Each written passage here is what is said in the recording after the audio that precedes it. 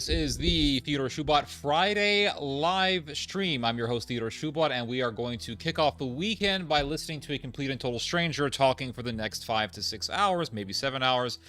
And so we're going to be having a very interesting stream. We have some interesting things to discuss. We're going to be talking about all of the anger that is rising up in Europe as a response to the Mercosur deal between Europe and Latin America. A lot of angry farmers in Europe, specifically, well, especially in France, but also in other countries as well, European countries. And then, of course, you have the tensions between Israel and Turkey. You have Russia bombing Western Ukraine. You also have the United States solidifying and further entrenching its power in Latin America.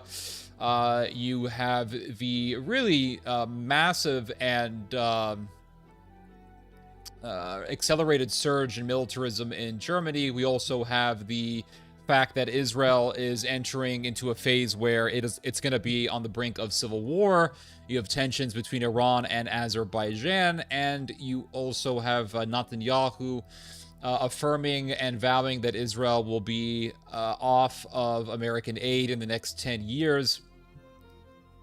And then you have the likelihood of the downfall of the Ayatollah regime in Iran. So there's a lot of things to talk about. We also have the massive brain drain that is occurring in Israel. And we can also discuss internal American politics, the fact that America feels more and more unstable internally every year. And the polarization, of course, is increasing between Americans.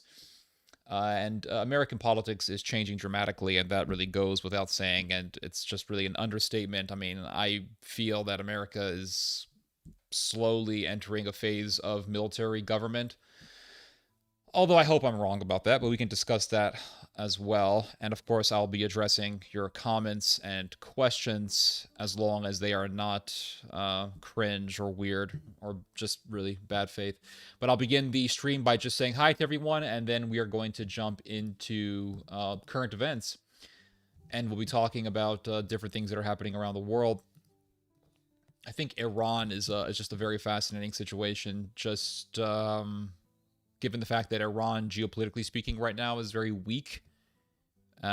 Just due to the fact that it has lost its allies. It's lost a lot of its allies, and not lost in the sense that Iran's allies are abandoning Iran, but that Iran's allies are just greatly weakened, or just removed, really. And so we have that.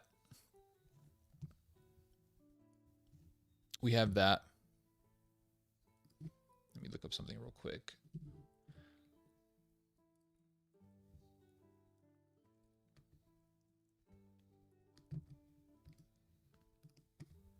And let me just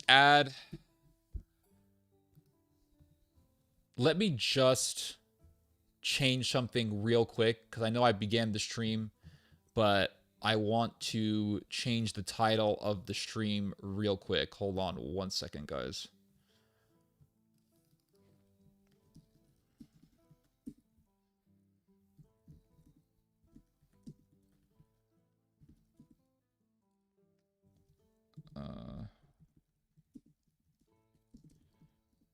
One second.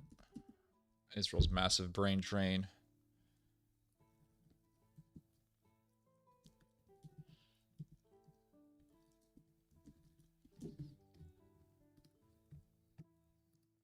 And let's see. And I apologize for being a little bit late. I know I said 5:15. I ended up being several minutes late. And yeah, doing these streams, to be honest, guys, it's a little chaotic, because sometimes I don't know exactly when I'm going to start. I know I usually start around 4:15, 4:20. Sometimes I just need a little bit more time to prepare for the stream, because I'm looking through. Let me see something here. Hold on 1 second. Why is this?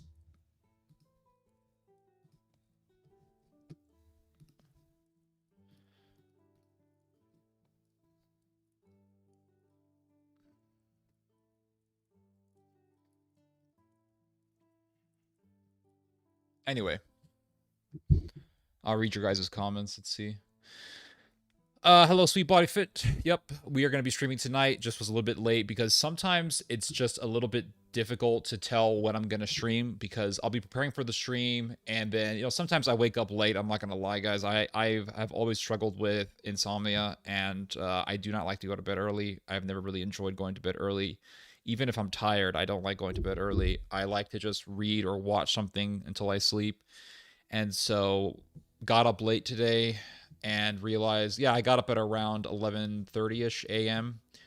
and then started preparing and was looking through the news and just said, hey, I think I need a little bit more time to read through the news. And that's just what happened. And so I said, instead of 4:15, I'm just going to schedule the stream for 5:15 because I just wanted that extra hour just to read some more of the news. And really, I'm glad that I did it because there was a bunch of stuff that I could have missed if I started the stream a little bit too early. If I started the stream actually on my usual time. So I'm glad that I took the extra hour to further prepare for the stream because with that extra time, I was able to find some more interesting stories for you guys. So I'm going to be here for a while anyway. So it doesn't really matter. I'm going to be here streaming, talking, jabbering with you guys, probably smoking with you guys also. I have one of my favorite shirts. I call this type of shirt my nostalgia shirt. This is my Nintendo 64 shirt. Nintendo 64 was all the rage back in the day. Everybody wanted a Nintendo 64. The N64 was the most advanced system of its time until it got eclipsed by the PS2. Then PS2 kind of killed gaming. And then the Xbox also sort of killed gaming as well because everyone got obsessed with Halo. And Halo, I'll be honest with you, Halo is by far one of the most overrated games in history. We'll talk more about video games probably later on, like as I usually do. Somebody's mad at me because I cussed in my last video. I said that Israel is fucked. Yeah, this is my channel, and if I want to say Israel is fucked, I'm gonna say it. This is not, an American evangelical platform where people say bad, don't swear, and then behind closed doors, they're swearing like sailors. Listen, swearing is a part of the human condition. It is a part of the human condition, and human beings have been doing it since forever. Cussing is in the Bible. Some of the, you had prophets who cussed. You had very holy people who cussed in the Bible and used some derogatory language. People make a big deal about it, and I think that this taboo in regards to swearing is really just a product of American Puritanism and the legacy of the Puritans who settled in this country back in the 1600s or whenever they settled. So they said, no swearing, but, if you want to slaughter some Catholics, murder your neighbors because they're Catholics or because they're Puritans, then by all means, go ahead. So I just don't really give a damn about, these sorts of rules. I don't think it's a big deal, really. And this is my channel. I think that the people who don't like it can go and make their own channels, and they can show me how things are done, and they can show me how they can make a better channel than mine. And if they make a better channel than mine, or if they make a more successful channel than mine, then God be with them, whatever. Good for them. But yeah, this is the Theodore Schubot channel. This is not the Bible Prophecy channel. This is not the Puritan channel. This is not the Calvinist Puritan channel. This is not the Plymouth Rock Brethren channel. This is not the German Baptist channel. This is not the Reformed Baptist channel. This is the Theodore Schubot channel. So there you go. Hello, Mr. Fit. Hello, Prince Zachariah. Hello, Solar Bloomer. Happy Friday to you. Hello, Brian West. Hello. Master Driver. Hello, Alexis Corral. Jacob Glowsticks, hello, sir. Hello, the Crusades. Hello, Death Slinger. Just be genuine and you will thrive. Absolutely. Yep, that is the rule about YouTubing, and I'll talk more about this later, more than likely, because I always end up talking about this subject anyway. But yeah, that's the thing about YouTubing that people don't understand is you don't want to be scripted. You want to just talk in front of the camera. And if you want to say, hey, I think Israel is fucked, I think it's royally fucked, say it. Because behind closed doors, people talk like that all the time. They just don't want to do it in public because there's a certain image that they have to maintain, and that image is more important than being what they really are and expressing what they really feel. So I think that's just sort of sad, and I think it's toxic, and I don't really like that culture. I don't like it at all. All these people who say, "Oh, don't swear" and everything like that, in real life, they're doing it all the time, and that's just the reality. Let's see here. I listened to a Dan Carlin hardcore history style podcast from you. You have a talent in narrating history. I appreciate that, Mon Jurek. I really do. That means a lot. Hello, Murphy Smith's Worlds of Wonders. That's an interesting username. What beer are you enjoying? I'm thinking about smoking. Oh, you're talking to someone else. Never mind. Go to Mike Winger. I don't give a damn about him either. Just be genuine. Yep. Yeah, it was on my side. I don't know what you're talking about. You can be extremely rude and never swear. I agree with you. Yep, that's also true. So I'm not the only one who was never into Halo. Nope, you're not. I always believed that Halo was overrated. I played the first 2 Halo games many years ago, and I just didn't see anything special with them at all. Nothing. And I grew up playing GoldenEye. And I thought GoldenEye was a great game, and I still think GoldenEye is a great game, and I think that GoldenEye is better than Halo, and GoldenEye is older than Halo. People say, "Oh, it's just because Halo was like the first of its kind," and blah blah blah. Well, GoldenEye was the first of its kind, and I think GoldenEye is better than Halo. So yeah, I think Resident Evil 4 is better than Halo. I think there's a lot of games out there that are better than Halo. I think Halo's overrated. I'm sure it was an exciting game to play when it first came out, but I don't really see it as a timeless classic. That's just me. How did the PS2 kill gaming? I don't know. It's just everyone got into PS2 and everyone got into certain PlayStation games. And it's just like, if you didn't... I remember GameCube being such a great console. And there were such great games on GameCube. And the thing is that if you told people that you had a GameCube and that you didn't have a PS2, you were seen as a loser. You were seen as a loser who just paid for a cheaper console and didn't get the best console. And all the cool people had the PS2. And if you didn't have the PS2, you were seen as sort of backwards. Oh, you don't have a PlayStation 2. Oh, you got a GameCube. Oh, that's for kids. And the reality is that GameCube has had some of the best games ever. I mean, Metroid Prime, Super Smash Bros., Melee. Then, of course, you had Resident Evil 4, which was exclusively for the GameCube for a number of years. You had some great games that came out of the GameCube. Great games. And I think people just sort of downplayed the GameCube, and I don't think it was really deserved. Yeah.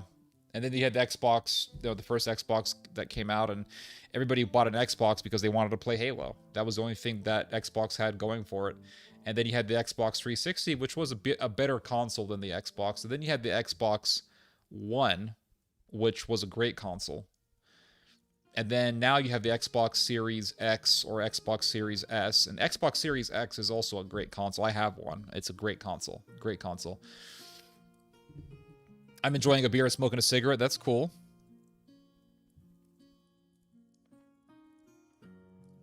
N64 Doom was great. I never played it. But yeah, N64 is a great console. You had great games. You had, what was it?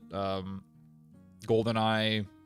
Of course, the original Super Smash Brothers, original Mario Kart. Original Mario Kart is the best Mario Kart. N64 Mario Kart is still the best Mario Kart that ever came out. I played Mario Kart 64. I played Mario Kart on the GameCube. I played Mario Kart on the Switch, and nothing beats the original Mario Kart. Yeah, if you guys can't hear anything, just refresh the page. Just refresh the page, guys, because I'm looking at my soundboard. Both my physical soundboard and my digital soundboard, and my audio is working just fine. It's registering 100%. So just refresh your internet. And also, I want to apologize for the technical difficulties that my father's interview last week was mired in, because my dad did this hours-long interview with a Christian podcast last week. And the interviewer's name is Abraham Ojeda. Very nice guy, very good interviewer, I will say. And I felt quite bad about the fact that my dad's interview kept getting really choppy and kept getting really glitchy and kept pausing in the middle of the interview. And the audio was okay. The audio was fine. It's just that the camera kept glitching and kept pausing and going and was very, very choppy. And it would get really pixelated throughout the interview.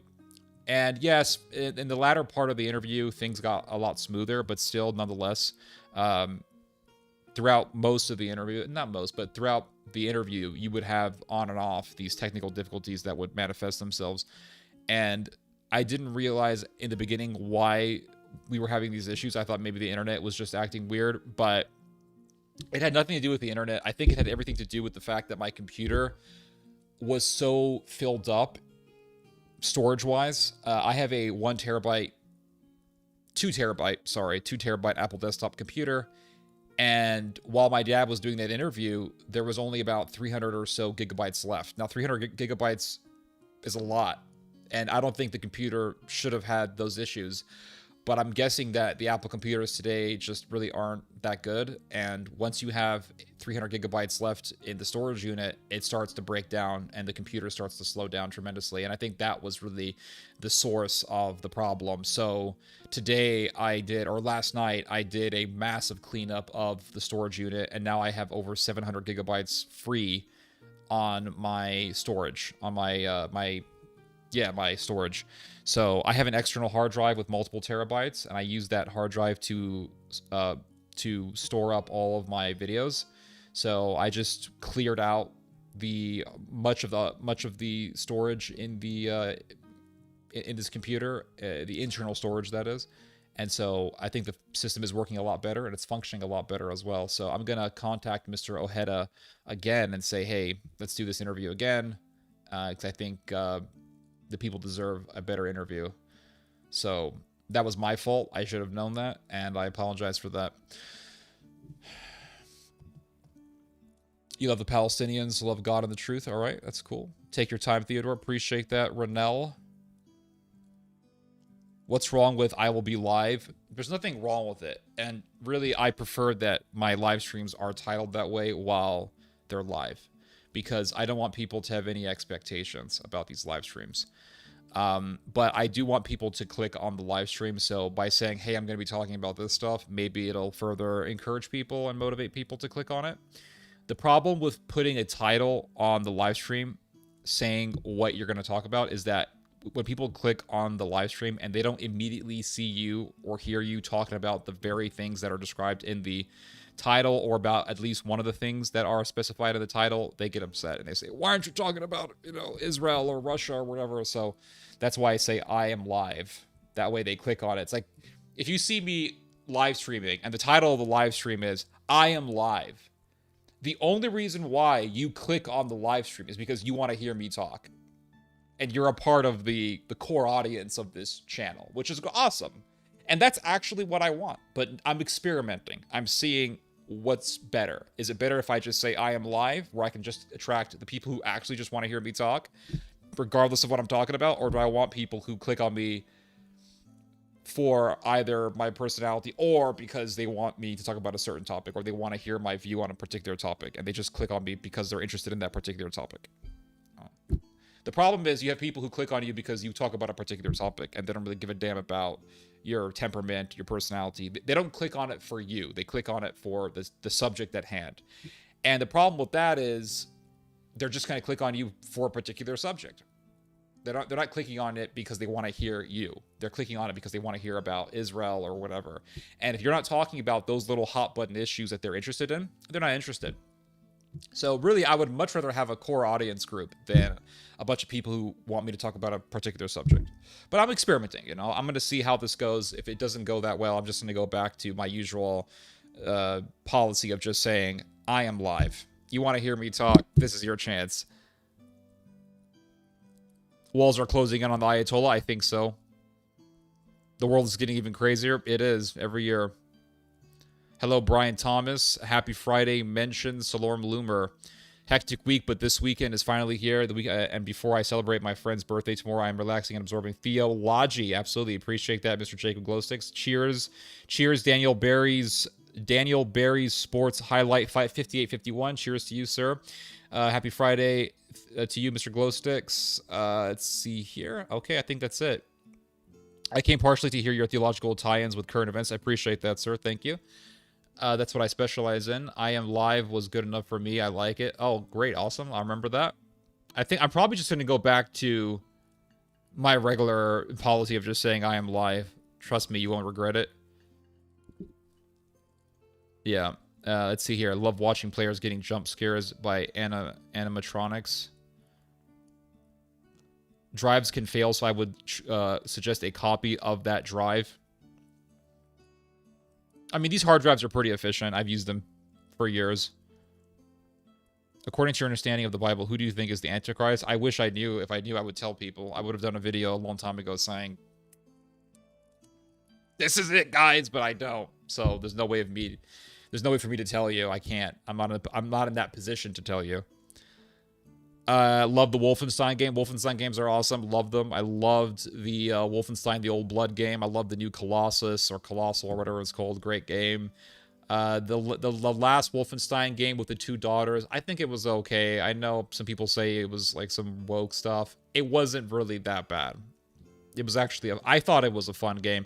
The thing is that when I play a game,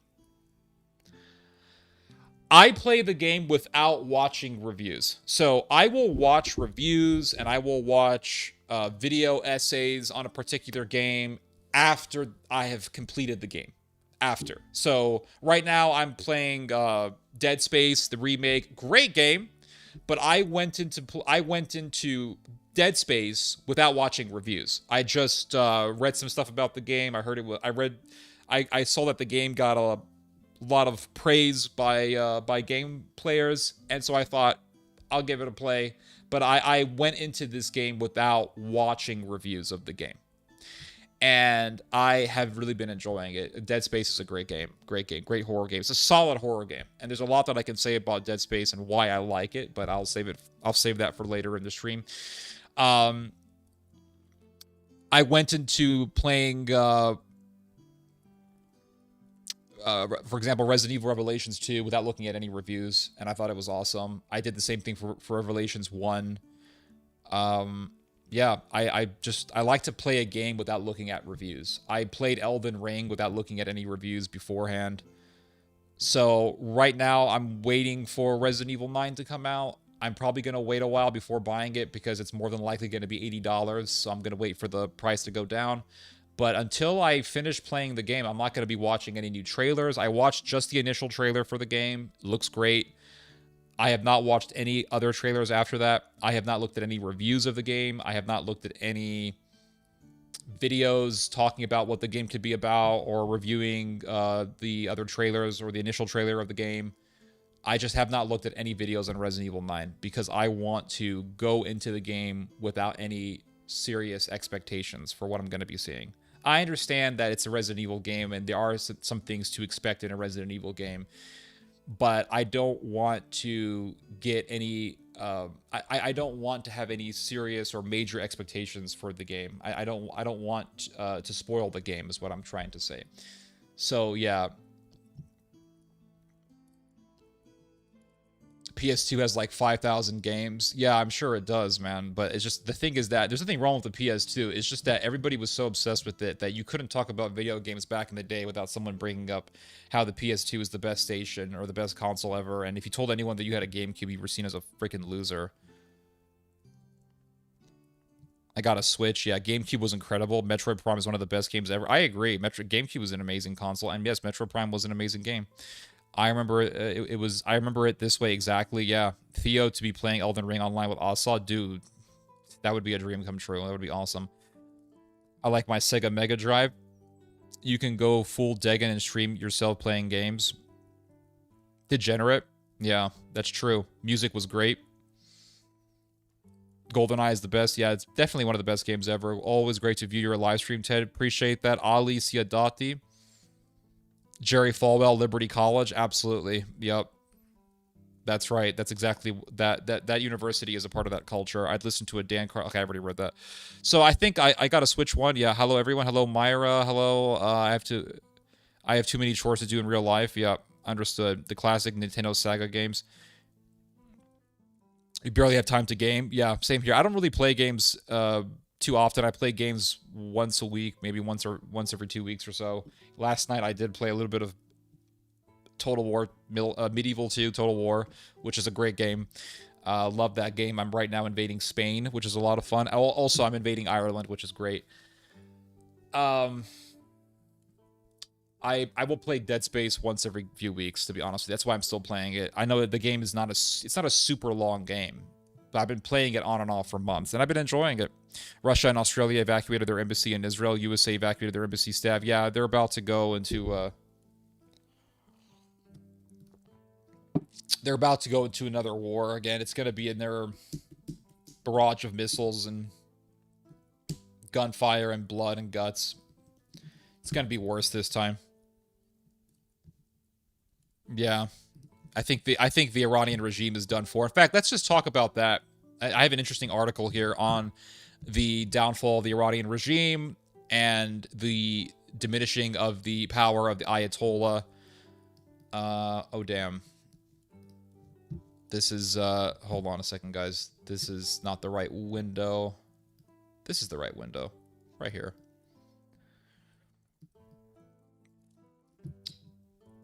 There we go.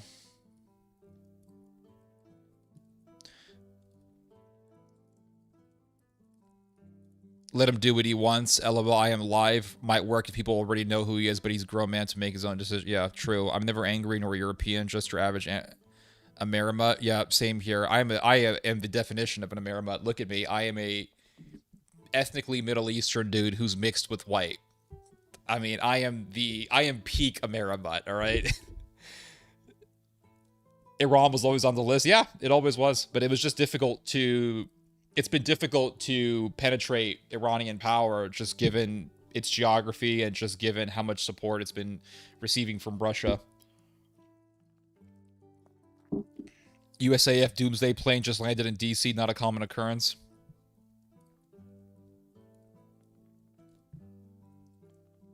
Angry Euro checking in. Hello, sir. Which part of Europe are you from, by the way? Or which part of Europe are you writing from? Oh, so do you know about La Puente? I don't know what La Puente is. Russia and Australia evacuated their embassy, etc. All right.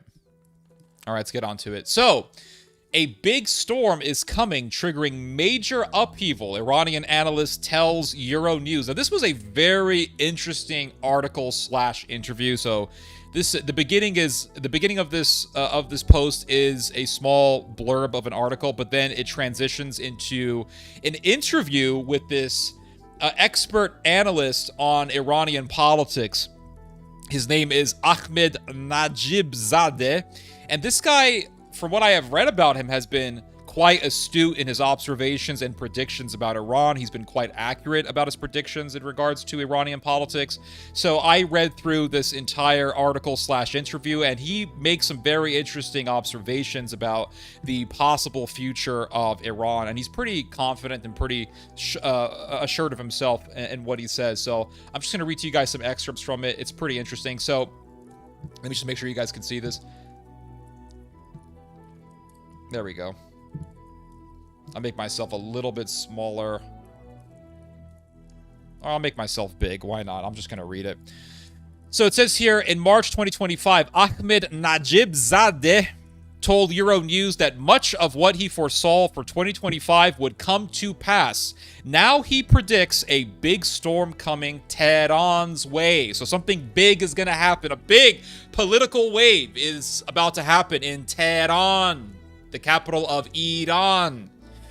And it says here, the retired professor of political science at the University of Tehran predicted Israeli strikes on Iran, the targeting of military commanders, further weakening of the Islamic Republic's regional position, and the government becoming entangled in domestic unrest, developments that have largely materialized. So this guy predicted, listen, Israel's going to strike Iran. It happened. This guy said there's going to be massive internal chaos within Iran. He was correct, albeit it's not that difficult to make that sort of prediction.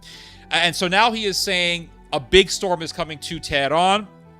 So we'll read about what this guy has to say. Yep. Majid-Zadeh, Tehran, Iran. Yeah. It's so fun. It's so fun to pronounce these Iranian words and names. So it says here that now, some 9 months later, Euronews has once again spoken with Ahmed Najibzadeh, author, translator, and former department director at Science Pro. In the interview, Najibzadeh compared Iran's current situation to 19th century Sicily, where, in his words, the mafia controlled the city, and argued that the only remaining chance to remain in power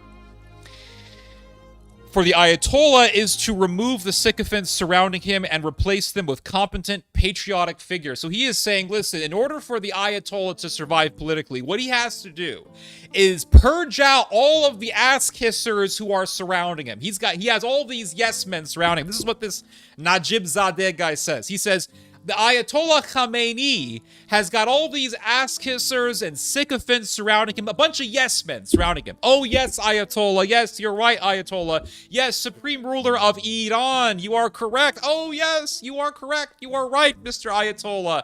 And he says that this is really clouding the vision of the Ayatollah, and he has to surround himself with people who these mobs really like. Because if he doesn't do that, then it's impossible for him to ever appease these mobs. These mobs are growing in numbers. They're violent. These aren't good people, by the way. If you think these mobs in Iran are like righteous, noble, good people, I got another thing for you. These aren't good people. I've seen videos of these mobs attacking people. I saw a video of a bunch of these mob members beating some poor guy up, kicking him while he was down. I saw another video of these guys just dogpiling on some elderly Iranian guy, kicking him while he was on the floor, really beating this old man up. I mean, these are not good people. These are power-hungry, vicious, violent people. I'm not saying that the Shiite fanatics are good people either, so don't get me wrong, but what I am saying is that these people who America is backing, who Israel is backing, are not good people. They're not. These are power-hungry people who just want power, and they are mad that they don't have the power. You see, this is how rebels work. This is how rebellions work. Rebels are not people who want righteous things to happen. They don't have righteous and noble and just causes and objectives and missions and goals. No, their goal is power. That is their goal. When they say, oh, they're mad at the government because the government does A, B, C, and D, they're just mad at the government because they don't have power. They're mad at the government because the government has the power. They want it. That's the only reason why they're mad. They will cloak their power hungriness under the facade of righteous platitudes and goals and objectives, and they will cloak and masquerade their power hungriness they will cloak and masquerade their power hungriness with these statements about how they are for the people and all that stuff. And it's all just a bunch of subterfuge and deception. These people are power hungry. They're not good people. Iran is a country that is full of racism. It is. It's full of racism. There is a very heavy fixation on the fact that Iran has roots in the Aryan race and has a connection to the ancient Aryan people who migrated to multiple different parts of the world in ancient times. They went to India, they went to Ukraine, believe it or not. They went all over the place, the Aryan race. They were massive travelers, and there were numerous different types of nations who could fall under the category of Aryan. But the Iranians definitely have that history. And so they like to fixate on that history and talk about how great they are. So if you have Islamists ruling Iran, you're still going to have this fixation on, being Aryan and the Aryan race. And if you have nationalists, you're going to have people who are even more fixated on their own race, because Islam tends to get people to be more universal in their thinking. So Islam is not a religion for just one race. It's a religion for all people. And I'm not saying this to praise Islam. This is just what Islam teaches. Islam is a universalist religion. Now, there is an Arab focus, but nonetheless, overall, Islam is a universal religion. And the secular nationalists in Iran are focused on race. They're not focused on religion. They're focused on race. And so because they have this fixation on the Aryan race, they're also really admirers of Adolf Hitler. And you can look into this, but there is a lot of Hitler admiration in Iran, in both the Islamist camp and the secular camp as well. There is a fixation and a love for Adolf Hitler. If you don't believe me, just look into this. If you have a society that is fixated on the idea of being Aryan, it's expected that these people are going to have an admiration for Adolf Hitler because Adolf Hitler is the most famous admirer of the idea of being Aryan. So Holocaust denial is also very common in Iran. Doesn't matter if you go to the secular camp or to the Islamist camp.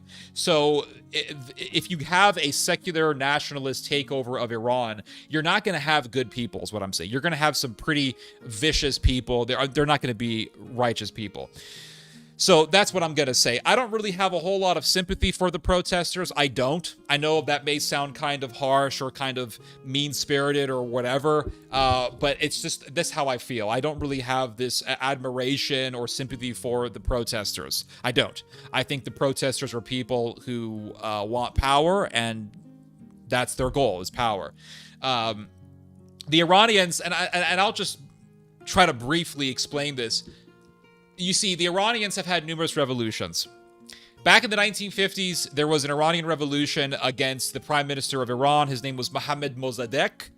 Mohammad Mossadegh was hated by the Americans. The Americans wanted him overthrown. So the CIA facilitated a revolution against Mohammad Mossadegh. And what the CIA would do is they would actually bomb mosques. You can look into this. You can read about this yourself. It's the truth. The CIA would actually go out of their way to bomb mosques, to then blame it on the government, to get the Islamist camp in Iran to rise up. And so they would play this strategy of tension policy in Iran to get mobs to rise up against the government, and it actually worked. So there was a coup in Iran that overthrew Mohammad Mossadegh, and what ended up happening was the Shah of Iran got empowered in Iran, and the United States propped up the Shah. So the Shah taking over Iran was something that the United States facilitated and something that the United States got to happen. And so the Shah took power. And the Shah was working with the Americans, working with the Israelis, and with the help of the Americans and the Israelis, the Shah ended up creating a very efficient and very advanced intelligence agency. And that intelligence agency was really good at cracking down on dissidents, cracking down on anyone who would go against the Shah government. And so the Iranians were complaining about the Shah. So they were complaining about Mohammad Mossadegh. They overthrew Mohammad Mossadegh. Then they ended up with the Shah of Iran. And the Shah of Iran ended up getting hated. And they said, oh, the Shah is brutal. And so what ended up happening in Iran was an alliance between the left and the Islamists. So you had liberal, Marxist Iranians, the types of people who didn't want hijab. They wanted to see, those very sort of noir images that you can find on the internet of Iranian women without hijabs, and they're smoking cigarettes and all that stuff. And they liked that sort of thing. But they made an alliance with the Islamists, with the Shiites, and together they overthrew the Shah. So it wasn't like it was a total Islamist revolution that overthrew the Shah. It wasn't. It was an Islamo-Marxist alliance that overthrew the Shah of Iran. The Americans, now this is something that is not talked about. This is not talked about. There are some people who know about this, but it's not talked about enough, is what I'm going to say. The overthrow of the Shah of Iran was facilitated by the United States. They don't talk about this, but it's the truth.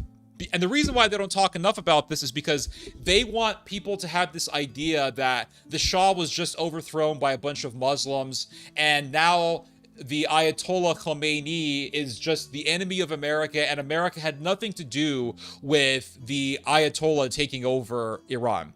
But America did have something to do with the Ayatollah taking over Iran. We can talk about this a little bit. So you had the Shah running things, and the Shah was viewed as a brutal dictator, and he was crushing dissidents. Sound familiar? Sounds familiar? It sounds familiar to how they talk about the Ayatollah today. So they were saying the same thing about the Shah of Iran. And there was a lot of hatred against the Shah. So the Shah of Iran, Mr. Reza, he had cancer, and he was dying, and it was very obvious that he was dying. So the end of his life was nigh, and the United States said, hey, Mr. Shah, why don't you come to New York, and we have some of the best cancer doctors in the world. Why don't you come to New York and get treated? Maybe we can save your life. So the Shah of Iran ended up traveling to New York. Now, there were internal objections within the United States government against the Shah going to New York.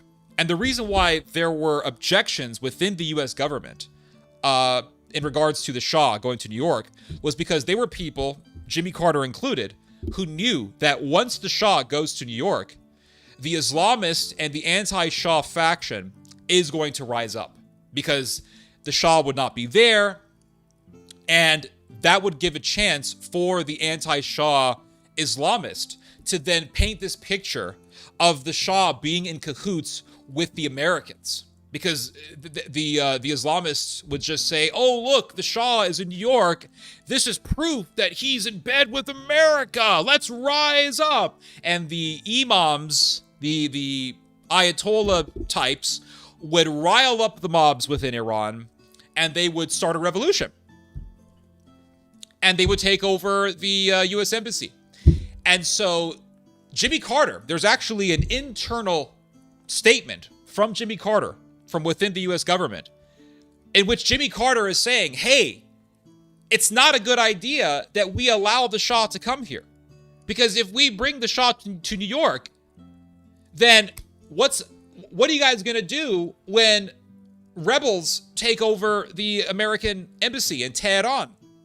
So Jimmy Carter knew that there were plans, or that there was some sort of objective by the anti-Shah faction to take over the embassy. And that's exactly what happened. So the Americans knew that by bringing the Shah over to New York, the American embassy would be held hostage, would get taken over, and would get taken hostage. They knew. And I think the Americans wanted a hostage crisis. How do I know this? Because during the hostage crisis, in which you had these Iranian terrorists, rebels, whatever you want to call them, insurgents, whatever you want to call them,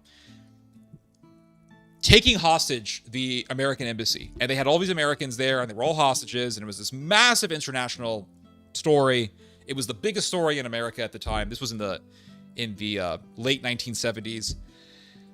And so the Americans said, oh my God, we have our people in this building, and they're hostages of the Iranians. Oh, this is so terrible, blah, blah, blah. But behind closed doors, you had Ronald Reagan's people making back-of-the-room deals, secret deals, with the Iranian Ayatollah regime. You did. You see, the Iranians had a war with Iraq. After the Shah was taken out, Saddam Hussein said, now is our chance to invade Iran. So Saddam Hussein went to war against Iran, invaded Iran, and sparked a very bloody war between Iraq and Iran, in which millions of people were killed. And the Iranians had massive casualties. At least 1 million Iranians died fighting the Iraqis. So the Americans knew this. The Americans knew that Iran and Iraq were in a war, of course, and so the Americans wanted to make money from both sides. The Israelis also wanted to make money from both sides by selling weapons to the Iranians and the Iraqis. So the Iranians had these American hostages, and there was an election between Jimmy Carter and Ronald Reagan. Jimmy Carter was still the president, and Jimmy Carter was trying to fix the hostage crisis, because he knew that if he could not get the hostages freed, it meant him losing the election to Ronald Reagan. And I think this is the reason as to why the American government, or the people, the powers that be, so to speak, within the U.S. government, wanted the hostage crisis to happen. Remember, Jimmy Carter objected to the Shah being allowed to go to New York. And he said, what are you going to do when the U.S. embassy is taken hostage? What are you going to do? So he knew that the U.S. embassy would be a target. His prediction came true, and I don't think that that's a coincidence. And so now Jimmy Carter was mired in this situation in which he had to now work to free the hostages. His administration had to negotiate with the Iranians to free the hostages. And he knew if the hostages were not going to get freed, he was going to lose the election. And so the whole world was watching Jimmy Carter. It was all eyes on Carter. And at the same time, while there were these hostage negotiations between the Carter administration and the Ayatollah regime, Ronald Reagan's people, amongst whom was H.W. Bush, who was the head of the CIA, was making backroom deals. They were making backroom deals with the Iranians. And they were saying, listen, Don't release the hostages. This is what Reagan's people was telling the Iranians. Don't release the hostages until after the election. So they knew Ronald Reagan was going to win. They knew Reagan's going to win. Carter's going to lose. This hostage situation is making Carter look terrible. People are going to vote for Reagan. Don't release the hostages until Ronald Reagan enters the White House. Once he enters the White House officially as the president, then release the hostages. And the reason why they wanted it this way was because they wanted to project this image of Ronald Reagan entering the White House and the Iranians being so scared of Reagan that they released the hostages. They wanted that image to be conveyed. And it worked. And the Americans told Ronald Reagan's people, H.W. Bush, the head of the CIA, Mr. Bill Casey, they told the Iranians, if you do this for us, America and Israel are both going to sell you weapons. So the whole thing was political theater. You see, when you look at this story of the hostage situation, the real story of the Tehran embassy hostage story, it makes you realize how much of politics is theater. How much of all this is all faked up and theoretical and acting. And how many backroom deals are actually happening behind the headlines, so to speak. So the Iranians waited. They kept the hostages. They did not let the hostages out while Carter was president. This made Carter look terrible. This made Reagan look more popular, and it worked. Reagan won the election, and the hostages were still hostages. Why? Because the Americans told the Iranians, keep the hostages until Reagan enters the White House. Once Reagan entered the White House, the Iranians immediately released the hostages. And the American people, and they are Americans who still believe this. They are Americans who still believe this boomer nonsense. Reagan is so strong that when he entered the White House, man, those Iranians were so scared. Reagan just put his balls on the table, man. Oh my God. And it worked, you see? And the Americans and the Israelis were both doing arms deals with the Ayatollah Khomeini regime of Iran. They were doing arms deals. They were selling weapons to the Iranians because they knew the Iranians were at war with Iraq. And the Iranians wanted the guns. So America overthrew Mohammad Mossadegh. America overthrew the Shah of Iran. They're the ones, the Americans are the ones who facilitated the rise of the Ayatollah. They did this. America created this monster. Instead of just leaving things the way they were, they helped to create this monster. And then they created this Ayatollah regime, and then they made freaking arms deals with the Ayatollah regime. But they want you to go to war against the Ayatollah. You guys should have thought about this before you started making arms deals with this regime that you now hate so much. It's all bullshit. It's all scam. That's why war is a scam. Joining the military is a scam. It's a giant scam. Oh, we're going to join the military to defend America from Iran. You mean the very regime that America helped to create and America did arms deals with and made money with? That regime? Really? I mean, really, the whole thing with joining the military is a ginormous scam, and I wish people would wake up to this nonsense, wake up to the freaking insanity. But the sad reality is that too many people are refusing to wake up. They want to believe the Cold Warrior boomer insanity. So the Iranians are now saying, well, we want to get rid of this guy. Okay, so you were complaining about Mohammad Mossadegh. America got rid of him. You were complaining about the Shah of Iran. America helped to get rid of that guy also. Oh, and by the way, the Shah of Iran was trying to better relations with the Soviet Union. Yeah, the Shah of Iran was working to better relations with the Soviet Union. And so the Americans thought, why are we going to help this guy? Who cares? Who cares if there's a revolution against him? Who gives a damn? America threw the Shah of Iran under the bus. They did. And he was an ally. I mean, he wasn't a serious ally, but he was friendly with the US. But because he was trying to deepen ties with the Soviet Union, he became an enemy. And we threw the Shah of Iran under the bus. So the Iranians were complaining about Mossadegh. Mossadegh got overthrown. The Iranians started complaining about the Shah of Iran. America helped to get rid of that guy. They threw that guy under the bus. Now they're complaining about the Ayatollah. So it looks like the Iranian people don't really have the best judgment, do they? Oh, but the Iranian people want this. Well, the Iranian people want this. Well, the Iranian people don't know what the fuck they want, apparently. They wanted Mossadegh gone. They wanted the Shah gone. Now they want this guy gone. Who the hell are they going to get next? For some reason, they keep electing tyrants. Mossadegh was bad. Shah was a tyrant. Ayatollah's a tyrant. You guys keep electing tyrants. Maybe that's just a part of your culture. Maybe it's just a part of your mindset that leads to that all the time. I'm not condemning you. I'm just making a sociological observation here. Because you go back into Iranian history, when the hell did they not have a dictatorship? You go read the Bible. It talks about the emperor, the king of Persia. Darius. By the way, it's not Darius. Darius is the name of the guy that you see in the police body cam footage. All right, his name wasn't Darius. His name was Darush. Darush. It's not Darius. Darius is the guy who works behind the register at McDonald's. It's Darush. All right? Cyrus.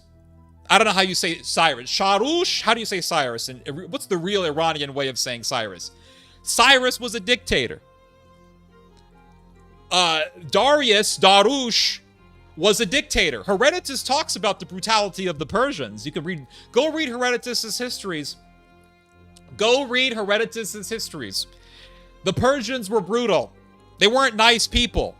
Go read what Herodotus says about the Persians. There's a story that you can read about Mr. Herodotus. There's a story that you can read from Herodotus in which the Persian king, I think it was I don't remember which one, but there was a Persian king who got some, oh my God, the story is so brutal. It still haunts me to this day. There was a Persian king who got some poor soul and skinned him. Skinned him. I think he skinned him. Yeah, he skinned him. He did something pretty horrific, but there was a lot of brutality. So you had Darush, you had Korsh. This guy says this is Korsh, whatever. All right, they were dictators. Now the Bible does praise a Persian king, and the God says that he is my beloved or something like that. I'm not saying that the Persian kings were all bad, but they were dictators. So you fast forward to the Shah Pahlavi, and the Pahlavi was a dictator. And so the Ayatollah is a dictator. So apparently you guys just keep electing people that you later on hate. So what are we going to get next? Who are we going to get next? Are we going to get the Sultan? Are we going to get the next emperor? Or what are we going to get next? King Cyrus the fifth? I mean, what are we going to get next here? So that's why I'm saying you're going to have a revolution, right? If they overthrow the Ayatollah, it's not like you're going to get some noble leader or something like that. You're not. Anyway, I kind of went off the deep end there. I'm going to continue on and resume from where I left off on this article. So it says here, otherwise, so if the Ayatollah doesn't get rid of all of the ass kissers around him, it says here that he believes the end of the Islamic Republic is inevitable. So if the Ayatollah doesn't install into positions of power people that these mobs really like, the Ayatollah is done for. It's inevitable that he's going to be overthrown. That's what this Iranian political analyst is saying. And so it says here, as people know, conditions will not improve immediately after the current regime is gone, but feel they have no alternative. Najib Zadeh also warned that unless opposition groups unite and respect the agreed rules of political competition, Iran faces a turbulent future that could be even worse than the present. Ooh! So you're saying that? Oh my! My mind is blown right now. I'm so mind blown right now, guys. This is so mind blowing. You're saying that if they do, so the Ayatollah is evil incarnate. If I believe Lindsey Graham and John Hagee and Jack Hibbs and the rest of the crowd, the Boomer Matrix crowd, the Ayatollah, it's not Khomeini anymore. Sorry, it's Khamenei. Khamenei, okay? If Mr. Khamenei is overthrown Iran might end up with something worse? Nothing's worse than the Khamenei. Khamenei is Satan. He's Satan incarnate. He's the epitome of all evil. He is all things evil put together in human form. He is Satan, all right? Ayatollah Khamenei is Satan. Netanyahu is a saint. He's holy. He's wonderful. Netanyahu is a righteous man, and there's nothing wrong with Netanyahu. There's not 1 ounce of criticism that any man can lodge against Netanyahu because Netanyahu is perfect. Perfect. He's a saint. But Khamenei, he's Satan in the flesh. So there's nothing worse than Khomeini. So now you're saying that if we get rid of Khomeini, we could actually end up with something worse? Who would have thought? That's what happens after almost every revolution. They got rid of Assad, now they have Turkey and Al-Qaeda in Syria. They got rid of Saddam, they ended up with civil war. They got rid of Mubarak in Egypt, they almost ended up with the Muslim Brotherhood. If it wasn't for Saudi Arabia and probably Russia, Egypt would be a Muslim Brotherhood country right now. So they're saying, well, we could actually end up with something worse than Khamenei. You think? You think?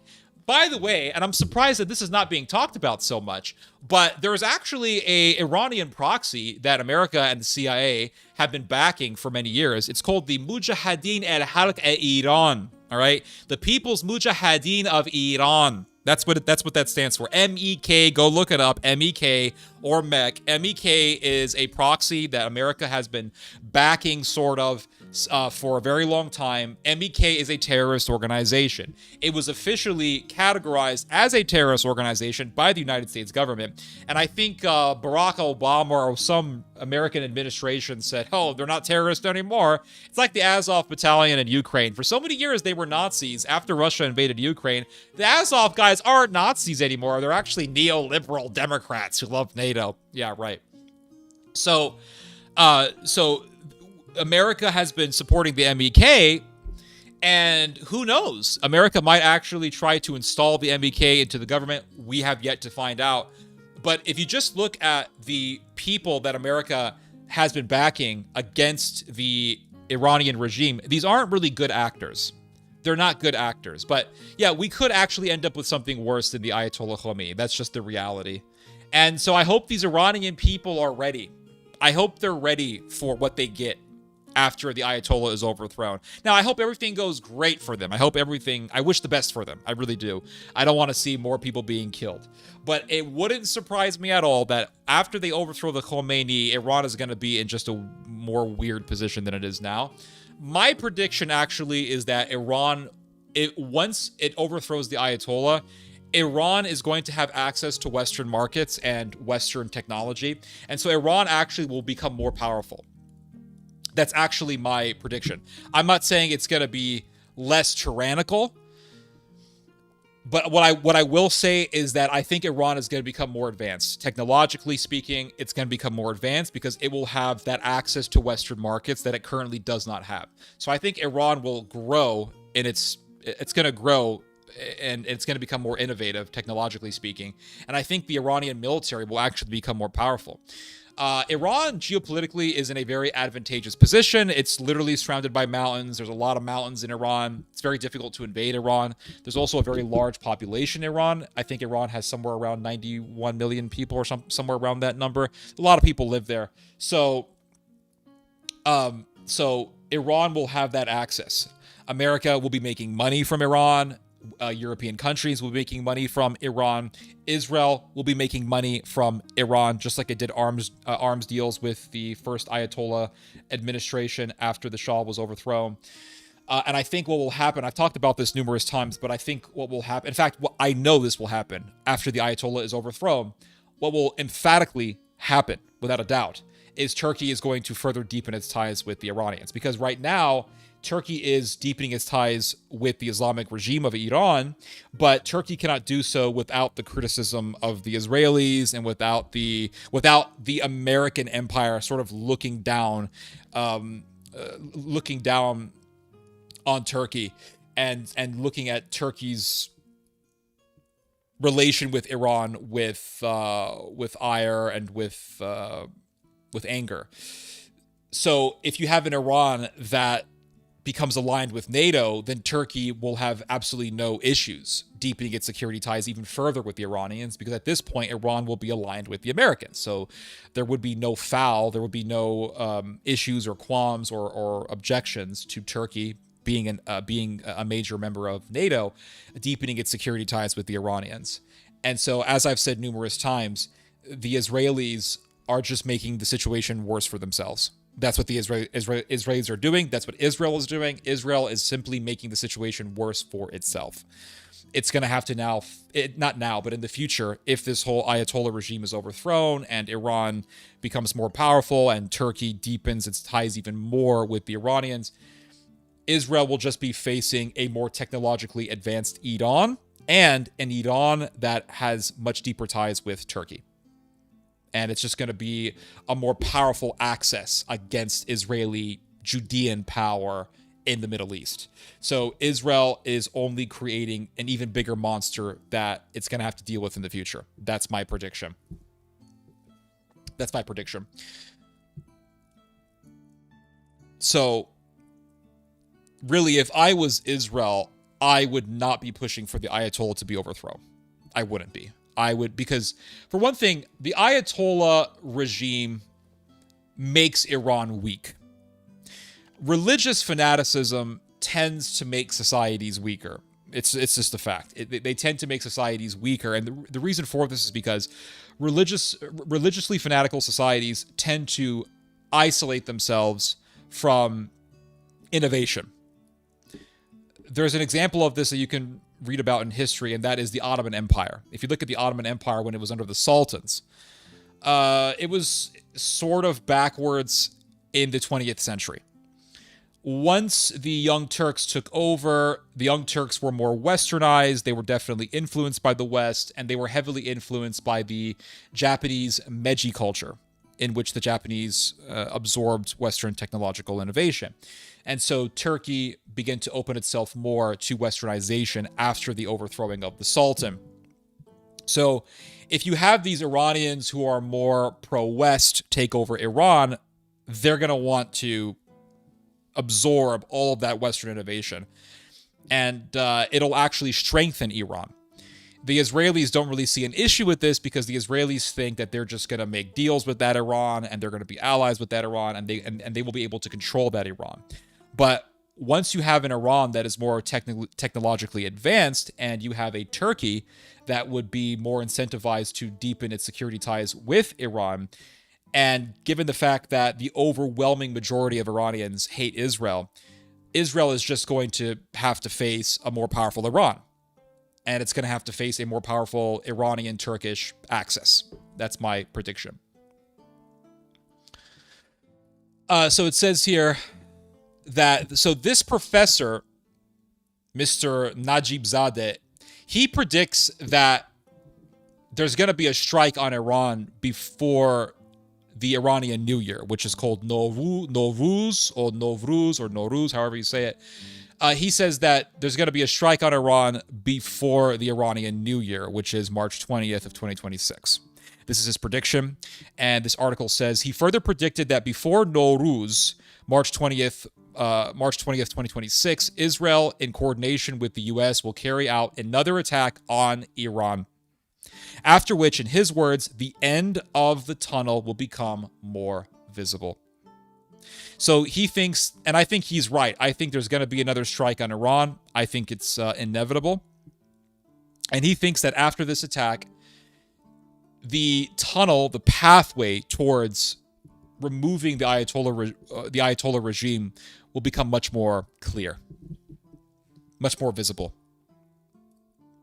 So it says here that fundamentally in third world countries, of which we, Iran, are one, since the early 20th century, when internal developments and international pressures converge, they reach a single critical point.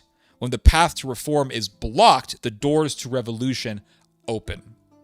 So he says that third world countries, when they have a lot of internal chaos, a lot of internal tensions and struggles occurring, eventually they reach an apex, and if things are not fixed soon enough, then things reach a breaking point, and then you have a revolution, is what he's saying. And I think that makes sense. So it says here, when former President Mahmoud Ahmadinejad came to power in 2005, those in charge were delighted and felt victorious. 4 years later, when the Green Movement was crushed, they saw it as further proof of their legitimacy. But we knew they were heading toward a dead end. So this guy is saying that Mahmoud Ahmadinejad, who was, he was the death to America guy. He was the guy who really was very abrasive, and he was very in your face and very explicit about what he wanted. And he was the guy screaming death to America, death to Israel. He was very obvious. There was no filter with this guy.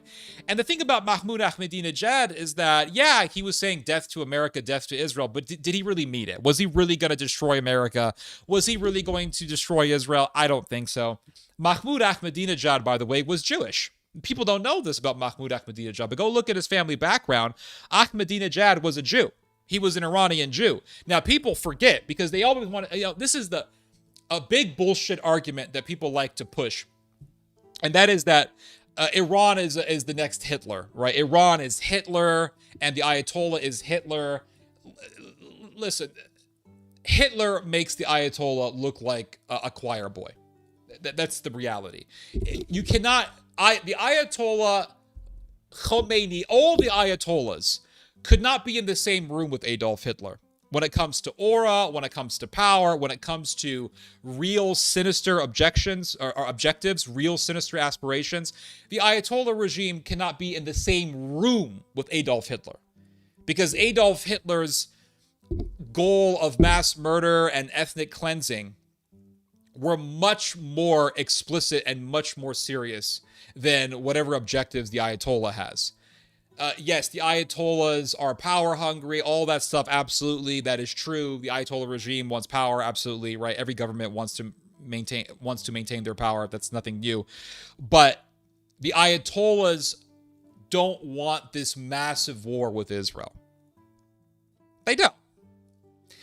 If the Ayatollah regime was the same as Hitler, then please explain to me, why is it that Iran has the second largest Jewish population in the Middle East after Israel? After Israel, Iran has the largest Jewish population in the Middle East. Explain that one to me. Why aren't all these Jews being put into camps? In fact, the Jews in Iran are exempt from military service. Yeah, they're exempt from military service. That's a pretty good deal. You get to live in Iran. You don't have to join the military. You can make money. That's a pretty good damn deal. That doesn't sound like anti-Semitism to me. That sounds like a good deal. And so, if the Ayatollah was truly the Hitler of our time, why haven't they liquidated Iran's Jewish population? They haven't done it. Why? Because Iran is not the Third Reich. The Ayatollahs are not Hitler.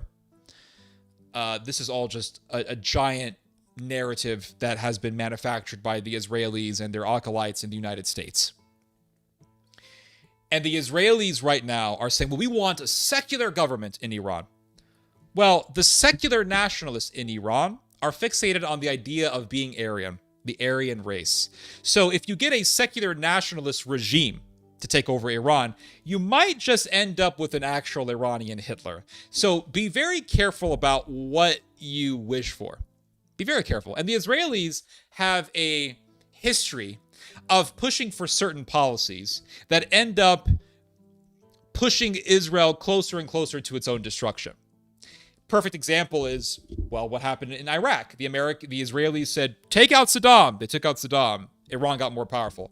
Oh my God, we have this now empowered Iran that's against us. Oh my God, this is terrible. Well, we gotta take out Assad because Assad is an ally of Iran. Take out Assad. Turkey takes over Syria. Oh my God, now we're dealing with a more powerful Turkey. So Israel likes to push for policies that, once they're completed, bring Israel closer to its end. And so Israel is now pushing for the overthrow of the Ayatollah. Well, if you overthrow the Ayatollah, it's going to make things worse for Israel. That's my belief. It's going to make things worse for Israel. So it says here so it says here, we are now approaching a moment when a spark ignites a fire. What happens after that fire, no one knows. But the position the ruling system is in today resembles the final days of the Shah Reza Pahlavi's rule. Ooh. So he's saying that the political climate currently in Iran parallels the political climate in which the Shah was overthrown. That sounds like history is about to repeat itself. That's what it sounds like to me. And I'm telling you, people say, well, Iran has dealt with protests before. That is true. That is true. We have seen massive protests in the past, like the article specifies here.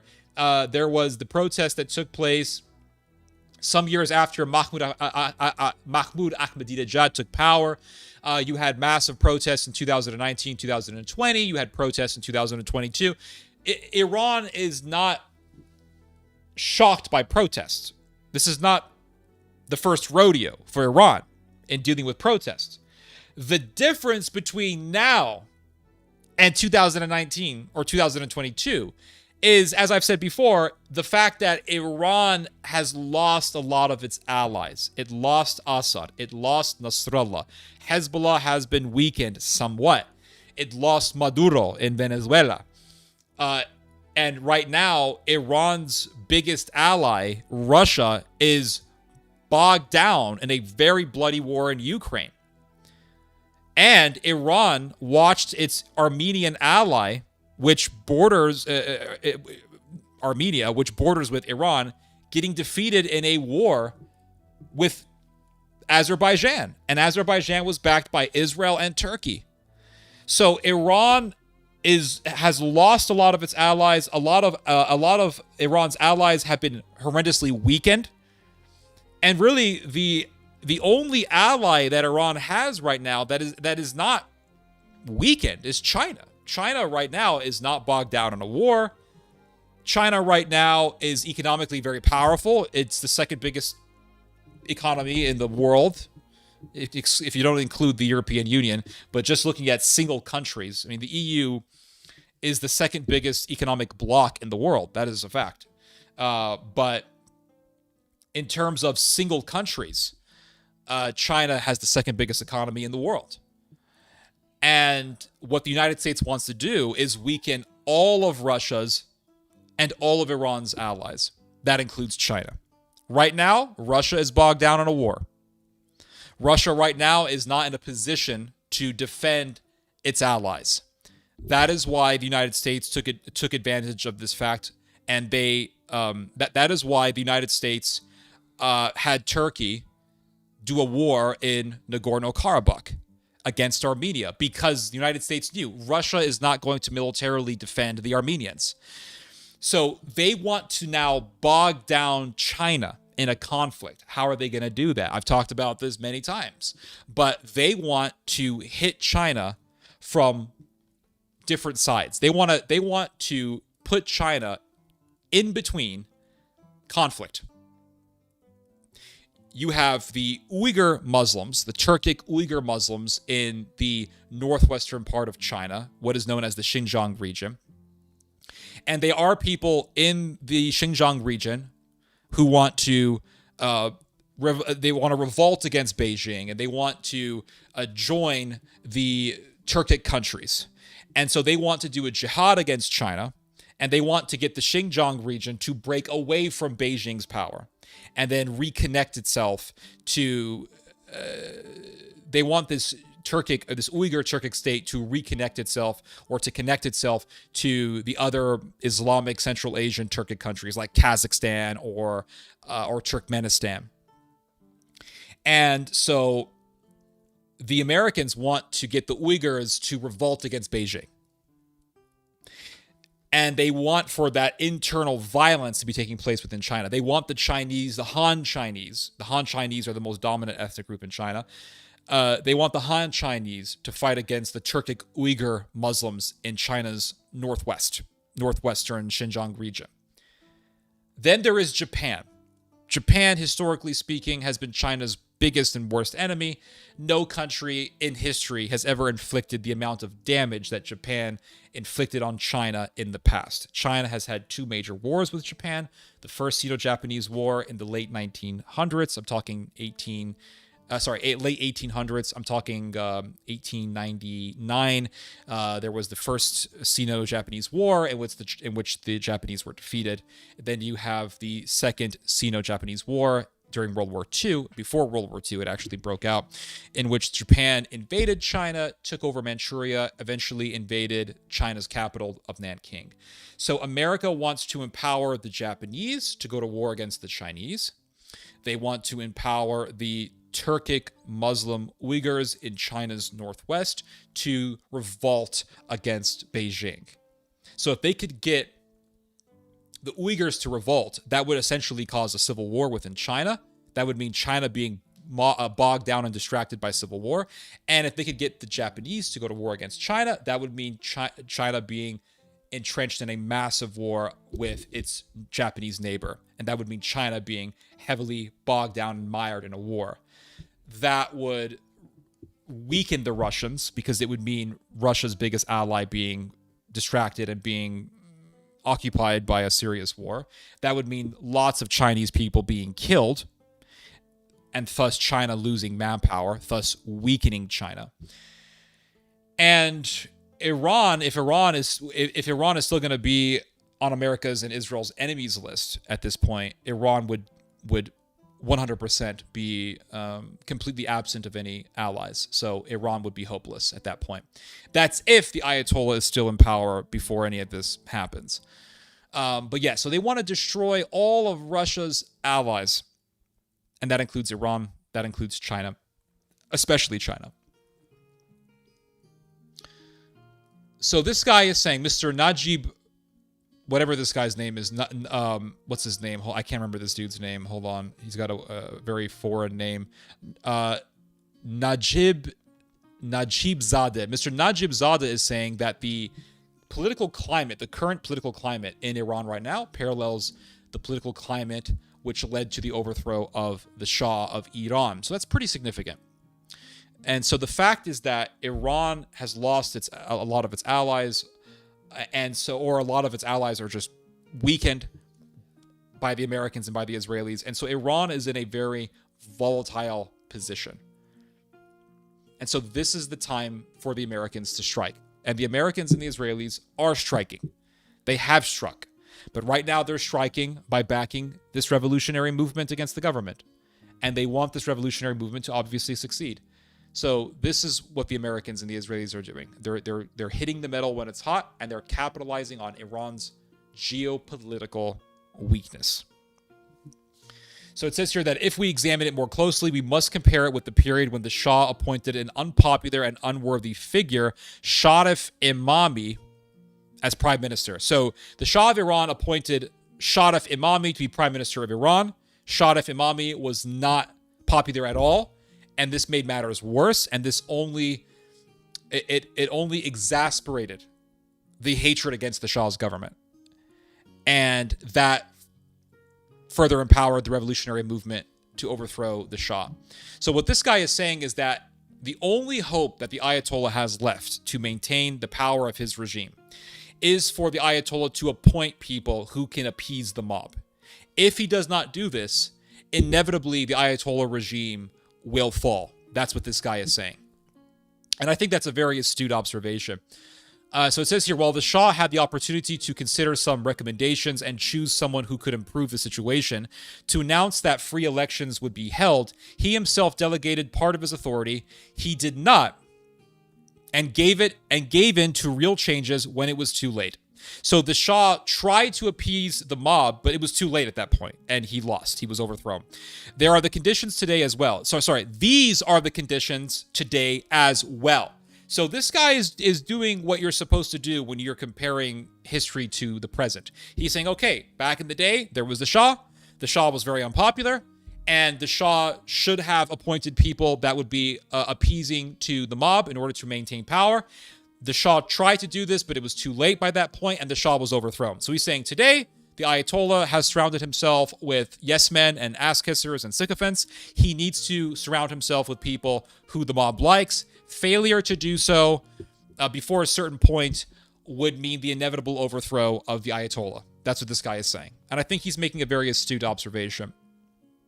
So it says here, these are the conditions today as well. Instead of turning to the people after the 12-day war to improve the situation, the gentlemen showed their iron fist by appointing unpopular figures and returning to factory settings. So he's saying that the Ayatollah did not do what he was supposed to do. He did not appoint popular figureheads. He instead appointed people who are very unpopular to much of the population in Iran, very unpopular to the protesters, to the mobs that we see. And so because of this, it looks like the Ayatollah is going to lose. The regime is going to fall apart. That's what it looks like from this standpoint.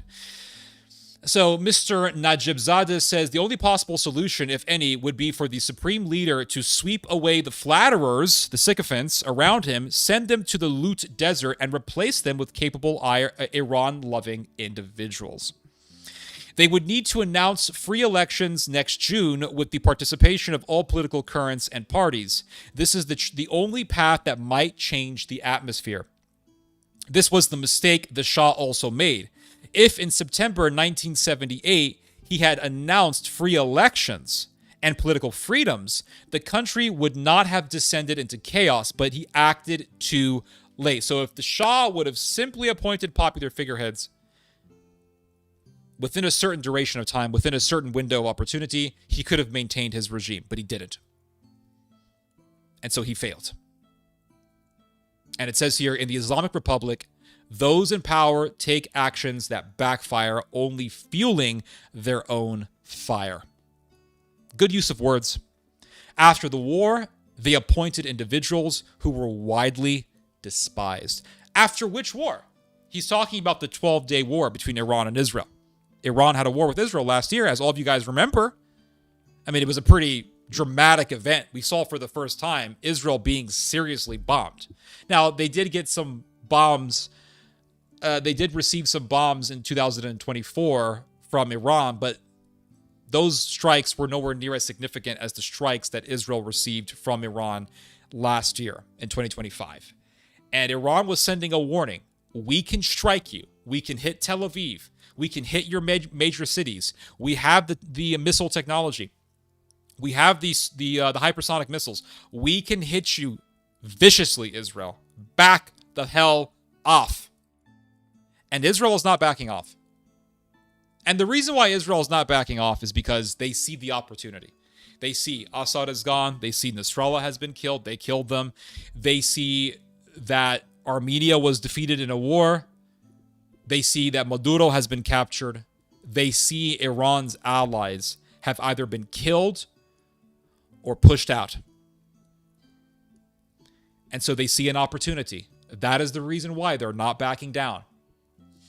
And what's going to happen is Israel is going to get hit again. And they're still not going to learn their lesson. That's the reality. They're not going to learn their lesson. And eventually, this whole conflict between Israel and Iran is going to reach a boiling point. I mean, that's just the fact. It's going to reach a boiling point. You know, some things have just got to give, right? And you can't have this back and forth forever. It can't be this tit-for-tat situation forever where, okay, Israel's going to hit Iran, Iran's going to hit Israel, Israel's going to hit Iran. They just go back and forth, and they do this every year. They can't be doing this sort of thing forever. Eventually, there is going to be a boiling point. And the pressure cooker is going to blow up. And it's going to get really ugly. Really ugly. And a lot of people are going to be killed. And eventually, well, just look at Iran's strikes against Israel last year. We saw some pretty serious strikes from Iran. We saw missiles from Iran that Israel's Iron Dome could not intercept. We saw missiles from Iran that, even with America's help, Israel could not stop. America could not stop to defend Israel. We saw it. Imagine just one of those missiles being armed with a nuclear weapon. Israel's screwed. Israel is screwed. So Israel, in my opinion, I know this sounds like a very kumbaya thing to say, but it's true. In my opinion, Israel needs to just negotiate with Iran. De-escalate the situation. Negotiate with the Iranians. They need to bring back the Iran deal that the Obama administration put together. They need to allow Iran to have access to Western markets, and they need to stop suffocating Iran so much. They do. They need to give that access to Iran, to Western markets, so that Iran could have commercial deals with Western countries, with the European Union, and they need to stop hindering Iran's economic progress. The reason why you have these protests is because of the economic situation that was created by the United States. The United States has been suffocating the Iranians for a very long time. For years, the United States has been suffocating the Iranians and not allowing for economic progress to actually take place in Iran. They have put sanctions on the Iranians. They have prevented European countries from having commercial ties and commercial dealings with the Iranians. The Obama administration, the best thing that Obama ever did was the Iran deal. They had the Iran deal. They said, okay, let's allow Iran to have access to Western markets. Let's allow for commerce to be done between the West and Iran. And as long as Iran isn't making a nuke, Iran could have economic progress. Iran could have commercial deals with the West. And that was a good deal. And the Israeli lobby hated this. They hated it so much. And that evil bitch, Miriam Adelson, told Trump, you better end the Iran deal. And that's exactly what Donald Trump did. He ended the Iran deal. And I remember when Trump did this back in, 2019 or so, I said, this is a bad idea. This is a bad idea, and it should not be done. And I did numerous articles on this, and I said, this is the Israel lobby. And so what did it do? What did getting rid of the Iran deal do? It simply empowered the Islamists even more, and it worsened the economic situation for the Iranians. And that's exactly what the Americans wanted. The Ayatollah said, hey, the Americans have forfeited and rescinded the deal that we agreed to. Forget trying to trust the Americans. We're just going to go ahead and start making nukes. And the Iranians accelerated their nuclear weapons project. And they began to enrich even more uranium. The Israelis said, oh my God, they're doing that because you guys canceled the Iran deal. The Americans put sanctions on the Iranians. They began to suffocate and bludgeon the Iranians economically. And during Donald Trump's first term, I remember that I don't like that guy. I think he looks very slimy. Don't you guys agree? The guy who was the mayor of New York City, Giuliani. Doesn't that guy look greasy? He looks very slimy. Giuliani came out and said, we have to suffocate Iran economically because that is what's going to cause a revolution. This is what Giuliani said. Go look it up. This is what Giuliani said. He said, we need to weaken the Iranians economically so that we can cause a revolution. This is what Giuliani said. So this is what the Americans want. They say, oh, inflation is so high. It takes over 1 million reals just to get an American dollar. Yeah, because you guys suffocated the Iranians economically, just like you did to Venezuela. And so you're blaming the Ayatollah for the bad economy. But the biggest reason why Iran has a bad economy is because of American sanctions. That's the reason why. And that's exactly what the Americans want. So they cause the economic diminishment. They cause the economic woes. Then they use those economic woes to cause revolution. This is the strategy. That's it. A very similar thing happened before the French Revolution. There was economic problems in France, and there's a report that you can read from before the French Revolution about how there were ships full of food that were supposed to go to a certain French city, but the ships were diverted somewhere else, and the people were starving, and then they wanted revolution. And they only increased the anger and the rage against the monarchy. And that was by design. So this is an old strategy. It's an old strategy that the Americans are utilizing. And they've been chipping away at the Iranian regime for a very long time, for decades. And so Now they see the best opportunity to actually spark revolution. This is it. This is the best opportunity to do it because Iran's economy is diminished. Iran's allies have been either weakened or killed. And this is the time to hit the metal when it's hot. To hit the metal when it's hot, you see? So it says here,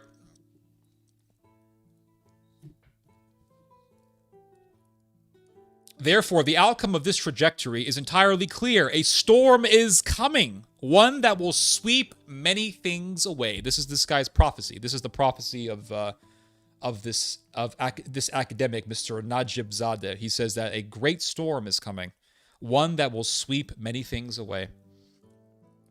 And it says here, this time, however, it will reach its final conclusion, and I am confident that the country's youth will declare the end of Safavidism, Safavidism, which I'm guessing is the ideology of the Ayatollahs. But he's saying that the Ayatollah regime is more than likely coming to its end. And what else does it say here? Anything else? Yeah. And so it says here, people are well aware that after this government leaves, the situation will not be easy either, and many problems will follow, but they have no choice. So he says, listen, after the Ayatollah is overthrown, things are going to get worse. Things are going to get worse. You could have civil war, and yes, Mr. Najib Zadeh says this. You could actually have a civil war in Iran because you have on one side the anti-Ayatollah faction, and then you have the pro-Ayatollah faction. And the pro-Ayatollah faction has got a lot of guns because you have the Iranian Revolutionary Guard there. They got a lot of members. They have a lot of guns. And so you could have a civil war. That could actually happen. And of course, if that happens, the United States and Israel will be backing the anti-regime faction. And you could have another Syria situation taking place. Or you could have a situation where the Ayatollah just runs away to Moscow and a bunch of his friends, allies, go to Russia, just like Bashar al-Assad and his official friends did, and the Americans could just willy-nilly, nonchalantly enter and say, okay, we're going to appoint a new government, and that's that. And so it says here, there is nothing else they can do but unite with each other. So he's talking about the protesters. There is nothing else they can do but unite with each other. They must accept the rule of the game and set the tone that we accept the people's vote on the new government and its constitution. If it doesn't, there will be civil war and turmoil in the country, where conditions will be even blacker than what is seen in the country today. So you could have a civil war in Iran. The moment the supreme leader disappears, they will tear each other apart. People are going to kill each other after the Ayatollah disappears. That's what this guy is saying. And that wouldn't be surprising at all, because look at what happened after Assad and his gang left. After Assad and his fellow politicians fled to Russia, Al-Qaeda took over Syria with the help of the United States and Israel. And Israel patted itself on the back, and you had Netanyahu saying, well, we are responsible for this. We're responsible for Assad leaving over to Russia. So Israel is responsible for Al-Qaeda taking over Syria. Now, if you say that, people will say, that's an anti-Semitic conspiracy theory. That's blood libel. That's anti-Semitic. Literally, freaking Israel is saying this. Israel is saying, we are responsible for Assad being overthrown. And therefore, Israel is responsible for Al-Qaeda taking over Syria, and for Turkey taking over Syria, for that matter. And what happened? The Al-Qaeda guys in Syria started murdering the Alawites, because Bashar al-Assad belongs to the Alawite sect of Islam. Al-Qaeda started murdering the Druze, and Israel took advantage of that and said, oh, we got to protect the Druze. Let's send our army into southern Syria.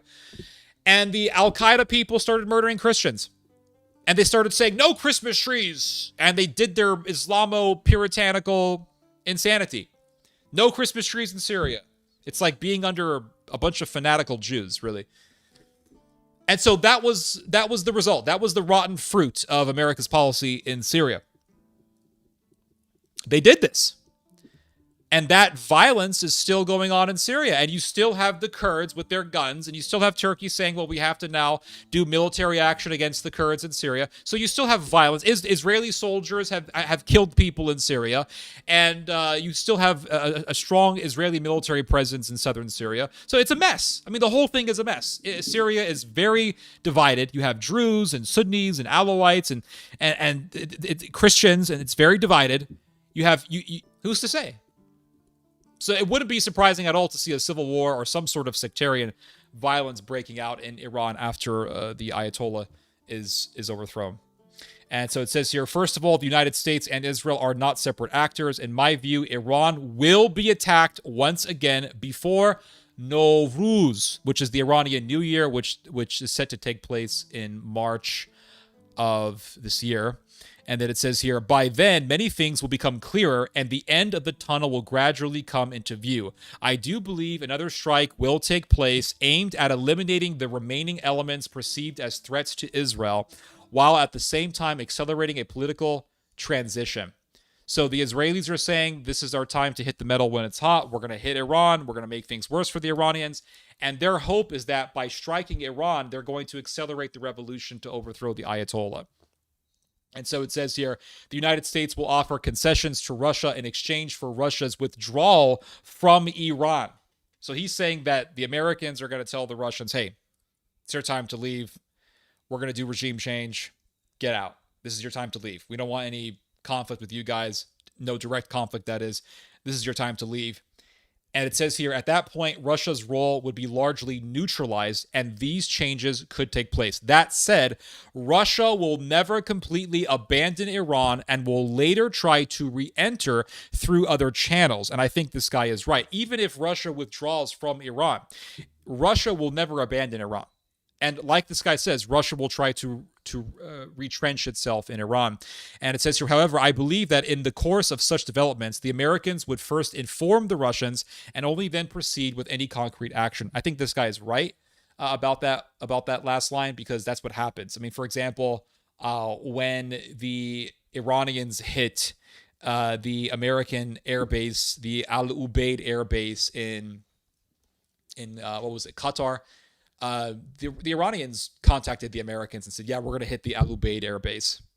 Yeah, we're just letting you guys know. Oh, okay. So these countries, while they are technically enemies, they don't want to escalate things to the point of a major full-scale war, so they warn their enemies before striking. So yeah, I can see that happening. Now here's the thing that people don't really understand about Iran and Russia geopolitically is when you think about Iran and Russia, you think about, and I do the same thing myself, you automatically think of this massive amount of distance lying in between Russia and Iran. You think of this massive chasm lying right in between Russia and Iran. But the fact is that Russia and Iran are a lot closer to each other than people may imagine in their brains. So I'll show you guys a map real quick. Iran-Russia map. Iran is really a part of Russia's underbelly. They're very close to each other. I'll give you guys a map here. Check this out. I'm just going to show you guys this map because this is one of the first maps that Google has given me, so just for convenience sake, I'll just show you guys this. And you guys can see how close Iran is to Russia. Iran is very close to southern Russia, and really the only thing that is separating Iran from southern Russia is Azerbaijan.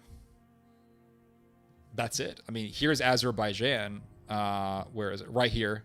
Here's Azerbaijan, which is right on the Caspian Sea. So here's Iran, Azerbaijan, and from Azerbaijan, you have Russia. That's how close they are to each other. Iran is a part of Russia's underbelly. And so Russia cannot afford to fully lose Iran. So if they do a regime change, expect the Russians to become more active in Iran. Expect the Russians to work with much effort to push out NATO's power in Iran and to pull out NATO's clause, which NATO will sink into Iran if and when the Ayatollah regime is overthrown. And Turkey is Iran's neighbor. I mean, they're right next to each other. They share a substantial border with each other. And so if the Ayatollahs are overthrown, the Turks are going to get heavily involved. Let's look at this map. This map has a lot more color, but it's too big, so I'll have to make it short. Hold on a second.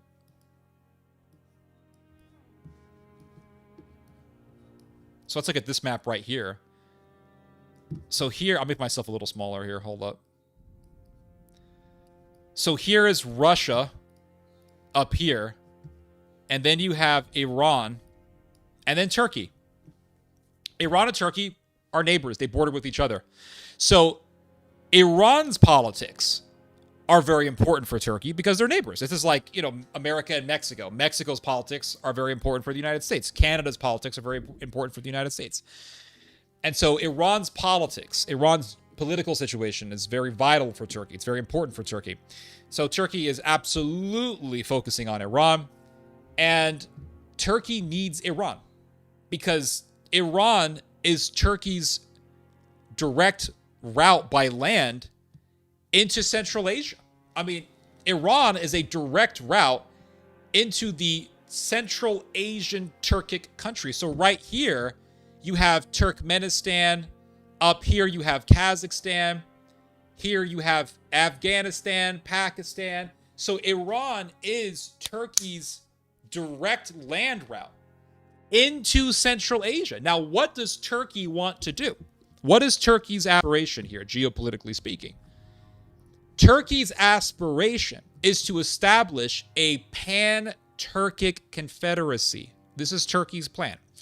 They want to create a confederacy of Turkic countries with Turkey as the leader. They want to create a Turkic NATO, so to speak. And so that would include Azerbaijan, Turkmenistan, Uzbekistan, Kazakhstan, the Turkic countries, maybe Hungary, because Hungary is called Hungary because it was invaded by the Huns, and the Huns were a Turkic people.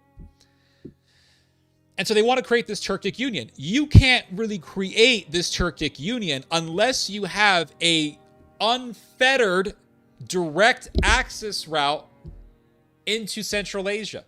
So Iran is absolutely vital for Turkey, geopolitically speaking.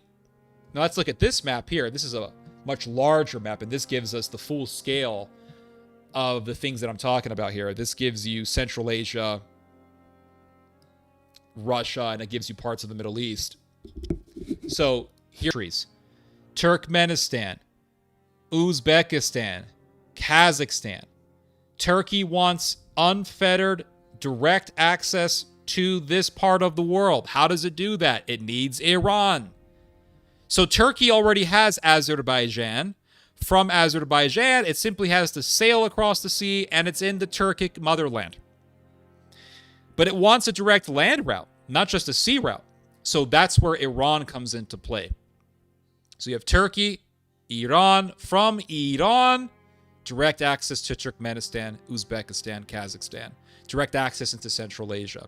From Iran, Turkey also has direct access into Afghanistan and Pakistan. And remember what I talked about before. Turkey is deepening its security ties with the Iranians and the Pakistanis. Turkey, Iran, and Pakistan all together against Israel. And let's look at a better map here. Just to refresh our memories here. Iran. Let's look at this here. Turkey, Central Asia map.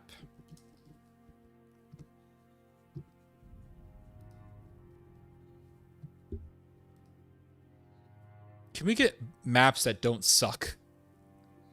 Can we get maps that aren't blurry? Is that a possibility at all? All right.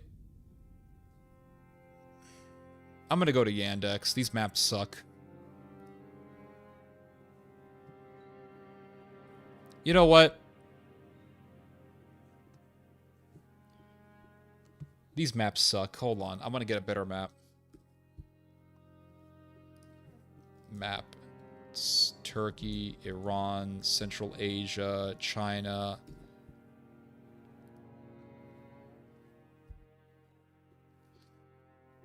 Ah, thank you, Yandex. Thank you, Russian Google, for actually giving me a map that actually gives me the full scale of the geography that I want to review. All right, here we go. Now we're in business, guys. Google sucks. Google is the reason why dead internet theory is actually true. Dead internet theory is absolutely true. The internet feels like you're in a dead space. The internet feels like that line in The Matrix Reloaded when the keymaker says there is a building, and in this building there are many rooms that lead to nothing. That's what the internet is. That's what the internet feels like. I feel like you go on to X, it's full of Israeli bots from India, Ukraine bots. You go on to YouTube, they got ads everywhere. They're giving you a bunch of videos that you never searched for. It's a bunch of video recommendations that you never searched for. They got fucking ads in between the video that you're trying to enjoy. It's just so freaking annoying. Then they have a skip button that you can just click on to skip the commercial. But if you just want to listen to something, and let's say you're working out, right? And you want to listen to music as you're working out. So you go on YouTube, and this is why people use ad blockers. This is the reason why. Because you go onto YouTube, you're listening to music, you're working out, you're hitting the bag, you're enjoying yourself. Then all of a sudden you hear like, oh, if you want life insurance, go, click today, blah, blah, blah. You're like, okay, well, I'm just going to, I don't want to take my boxing gloves off and hit the skip. I just want to go. You know what I mean? I want to get lost. I want to be in a state of flow. But if you don't click that skip button, they give you another ad. And if you don't skip that skip button, if you don't hit that skip button, they give you another ad. And they just don't stop. And so you have to hit the skip button. Dude, it's like dead internet, man. Anyway, let's look at this map.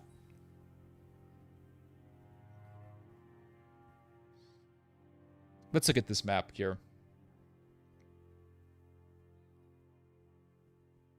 So here you have so you have Turkey here. Let me just make myself a little, I'll lower myself down a little bit. There we go. Much better. So here you have Turkey. From Turkey, Iran. And from Iran, you have direct access into Central Asia. Here is Central Asia, right here. The whole Turkic world. Kazakhstan, Uzbekistan, Turkmenistan. From Iran, you have access to Pakistan. Now, I've talked about this before, but I'll talk about it again. Turkey is deepening its security ties with Pakistan and Iran. From Pakistan to Turkey, there is a direct route, direct corridor. From Pakistan, Iran to Turkey. There is an unfettered link. If the Ayatollah is overthrown, Turkey will further deepen its ties with the Iranian government, because at this point, Iran will be aligned with NATO, and Turkey is a member of NATO, so it'll be much easier for Turkey to intensify and to strengthen its security ties with the Iranians. So the Turco-Iranian axis will only be strengthened by the overthrowing of the Ayatollah. So you'll have a stronger Iranian axis. Turkey is going to have Iran as a very strong ally, which means Turkey has this direct access into Central Asia, which means Turkey is further enabled to establish a pan-Turkic union. If there is a pan-Turkic NATO with Turkey as the leader, this pan-Turkic axis, of which Iran will be a part of, or at least Iran will be an ally of, will become a massive threat to the Russians, to the Israelis. NATO will not mind this, because it will mean Central Asia being aligned with NATO. Now, if you look at the Mackinder philosophy of geopolitics, whoever controls Central Asia controls the world. Russia wants to control Central Asia because it means Russia having access to literally unlimited amounts of resources. We're talking uranium, we're talking natural gas, we're talking oil. Whoever controls Central Asia is the dominant power of the earth. You have all this unlimited access to uranium, natural gas, and oil, and other things as well. So if you have this massive Turkic union, Kazakhstan, Uzbekistan, Turkmenistan, and Turkey is leading it, Turkey becomes the dominant power of Asia. NATO could then use this dominant Turkic power as a proxy against not just the Russians up here, but against the Chinese. And this is where the Uyghurs come in. Because right here in this part of China, you have the Xinjiang province. Now, in the Xinjiang province, you have Uyghurs who want to separate from China. I'm not saying all Uyghurs are this way. You have plenty of Uyghurs who are loyal to Beijing. But they are Uyghurs nonetheless who want separatism from the Chinese. And they want to join the other Central Asian countries as an Islamic nation. There is a paramilitary organization that comes from Xinjiang. It's called TIP. TIP, I believe, stands for the Turkmenistan Islamic Party or something like this. They say, we are Uyghurs, we are originally Turkmen people, we are Turkic. We don't want to be under the thumb of the Han Chinese. They want independence. Turkey, of course, has been capitalizing on this reality, and Turkey armed and trained the TIP, the Uyghur paramilitary organization. Turkey used the Uyghur fighters as a proxy against the Assad government in Syria. One of the forces that the Assad government had to fight was the Uyghur paramilitary organization known as TIP. TIP was vital in the revolution to overthrow the Assad government. In their combat, in their battles against the Syrian military, the Uyghur separatists received combat experience. You see, this is why this is so important. The Turks and NATO, really America, wants to use these Uyghurs because now they have combat experience. They want to use these Uyghurs to spark a revolution in China against Beijing.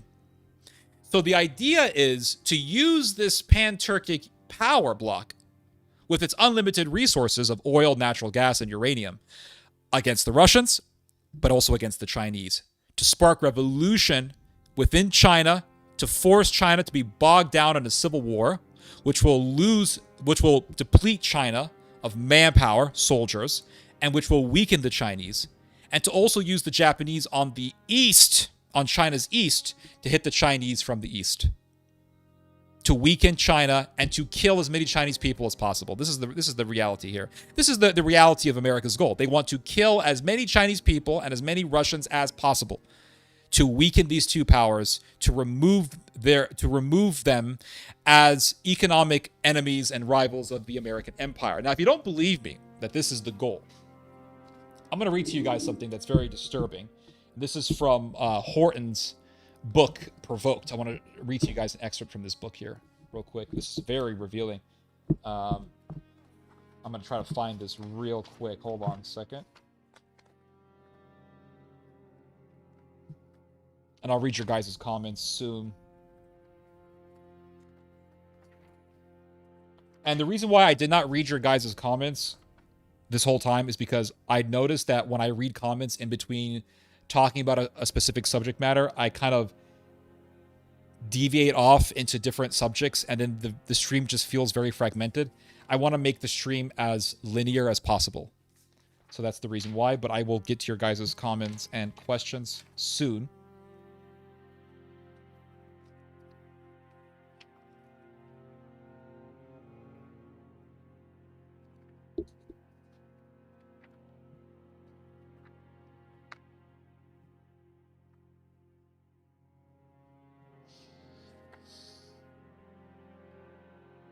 Let's see here.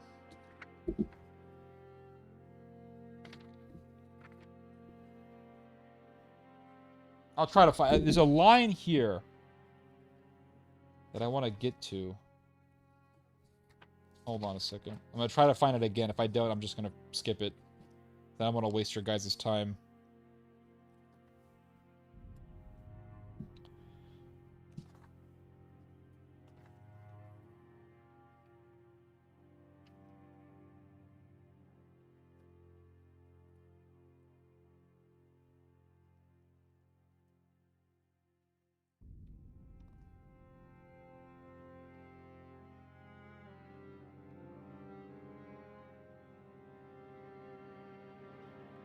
Yeah, reading comments post show makes more sense. Yeah, absolutely, it does. Because the last time last time I did a stream, and I had all these articles lined up to read for you guys and to give commentary on for you guys, and I kept reading your guys' comments as I was trying to read an article, and it just totally fragmented the whole stream, and I ended up not reading most of the articles that I had lined up for you guys, so it really sucked, and I told myself, okay, never do that again. Always, always just stick to an article, give your commentary, and then read the comments.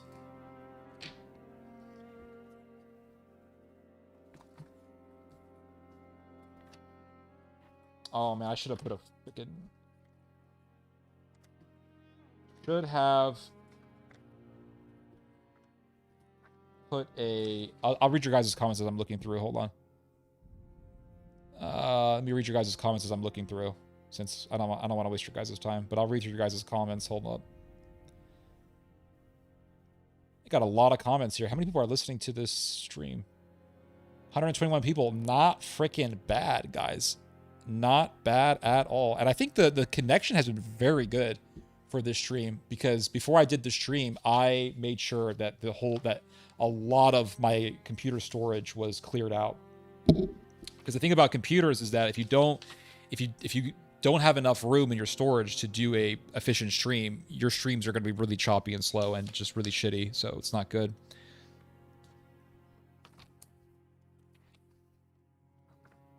Let's see.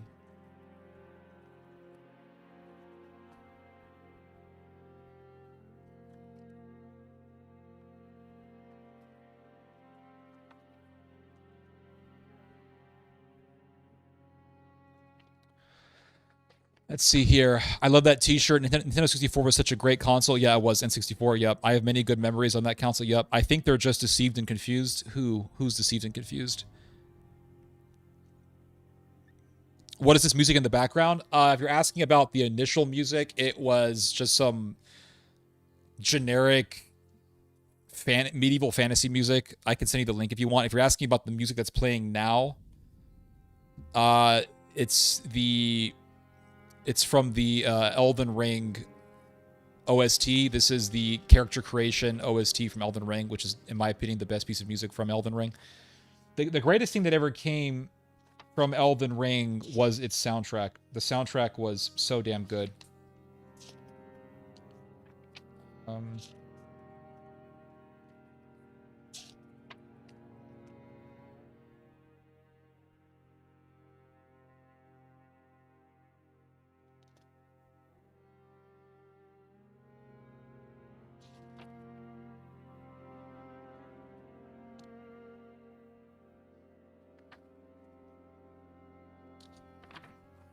I can't find it, but really the bottom line is that the whole goal is to kill as many Russians as possible. Like, that is the entire goal, is to kill as many Russians and as many Chinese as possible to weaken these countries. So, listen, everyone knew that Ukraine wasn't going to win this war. Everyone. And if anyone said, well, Ukraine could win this, all of the evil people in the US government, in the American media empire, in the British media, in the British government, who were saying, they can win this, just keep going, they are all liars. They were all liars, and they lied to push people to go to war, to push Ukrainians to go to war. And the whole idea was to egg on the Ukrainians to continue the war so that more Russians could die. Because yes, we know that the Russians are going to win. We always knew that the Russians were going to win this war. Obviously, Russia is the bigger country. Russia has just a better military, a much larger military. But regardless of the inevitability of a Russian victory, Russians have died in this war, and Russians continue to be killed in this war. So, yeah, Russia's going to win this war, but it's coming at a cost, and the cost is a lot of dead Russians. So it's just a big meat grinder. Yeah, it's a meat grinder for the Ukrainians, but it's also a meat grinder for the Russians. And hundreds of thousands of Russians have been killed and wounded in this war. So a lot of Russians have come back home with missing limbs. And that's exactly what NATO wants, because a dead Russian soldier means one less Russian soldier to worry about. And With every single Russian soldier that is killed, Russia gets a little bit weaker. That's the whole point. So China right now is not in a war, but that's going to change. And they want China to go to war. That's why they keep sending weapons to Taiwan. That's why the United States and Japan will do these naval, these big naval shows, these big presentations of naval power near China to provoke the Chinese. That's why they do this, because they want to provoke the Chinese to go to war. That's the whole idea. My hope is that the Chinese don't fall for it, and they don't fall for the provocation. But my fear is that they are going to eventually fall for the provocation, and they might try to invade Taiwan, or they might just go to war with Japan. Who knows? But eventually there's going to be blood on the Pacific Ocean. And the Americans will love it. And there's going to be a war between China and Japan. And people say, well, Japan's going to lose. Japan's going to lose. Yeah, okay, fine. Japan's going to lose. Sure. You think you're a genius because you say that, but that's not the point.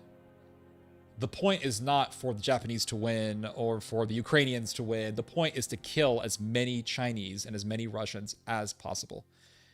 Because if you have a lot of dead... Believe me, if China and Japan ever go to war again, a lot of Chinese people are going to die. I mean, that's just the fact. A lot of Chinese people are going to die. It's going to be a meat grinder. They're going to fight over... Because here's what people don't understand about wars. People see a big, massive country like China, and they see a smaller country like Japan. Or they see a big, massive country like Russia, and they see a smaller country like Ukraine, and they say, well, obviously, the bigger country is going to beat the smaller country, and obviously it's going to be a cakewalk for the bigger country to beat the smaller country.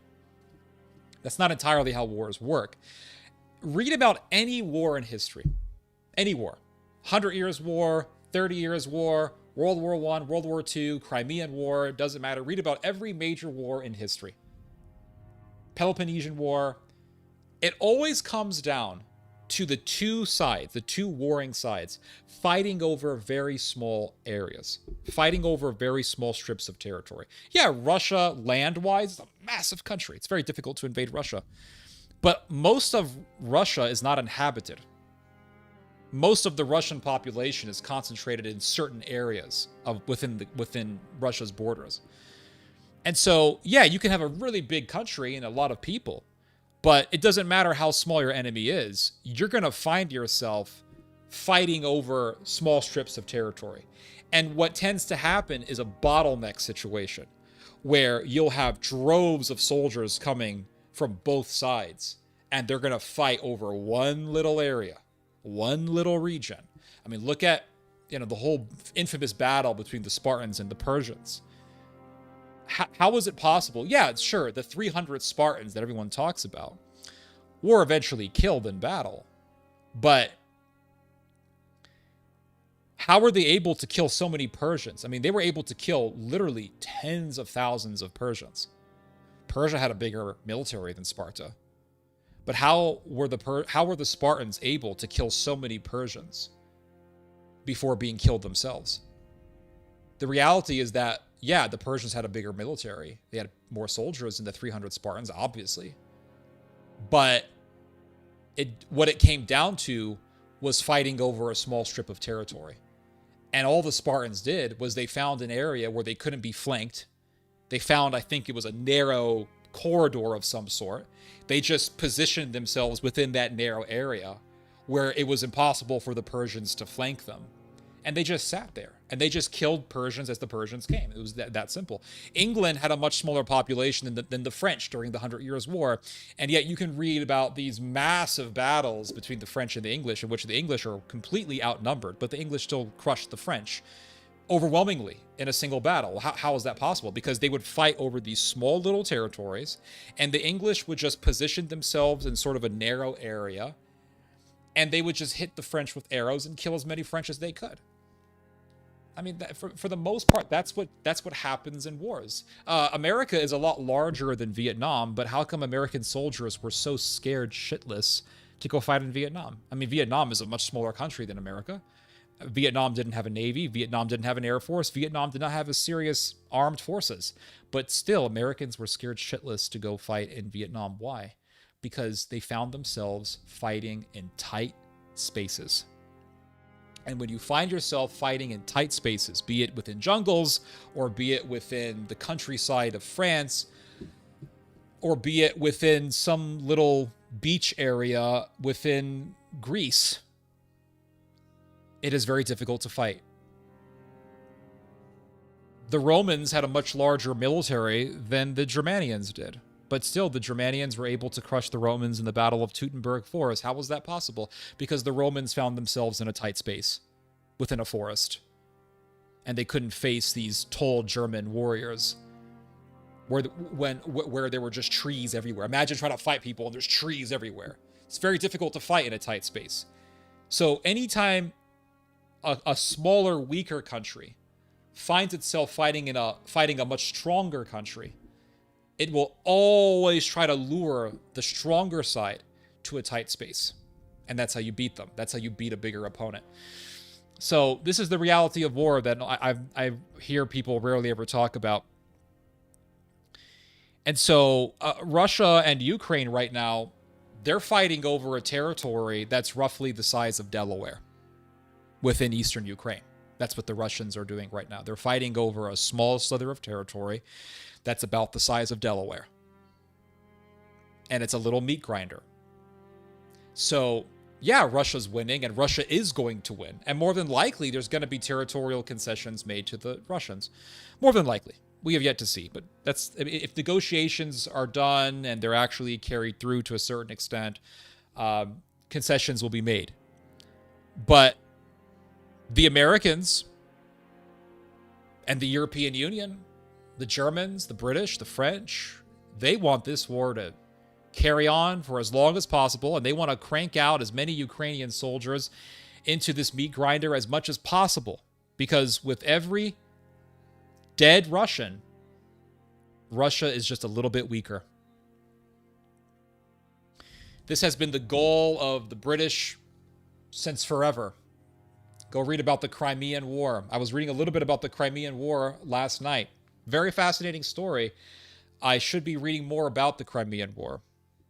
The Crimean War was a war that was launched by the British and the French to defend the Ottoman Empire against the Russians. Russia was not communist at the time.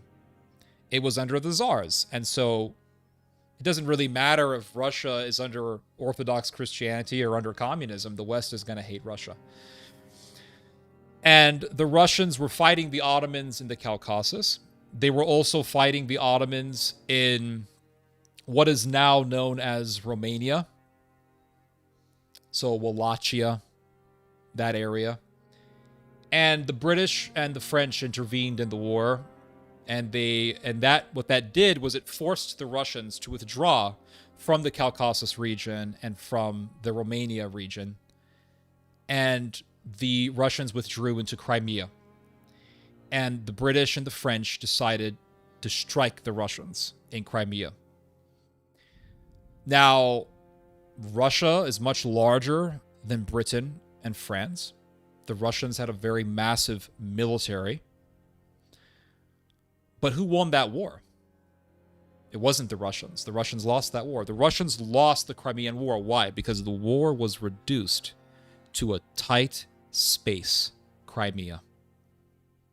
And hundreds of thousands of Russians lost their lives fighting for Crimea. And hundreds of thousands of French and British also were killed fighting in Crimea. Many bodies are still buried in Crimea from that war. And the Russians lost. And the Turks got empowered. And what do you see happening today? The British, the French, the Americans, they want war with the Russians. They want to weaken Russia's position. Where? The Caucasus, Eastern Europe, Crimea, on the Black Sea. Nothing's changed. It's the same thing. It's the same actors. It's the same mission. And so, what do you see? You see Turkey crushing Russia's ally Armenia in the South Caucasus. That right there is NATO and Russia's war over the Caucasus. You see the Russians in Crimea to defend Crimea. They need Crimea because they need that as a naval outpost in the case of war against the Turks, in the case of war against any other power that wants to encroach upon Russia's position in the Black Sea, but especially Turkey, because Turkey is a massive Black Sea power. And why did Russia decide to annex Crimea in the first place? The reason why Russia decided to annex Crimea is because the Ukrainian government was talking about throwing the Russians out of Crimea. They were talking about removing Russia's naval base in Crimea. Russia has a massive naval base in Crimea, and the Russians said, we can't afford to lose Crimea. And so Russia annexed Crimea. The British and the Turks and the French, they want to throw the Russians out of Crimea, just like they did during the Crimean War. So nothing's really changed. It's all the same thing. The Austrians and the Germans were enemies of the Russians, just like today. So it's that whole thing about history repeating itself and history rhyming. And you see the Russians saying, we're going to control Crimea. And you see the American empire, NATO, trying to push Russia out of Eastern Europe, trying to push Russia out of Ukraine and out of Belarus, and they want to take over Ukraine and Belarus. And if you look at NATO's boundary in Europe, NATO's boundary line in Europe goes from Finland all the way down into the Black Sea.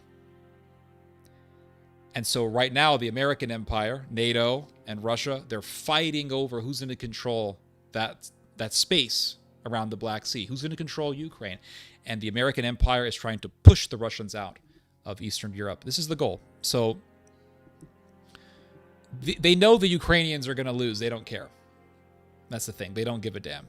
They want to kill as many Russians as possible because they want to weaken the Russians, and they want to pull China into a war because they want to kill as many Chinese as possible because they want to weaken China. Because they want to remove their biggest military and economic rivals. China is America's biggest economic rival. Russia is America's biggest military rival. They want to push the Russians out. And that's why they want the Turks to establish a pan-Turkic union. Because if the Central Asian Turkic countries like Kazakhstan, Turkmenistan, Uzbekistan join Turkey against the Russians, that would mean a massive, massive Turkic bloc that NATO could use against the Russians. And it'll be very difficult for the Russians to win in a war against such massive powers. Imagine Turkey leading Central Asia against the Russians. Imagine all of Europe going against Russia. It would be just an absolute bloodbath and really horrific. So it's what is being planned for the future is nothing good. And in 2026, we're going to be seeing more and more militarism, more European militarism. And in 2027, that militarism is going to be on steroids. It's going to be even more intense. It's going to be even more fanatical. And the Europeans are really going to take the mask off. You're going to be seeing the Europeans talking more militaristically and more nationalistically. And the Europeans, specifically the Germans, are going to really deepen their ties with the Turks because they want to use the Turks against the Russians. Just like the British and the French went to war against Russia to defend the Turks in the Crimean War. So it's history rhyming. Anyway, I'll read your guys' comments here. I wish I could find that line that I wanted to read to you guys. Let me see. Let's see if I can still find it.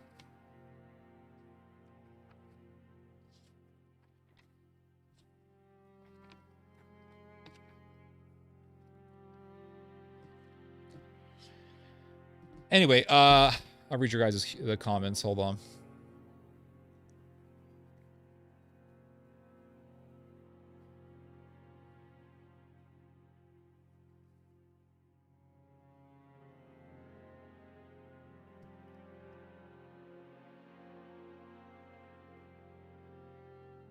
Let's see.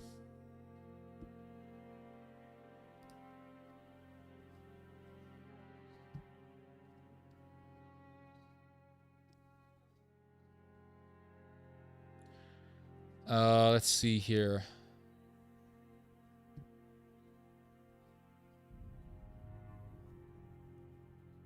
English longbow. Yep, that's what got the English to win. I'll read your guys' comments here.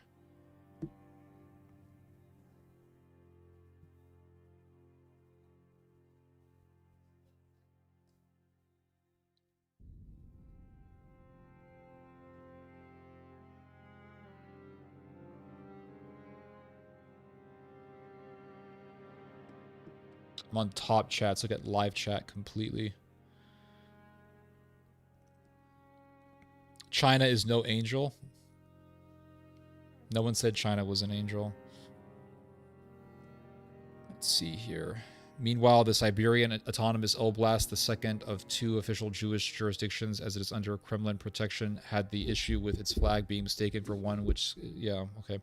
Japan still want Manchuria. Yup, political horses. Low-key, the Greeks and Romans are the best at war. In history? Maybe, yeah. Crusader armies were famous for this. The biggest threat is this blah, blah, blah, billionaire culture, which is being manipulated and okay, great. Let's see here. Like Baldwin beating Saladin with 1,200 men. Crusaders, let's see, blah, blah, blah. English longbow, Viet Cong were savage. They were. The jungle, yep, formulating plans to do crazy stuff like release viruses. Americans aren't used to jungle warfare. Baldwin was clever, but the Crusaders, blah, blah, blah. Xerxes' vanity got better of him. Turks, Mongols are undefeated on horses. Americans aren't used to not having warfare. Fighting with the Turks in open battle was always dumb. He wanted to show off how much people he could actually send to die in a tactically unfavorable position. Imagine if Rus took over Ukraine and create a Slavic army from both. That's, yeah, I think that's the idea, actually, because Russia currently has a very low birth rate, and so by taking over at least eastern Ukraine, Russia has another population to add to Russia's population and to grow Russia's population. So that's part of the strategy of taking, that's one of the reasons, or at least that's one of the goals of Russia in taking over eastern Ukraine, is to add to Russia's really slowly growing population. They will beat NATO easy. No, you're wrong. You're just wrong. And he's already off topic. Let's see here. Have the Europeans... Actually, no, that wasn't off topic at all because I'm done with that article, so it's all good. Euros want to fight their leaders more than to fight for them. Yeah, so... Yes, you're correct that the Europeans do want to fight their leaders, but that doesn't matter because let's say they do fight their leaders, let's say they get the leaders that they want, then they're going to have leaders that they want to fight for. So the Europeans are still going to go on the war path no matter what.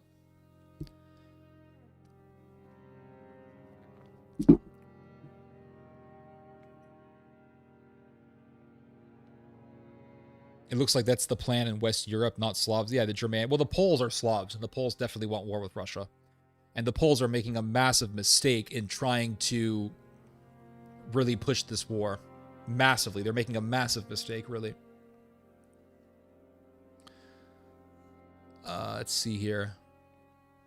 The thing isn't that Americans don't like going to war. Americans don't like being used. Yeah, that's correct.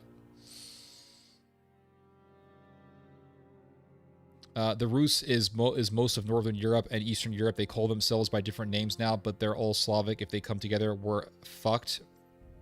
Sure. But Poland hates Russia, so that's what you have to keep in mind. What about Neo-Ottomanism? Is that the premise of the Turkic Confederacy? Yep, it's the same thing. It's the same exact thing. Right now, when you say it, when Rus says if Europe wants to go have it, blah, blah, blah, global homo world leaders want war with Russia, Saber, dude, they all want, dude, even if you don't have the global homo politicians, let's say you have a bunch of Nazis running the West, they're still going to want to go to war with Russia. Much of Europe was under Nazis during the middle of the 20th century, and they all went to war with Russia. It's not a bluff. Their military industry is fully ramped up. Americans cannot go toe-to-toe with the conglomerate of Slavs in Europe. They'd lose. Well, America is not going to go to war against all the Slavs. America is going to go to war against Poland. Sorry, America is going to join forces with Poland. America wants to join forces with Finns and the Baltic peoples.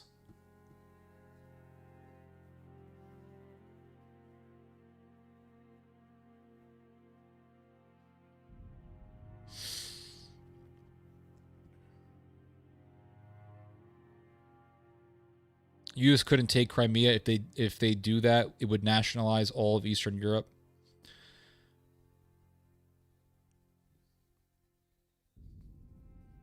Let's see here. What about Neo? Okay, I already read that. Right now, I say blah, blah, blah. blah, blah, blah, blah, blah. See, the real numbers is more like, et cetera, et cetera. I pretty much agree with you on the Turkish, Iranian, Pakistani alliance. Israel is totally screwed. I think eventually Israel will be screwed. Man, this is nuts. Yup. Crimea voted to rejoin Russia. Yeah, they did. The question is why did Russia want Crimea? They need Crimea as an outpost. They need that naval outpost. That's just the bottom line. They need that naval base. Same reason why they need Syria. They need that naval base to have access into the Mediterranean.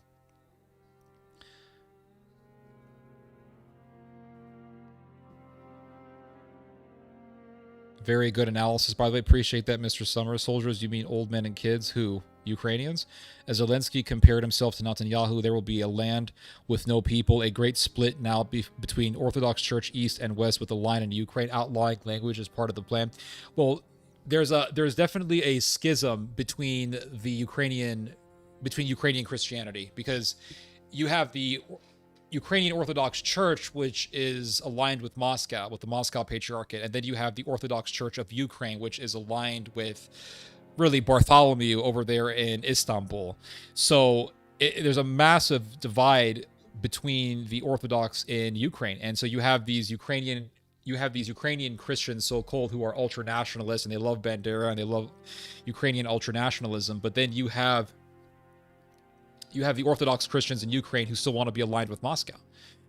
And so the nationalists in Ukraine want to massacre the Ukrainians who are still members of the Ukrainian Orthodox Church. That's just the reality. It's a very scary reality, but that is the reality.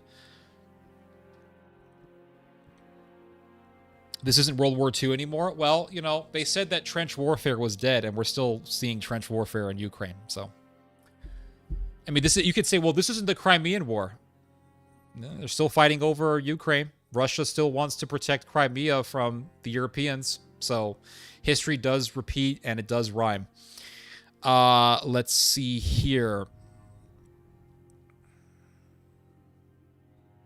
If U.S. and China face off, how does debt, consumer produce, economy? Well, that's why the Americans right now are working to become more independent. That's why, I mean, for the longest time, we were hearing about how America needs Taiwan for its chip production. But now the Americans are working to become more independent as far as chip production goes, and America wants to make its own chips. Why is that? Because America doesn't want to rely on Taiwan in the case of a Chinese invasion of Taiwan, in the case of a war between China and Taiwan. So America right now is working to make itself more independent of other countries. This is why I think Donald Trump was put in office in the first place. It was to reduce America's dependency on globalism, so that we can make our own chips and we can make our own stuff and not have to depend on other countries in the case of whole-scale war.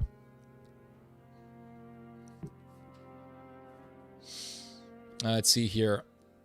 The only leaders we want that no interest in foreign expeditions under the guise of war. No one is more interested in fomenting revolt. Ottoman, Safavid, and Mughal Empire revival.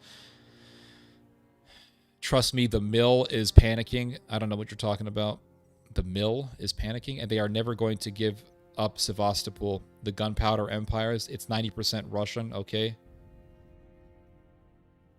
People like to say the obvious. Let's see here. Native Brits can even get an internship in the UK security sector. People are beyond tired of it. Yes, we had the CIA down in Crimea trying to start a revolution. Didn't work out. Yeah, most people in Crimea want to be under Russia. That's true. Just like most people in Luhansk and Donetsk want to be under Russia. So that's what has made Russia's war in eastern Ukraine a lot easier than if it had gone to war in western Ukraine. Let's see here. I don't think many people know how many Muslims are loyal to the Turkic Empire, from the Seljuks, Mamluks, the Ottomans. Yep, exactly. Yeah, there's a lot of history tied into this. Let's see here. Totally backwards. The Turks been trying to join the EU and getting rejected. Well, that doesn't matter, though. That just doesn't matter. I mean, Turkey is still basically a de facto part of the European Union, in the sense that the EU needs Turkey, in the sense that Germany is right now working to deeper integrate its armed forces and its military industry with Turkey's military and Turkey's military industry. The fact of the matter is that countries like France and Germany need Turkey as a bulwark against the Russians in the Black Sea and on the Mediterranean. So no matter how you look at it, Turkey is a vital part of Europe's military aspirations against the Russians. I hope that cleared some things up. Let's see here, Theo. Can we do more to put pressure on the IOF to stop them from using the excuse dual-use items to prevent essential humanitarian aid. You can't really stop the Israelis to do what they want to do. The only force that can prevent the Israelis from doing what it's doing is the Americans. That's it. America is the only country that can stop Israel from what it's doing. That's it. Diplomatically, of course. Eventually what will happen is other countries are eventually just going to go to war against Israel, and they're going to put an end to the Jewish state. That is what's going to happen in the future. America is going to say, well, we can't stop Israel. We got to help Israel. You know, Israel right now is under a lot of problems. I mean, like, and then you read stories about Israeli snipers just shooting kids randomly. And then you see some Huckabee schmuckabee piece of garbage saying, well, you know, Israel right now they're just having a really hard time right now. They're not really surrounded by friendly people. And meanwhile, they're just shooting kids for fun. So because America is not going to really fully put an end to Israel's evil machinations, eventually other countries are going to step in and they will put a stop to Israel. And America is not going to stop it. Because at this point, the people who will be destroying Israel will be people aligned with the American empire. Turkey, possibly a NATO-aligned Iran, and possibly some European countries that also want to resume from where the Nazis left off. American and isn't real is one of the same. Yes. Yeah, they're definitely aligned because of the Israel lobby. The Israel lobby is what bridges America with Israel. Without that lobby, there is no bridge. There is an SAS type, Ant Middleton, who recently publicly threatened a coup d'etat. Have you read the Greek Orthodox saint Paisios' prophecy? Yes, I've read about it, and I've heard about it about a billion times. Yes, I have heard of Paisios and his prophecies, and they are very interesting. I think that, if I'm not mistaken, Paisios' predictions are more based on geopolitical observation than divine inspiration. But yeah, I've read them many years ago. I first heard about Paisios' prophecy from a Russian-Ukrainian girl that I used to talk to back in 2014 and 15. And she told me, read Paisios. He tells you the prophecy. I said, oh, Paisios, what's that? And I looked into it. I said, oh, fascinating. And every year, people tell me about Paisios. And I say, I've heard it. I've heard it about a billion times. It's very fascinating. It is. Don't get me wrong. It is. But I've heard it. I have heard it, yes. I just want to say I appreciate that study that your dad was doing on the Olive Root podcast. It is very clear and helpful. Appreciate that, Brian Thomas. I grew up in Texas. Grandparents lived on the coast, always called in Gulf of Mexico my entire life. Yeah, my entire life it was called the Gulf of Mexico, but now it's called the Gulf of America because the American empire is, for the first time in a very long time, telling the whole world that it is indeed an empire. Yeah, I watched the Olive Root the other day with Theo on it. Well, I appreciate that, guys. I'm glad you guys watched it. I think we'll go on that podcast again. Anyway, let's see here. Let's get to the next article. What should we read about? Let's see. What should we read about? Let's talk about the American empire. Let me see here. Hold on. What do you think will come of the upheaval in Iran, and how will this then move into a Turkish, Iranian, and Pakistani axis? What do you think of the coming? What do you think will come? Well, as I've said numerous times, if the Ayatollah regime is overthrown and America takes over Iran, the NATO empire integrates Iran into its little sphere of influence, then you will have a NATO-aligned government ruling over Iran, and then Turkey will intensify its deepening of security ties with the Iranians, because at this point Iran will just be aligned with NATO, so Turkey would have no diplomatic issues with the United States in deepening its security ties with the Iranians. Turkey will further deepen its security ties with the Iranians against Israel. So removing the Ayatollah regime will only strengthen the Turco-Iranian axis. Turkey right now is deepening its security ties with the Pakistanis, also against the Israelis, because Pakistan has an important position geopolitically speaking, because it's on the Arabian Sea. And so because Pakistan is on the Arabian Sea, which is also where Yemen is at, it could use Pakistan against Israel's... It could use Pakistan to hinder Israel's freedom of movement within the Arabian Sea. And if you look at a map, you'll see that there's Pakistan, Iran, and then there's Turkey. So there's really an undisturbed trail from Pakistan into Turkey, which means they could create basically an Islamic confederacy or an Islamic chain against the Israelis. And Pakistan is a nuclear-armed country, which is the biggest factor in this whole situation. Pakistan has nuclear weapons. So Turkey could use a nuclear power against the Israelis. So, yeah, it would be a massive military access against the Israelis.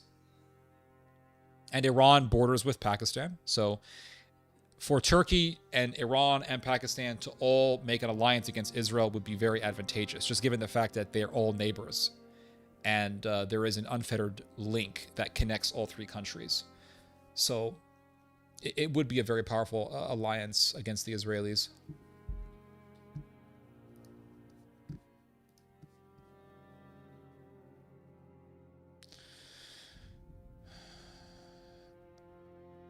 Okay. Iran will not fall. No one is saying that Iran is going to fall. We're talking about a regime change. There was a regime change in the 1970s in Iran that happened. And that was a regime that had a very powerful and a very efficient intelligence agency called SAVAK. And even with that powerful intelligence agency, the Shah of Iran's regime fell. The government of Mohammad Mossadegh also fell. So nothing lasts forever. Nothing lasts forever. The Romanovs were ruling Russia for how long? Russia was under Tsardom for literally centuries, and the regime of the Tsar in Russia finally was toppled. So nothing lasts forever. Regimes come and go. They fall down. It's not impossible. It's actually very common in history. And to say that the Ayatollah regime will never fall down is basically the equivalent of saying that a regime can last forever. And no regime has lasted forever. Where is the French monarchy? It's not here. Where is the Tsar? It's not here. Where's the Soviet Union? It's not here. And the Soviet Union was once very powerful. Where is the Mongolian Empire? You know, like nothing lasts forever.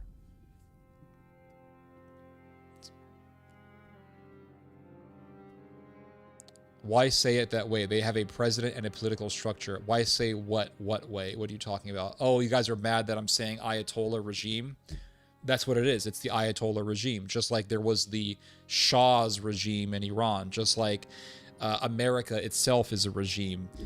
Regime is not necessarily a bad word. It's a word used to describe a particular political structure.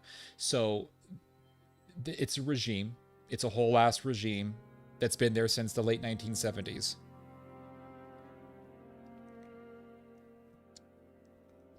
Pakistanis and Iranians are not the same. Okay. Interesting. I've asked you this in the past, like a long time ago on a live, but do you think that that could potentially be the formation of a 10-nation confederacy? Maybe. I don't know. Trump is following in the footsteps of McKinley and fellow New Yorker Teddy Roosevelt on top of Jackson and Lincoln. Okay. Trump does what Miriam Adelson says. True. Long after he banned serfdom in the Pale settlement, etc., etc. Okay. The Tsar is gone. There's no Tsar in Russia. The Tsars lasted for literally centuries. Russia, the Russian Empire, under Tsardom, was there for centuries. The Khazarian Empire was in power over what is now known as southern Russia for centuries, 200 years or so. Persian Empire was there for centuries. Roman Empire was there for centuries. Regimes come and go. Empires come and go. Nothing lasts forever. And to say that, oh, the Ayatollah is never going to be overthrown. So you believe that something can last forever. You believe that a government will last forever and it'll never be toppled. Well, that's just really quite oblivious. That's something that someone who was oblivious to political reality and history would say, but I don't want to digress to that. I have not died, therefore I never will, is the logic that said empire will never fall. Exactly. Right, exactly. Good observation. I'll use that from now on. Let's see here. Yes, yeah, Persia is still here, even though they call it Iran. Okay, Persia, all right. But we're not talking about Persia. We're not talking about Iran. We're talking about regimes, governments. Where is the Shah? Tell me, where is the Shah of Iran? Where's the Shah? Can you tell me? Where's the Pahlavi? Where is it? You know where the Pahlavi is at? It's in Los Angeles. The Pahlavi regime is in LA. That's it. It's trying to rule Iran from LA. And the guy the son of the Shah, he looks like a car salesman who's going to eat a shawarma for his afternoon lunch. We could advocate in Washington via Code Pink and focus on one agenda. I like what Code Pink is doing, to be honest. I know they're a bunch of feminist liberals, but they're actually doing what the Christians should be doing, and that is confronting and embarrassing politicians, and I think they should do more of it. Let's see here. That's a decent point. Yeah. We could advocate blah, blah, blah. I've already read that. That may be, but why then do they keep thumbing their nose at Turkey? Who keeps thumbing their nose at Turkey? Israel? Israel has lost well over 1 million citizens. Yeah, Israel's losing a lot of people. We'll read about that in a little bit. That's actually a good point. That's actually a really good point. Let's actually read about that. There is an article. Let's read this. Let's read this together, shall we?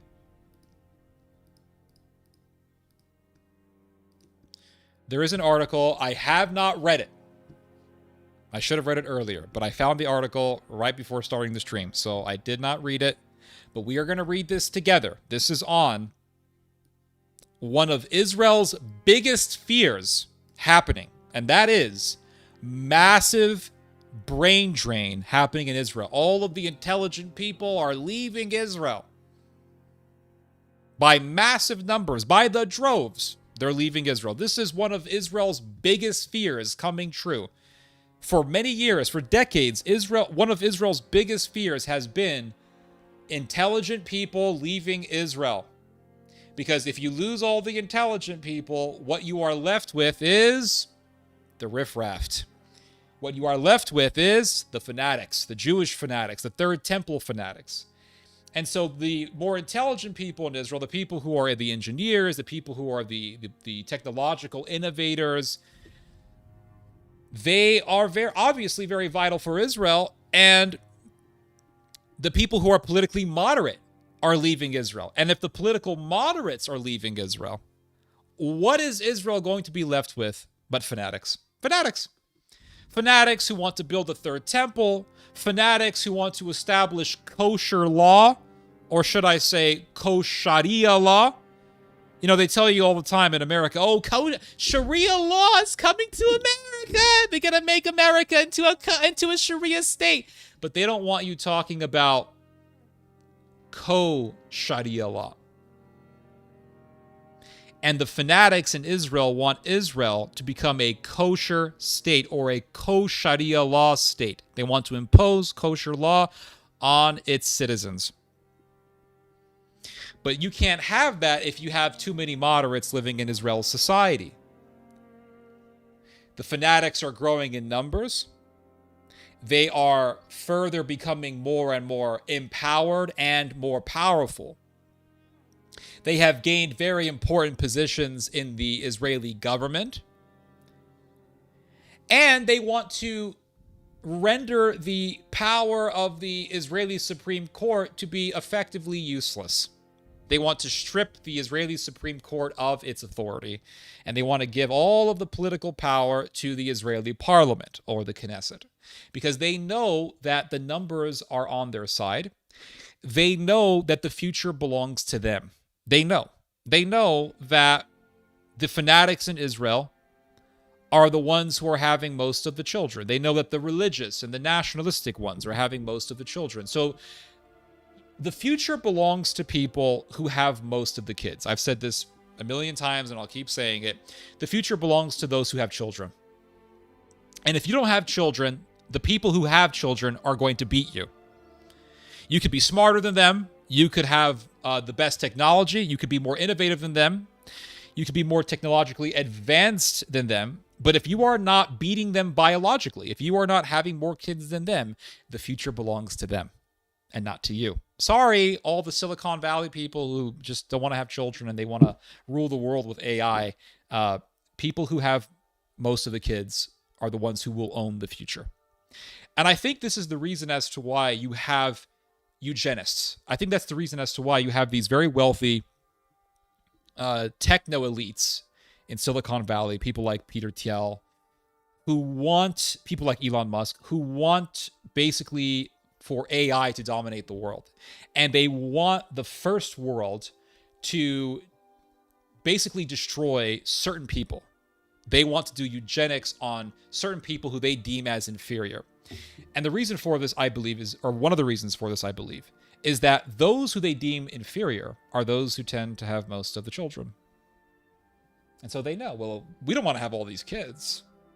Now, Elon Musk has a lot of kids, but people who tend to be in the elite class tend not to have a lot of children, or they tend not to have any kids. And so they're afraid of the third world beating them in the population war. So they want to destroy the third world, or they want to at least greatly reduce its population through war. That's also the reason why they want to get China mired in a major war, because they want to kill as many Chinese people as possible, because they don't want the Chinese to outpopulate the white people. But anyway, yes, the nationalists, the religious types, the fanatical types in Israel are having most of the kids. So the future of Israel belongs to them. And so the nationalists are saying, okay, well, this Supreme Court is a hindrance to our co-Sharia law aspirations. We have to strip the Israeli Supreme Court of its authority. And this has caused a tremendous amount of political turbulence and chaos and tensions within Israel. This is the reason why Israel has had massive demonstrations against the Likud government. And these demonstrations have been going all the way back to 2021. Because the Israeli fanatics, the Israeli far right, has been wanting to strip the Supreme Court of its power so they can have the ability to impose religious law and to impose racial law, to impose Jewish supremacist law. So a lot of the political moderates in Israel have left Israel in massive numbers. And so because these people are leaving Israel and will continue to leave Israel, what they are leaving behind is a massive political vacuum and a massive political space. Who's going to fill in that space? It's going to be the fanatics. So as the moderates leave, the fanatics are going to grow more and more in power. So let's read this article together. So it says here, why Israelis are leaving in record numbers. Over 150,000 citizens have left the country in the past 2 years alone, many of them with a one-way ticket and no plans of returning. And this is an article that was published by Plus 972, which is a great magazine to read if you want to be informed on Israeli politics. And so it says here, from Israel's establishment in 1948, its leaders viewed the expansion of the Jewish population as essential to the survival of the Zionist project, a way to ensure a lasting demographic majority over the Palestinian population and a steady supply of soldiers to defend the state's borders. Alongside efforts to increase Jewish birth rates, the promotion of Jewish immigration has been central to this strategy. Near automatic citizenship under the law of return, coupled with financial incentives, were designed to draw Jews from across the globe and anchor them permanently in the new state. So Israel has always relied on, well, obviously Jewish people having children, but also Jewish people immigrating into Israel from other countries. That's why they automatically give citizenship to people who are Jewish but who aren't born in Israel. The flip side of this policy was the state's response to those who left, which was often openly hostile. Jewish immigrants were officially referred to as Yordim, those who go down, a term coined in opposition to Olim, who were said to ascend by immigrating to Israel. So people who leave Israel have always been looked down on. That's what this article is saying. The moral hierarchy embedded in this language framed immigration as a personal and national failure rather than a neutral life choice. It is worth noting, for example, that Israel does not permit citizens abroad to vote in elections, etc., etc. In 1976, the Prime Minister Yitzhak Rabin famously dismissed... See, now this is the problem with Israeli articles. Israeli articles tend to give you a really cool headline, a really attention-grabbing, eye-grabbing headline, but then you read the beginning, and instead of just getting right to the point, they want to give you a whole history lesson. Dude, I don't give a shit about what happened in 1976. Can we get to the fucking point of Israelis leaving Israel? I don't give a shit about 1973 and what happened in the Yom Kippur War. So the early 2000s... Okay, so let's just skip ahead. Immigration became, see, this is why I read articles before I read them on stream. Immigration became an even more contentious issue in Israeli public discourse during the early 2000s, when the state began to more closely track departures. This period, which coincided with the Second Intifada, saw increasing emigration of young, secular, middle, and upper-class Israelis, the so-called brain drain. The phenomenon generated widespread concern among Israeli academics and in the mainstream media, where it was largely framed in cultural and economic terms. In response, the state launched taxpayer-funded campaigns aimed at encouraging immigration to return, marking a shift away from its earlier singular focus on attracting Jews who had never lived in Israel. Over the past 2 years, thank God we're finally getting to the point here. Over the past 2 years, however, a wholly different wave of departure has taken hold, one that represents a decisive break from earlier understandings of immigration. The shift began well before October the 7th, driven in part... I'm going to make this text a little bit larger. Hold on a second, guys. 1 second. Make the text a little bit larger. That way it's easier to read. The shift began well before October the 7th, driven in part by the far-right government of Benjamin Netanyahu and its efforts to weaken the judiciary. Isn't that what I was just telling you guys about? I was just telling you guys this. They began to try to strip the authority of Israel's Supreme Court. Because what they want to do is this. They know they have the numbers to overtake the Knesset. Right now, the Israeli right wing dominates the Knesset, which is the Israeli parliament. So the only hindrance to them wanting to vote for wanting to impose whatever law they want to impose is Israel's Supreme Court. That is it. That is the only thing that is hindering them from imposing kosher Sharia law. So what do they want to do? Obviously, they want to strip the power of the Supreme Court. This is it. So back in 2019 or so, 2020, 2021, they began this whole effort to strip the authority of the Supreme Court. And there were massive demonstrations that broke out, especially in 2021. There were these massive demonstrations that broke out. 2022, and also right before October the 7th in 2023, there were massive demonstrations, huge demonstrations. And right before the October the 7th attack by Hamas, Israel was literally on the verge of a civil war. Literally, it was. I'm not even exaggerating at this point. I am not exaggerating when I say this. Israel was on the point of going into a civil war, and the Israelis were going to kill each other. You had people in the IDF reserves who were saying, we're not going to observe our duties, we're not going to follow the rules. You had people all throughout Israeli society who were saying, we are not going to abide by what this government wants. We're going to rebel. And things were going to get violent. You were going to have members of the IDF going against the government with guns. They were going to kill each other. So what happened? You had the October the 7th attack. Ooh, how convenient for the Likudists. How convenient for the far right. How convenient for Netanyahu. Because now you had this war in Gaza that would be used to unify all Israelis. And so the Israelis put all of their differences down. They put all of their tensions and all of their hatred down. And they said, let's put that in the back burner. Let's put all that aside. And let's let it rest and deal with this thing, this situation in Gaza. Let's fight Hamas together. But I knew, and I told you guys this when the 2023 war broke out. I said, guys, all of the people who hate Netanyahu and hate what he stands for, and they hate the Likud party and its allies, they still hate Netanyahu. They still hate the far right in Israel. And I said, when this war is done and when the dust settles, all of that hatred is going to be exhumed from the grave, and it's going to come right back. And I was right, because we're seeing the hatred right back. We're seeing it here, and it has returned. And that rage against the hardline government of Israel is alive and well. The war did not make a difference. The only thing the war and the slaughterhouse in Gaza did was it temporarily united political enemies in Israel. That's all it did. It temporarily put all of the tensions in the back burner, but temporarily, because now it's back. And so the Knesset is saying, the hard right in the Knesset are saying, okay, well, we have the numbers in the Knesset.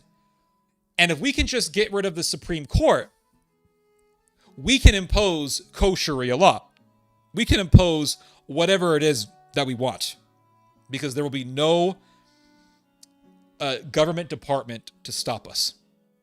So this is their goal. This is the reasoning behind their actions.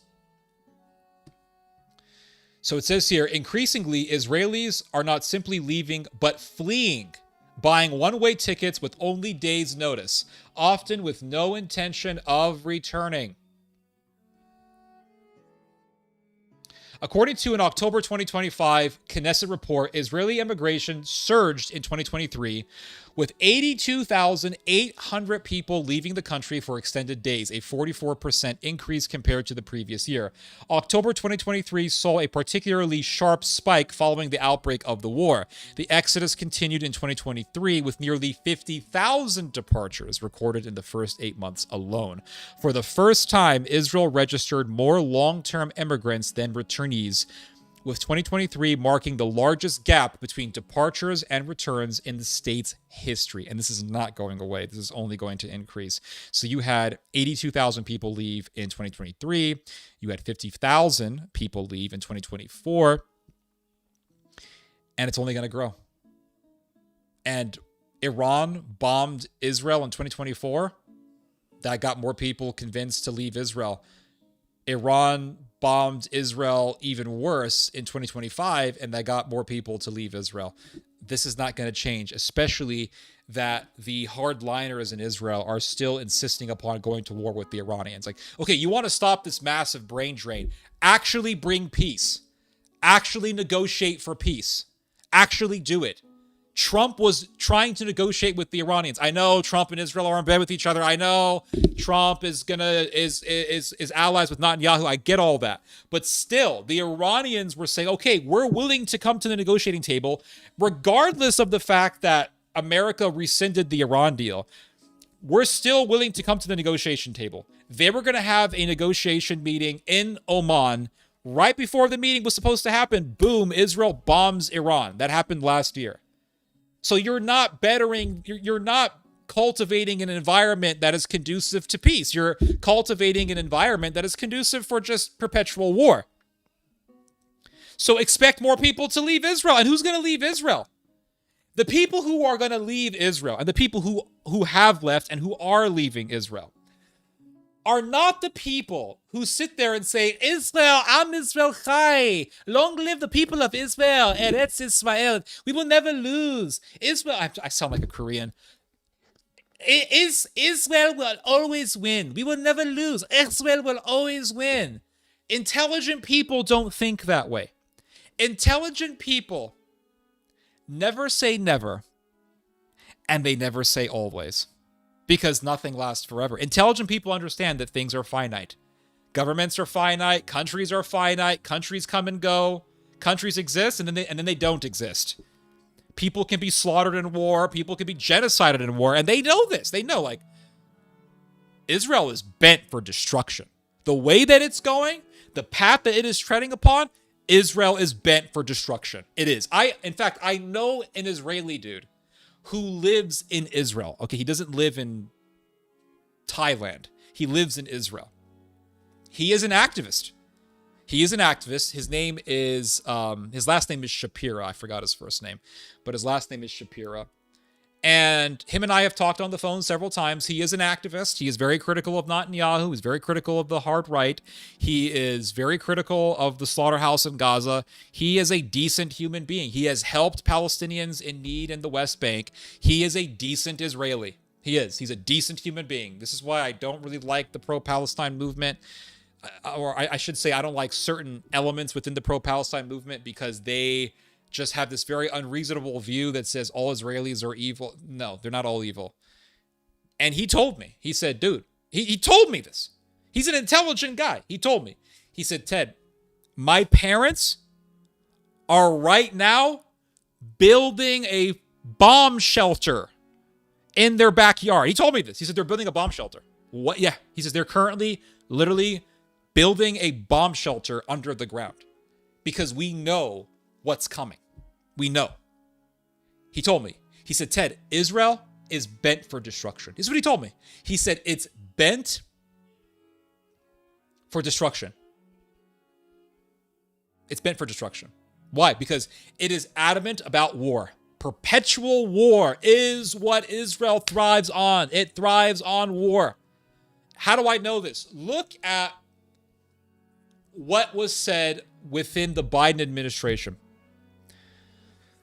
The guy who was I forgot this dude's name. We'll come back to this article real quick, but let me just find this dude's name. Who was the spokesperson for the State Department for Biden? State Department spokesman for Biden. What was his name? I just need his name. Matthew Miller. Okay, we have another Miller right now. We got Steve Miller. Back in the day, it was Matthew Miller. We got all these Millers running around. But Matthew Miller, a number of months ago, we're talking like 4 or 5 months ago. It still feels like it's 2025. Listen, I haven't transitioned into 2026. I'm still stuck in 2025. But Matthew Miller said that Netanyahu told him that he didn't want the war, really, slaughterhouse in Gaza to end. That he was planning for the slaughterhouse in Gaza to last not for a year more, not for 2 years, not for 3 years, but for literally decades. This is what Matthew Miller recounted. He said, Netanyahu told me, I want this war in Gaza to last for decades.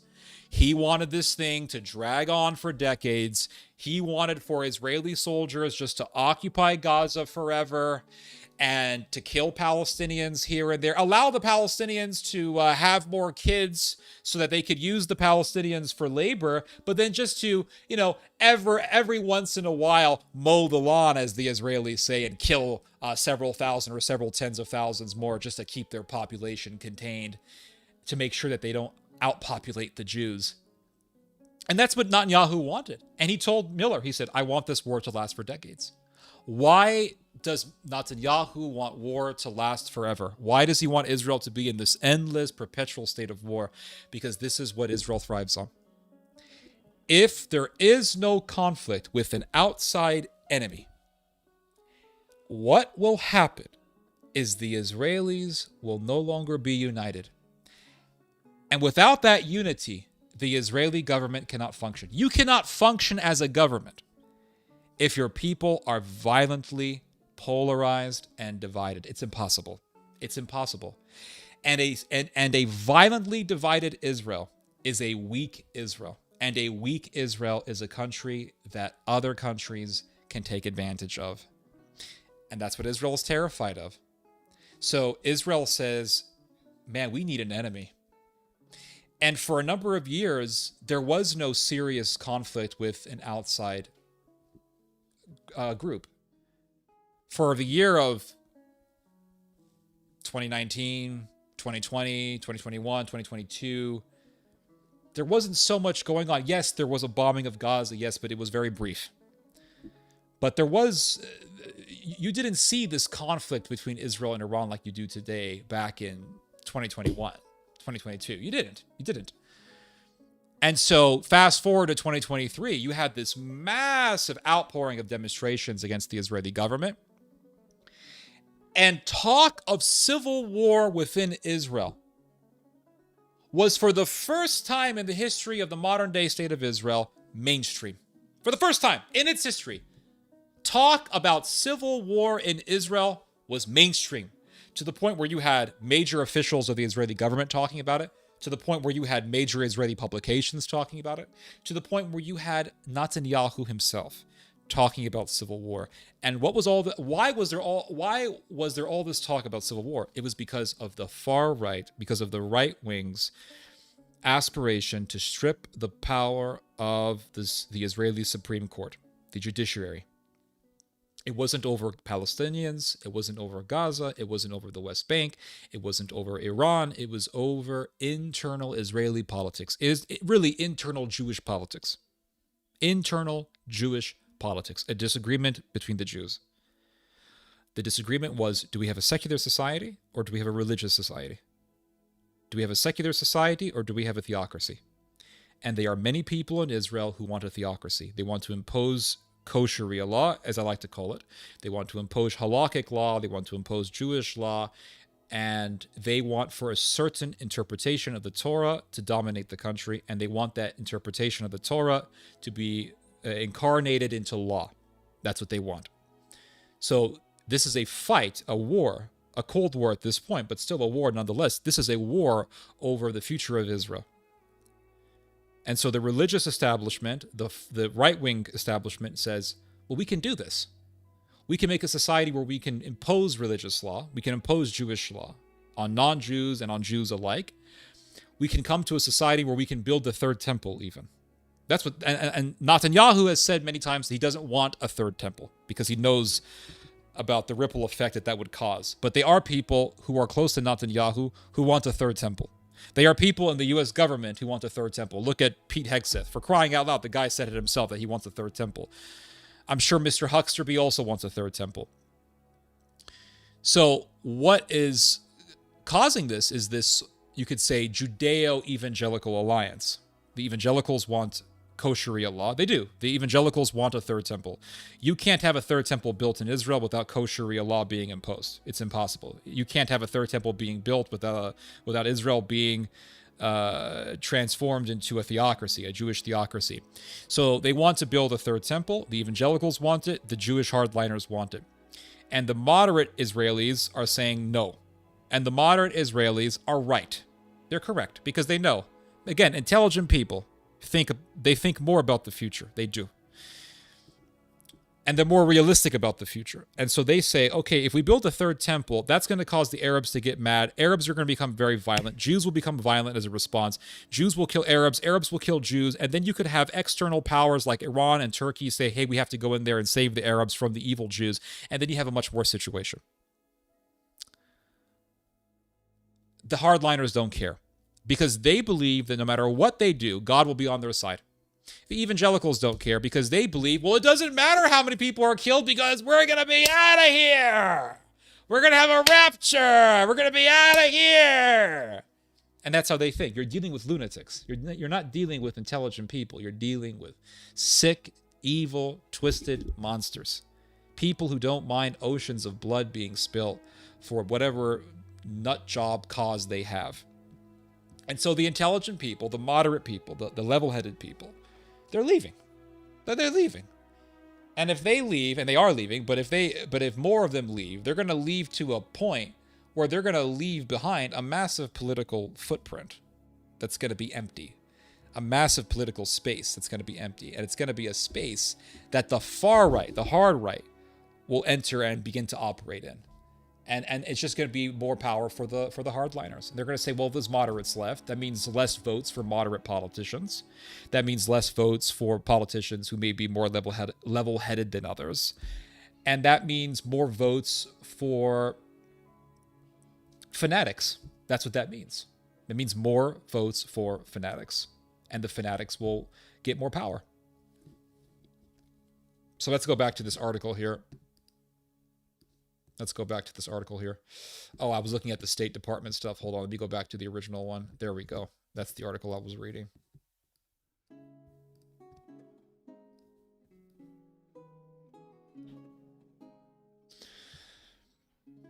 So let's see here.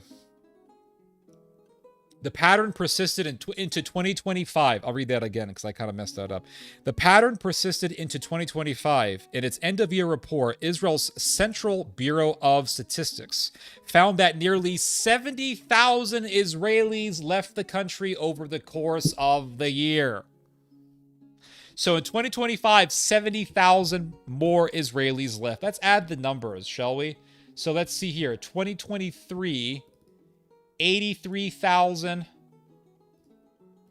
people left, plus 70,000 in 2024, plus, oh, that was 2025. Oh, sorry, 50,000 in 2024, so plus 50,000. So over 200,000 people, at least over 200,000 people have left. They have left Israel. That's huge. That's massive. Why is this window... Oh my God, why is this window keep coming up. Oh my gosh, dude, stop.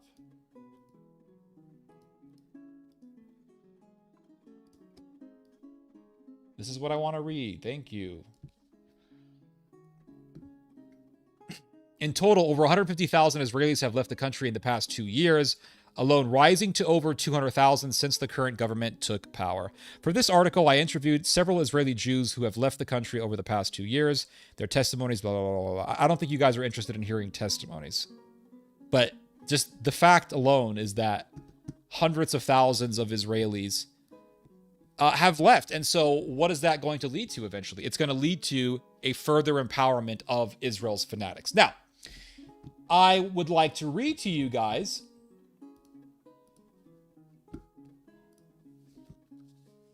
another article on Israel about the rise of fanaticism and what it's going to lead to.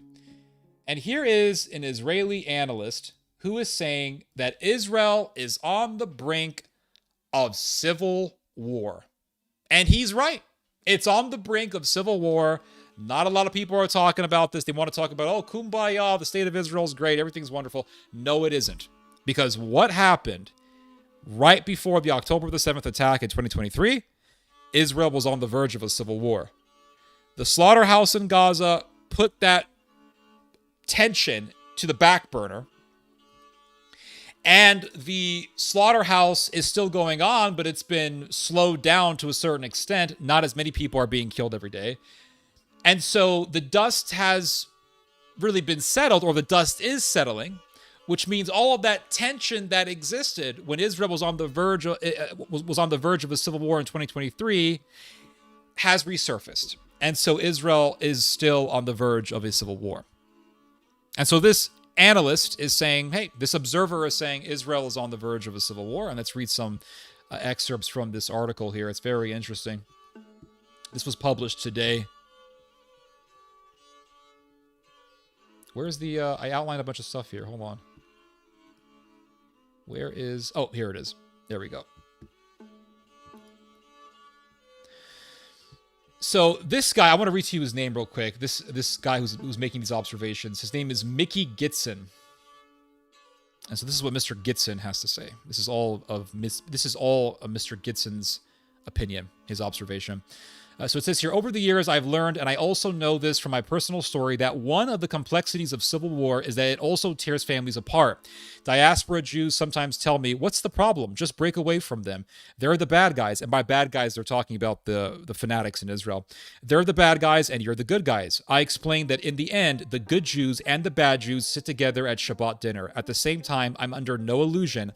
I think Israel is on the brink of civil war. And he's right. He's absolutely right, guys. He is. Even what's-his-name made this observation. Mr. Charlie Kirk, before he was murdered, he made this observation. He said before the October the 7th attack in 2023, Israel was on the verge of a civil war. He said this. Other people made this very observation. Netanyahu himself made this observation in 2023. And he said, and guess what? Netanyahu, and this really indicates that I'm correct. Netanyahu said that he had to put the talks about the weakening or the diminishing of the power of the Supreme Court on a recess.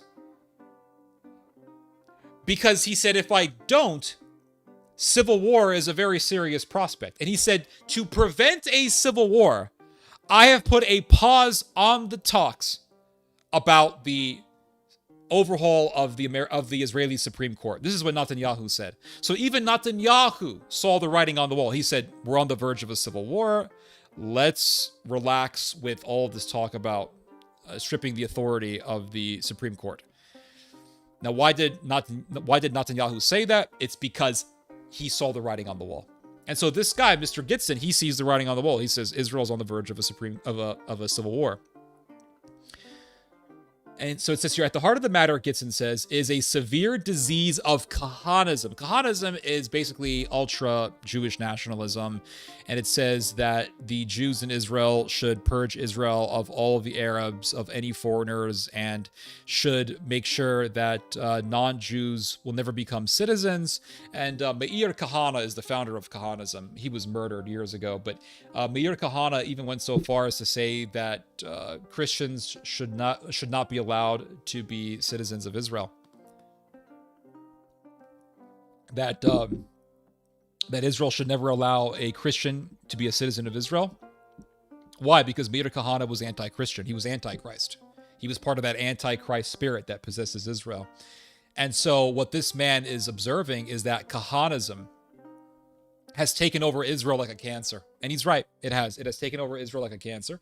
And this cancer will continue to metastasize, and it will continue to grow. The tumor is going to get bigger, and eventually it will lead to the death of Israel. What is cancer? I mean, cancer is a very horrifying thing to think about, but what is cancer? Cancer is the body killing itself. At the end of the day, that's what it is. It is certain cells becoming corrupt and killing the good cells. Your body begins to kill itself. That is what cancer is. And so what is happening in Israel? You have this cancer called Kahanism, which wants to make Israel into a theocracy. The moderate people in Israel are saying no to theocracy.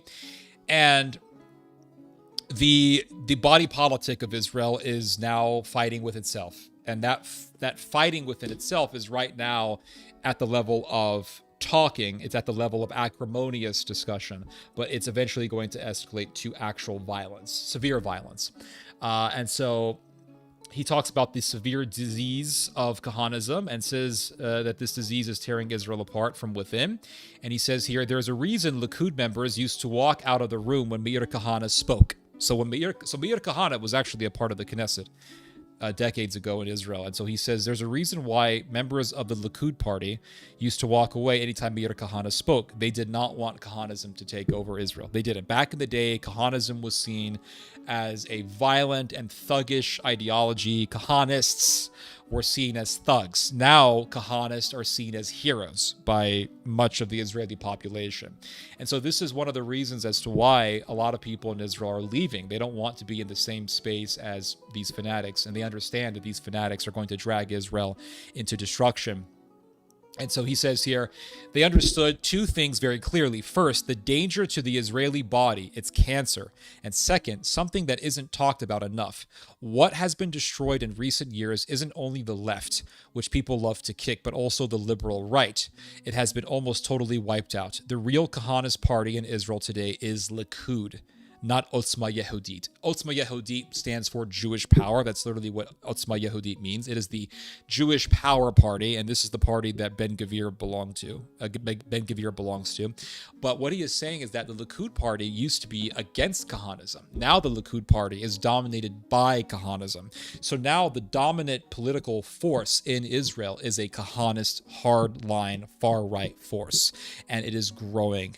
It is growing in power. It is growing in numbers. And so as the moderates leave, that means less votes for moderate parties or parties that are more politically level-headed.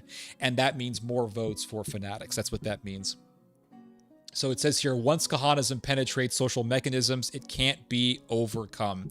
And so the interviewer asks this guy, how do you imagine a civil war here? And so he says, a civil war also won't necessarily look like people shooting each other in the streets.